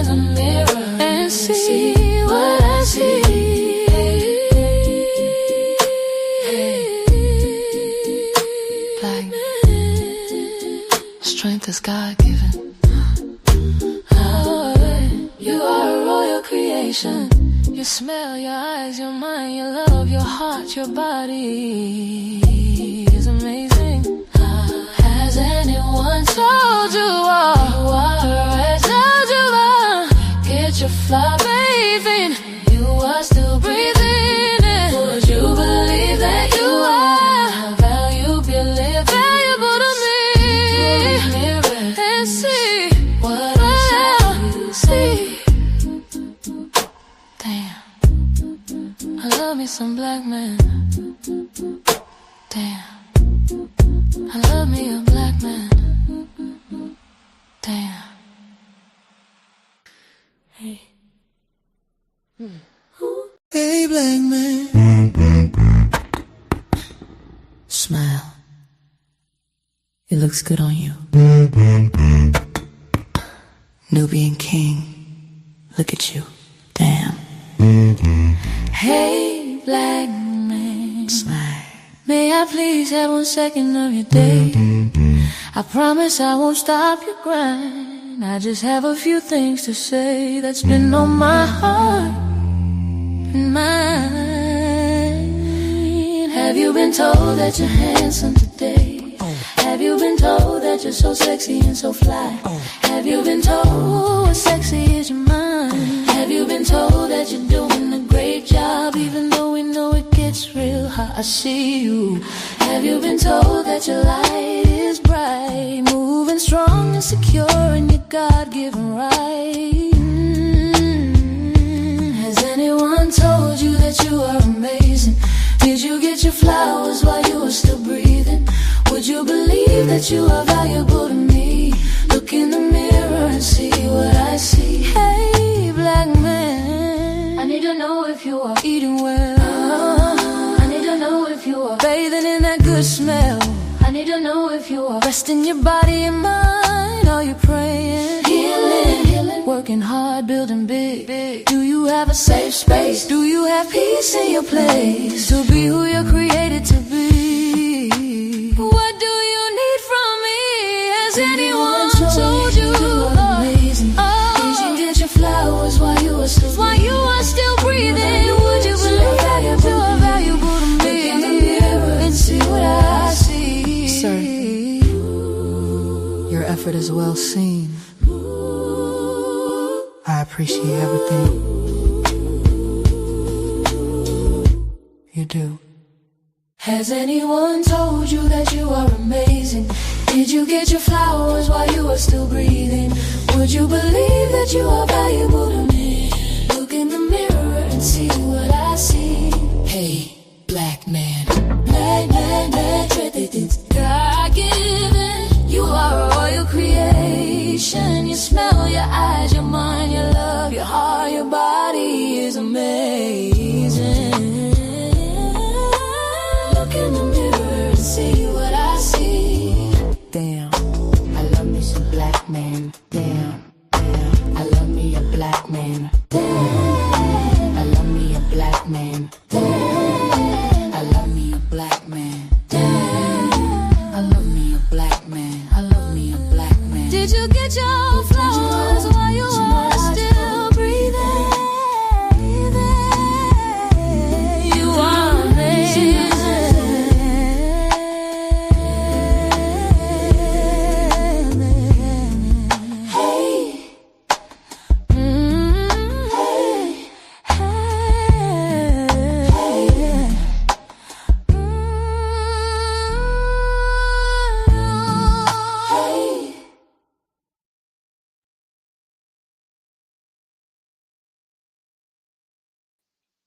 Oh, I was muted. Oh, okay. My bad. I was muted. But hey, y'all.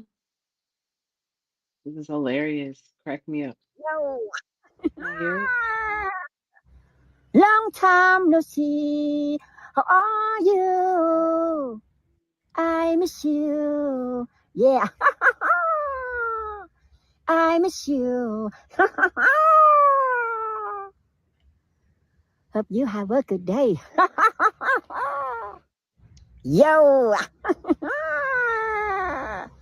Long long time no see. How are you? I miss you. Yeah. I miss you. Hope you have a good day. I hope you have a good day too. I hope you have a good day too. That is hilarious. All right, y'all. I'm out of here.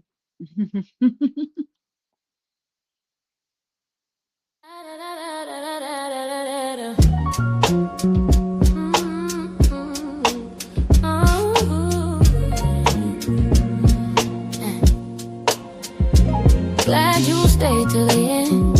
Hey, Charlotte. Now that we had some time together. Hey, Charlotte. We got to go, but it's not forever. Hey, Charlotte. Come back and see me again. You are always welcomed here, my friend. Don't be a stranger, keep coming through. I will always have a spot here for you. Genesis, I am is who I'll always be. Honest and full transparency. Keeping it real as real can be. Like, comment, subscribe. Like, if you wanna comment, tell me that you don't mind. Subscribe, and tell a friend and tell a friend. Glad you stayed to the end. Spread the word, pass it on, cause we're doing big things with faith and holy guidance. So I'll see you next time. Genesis, I am.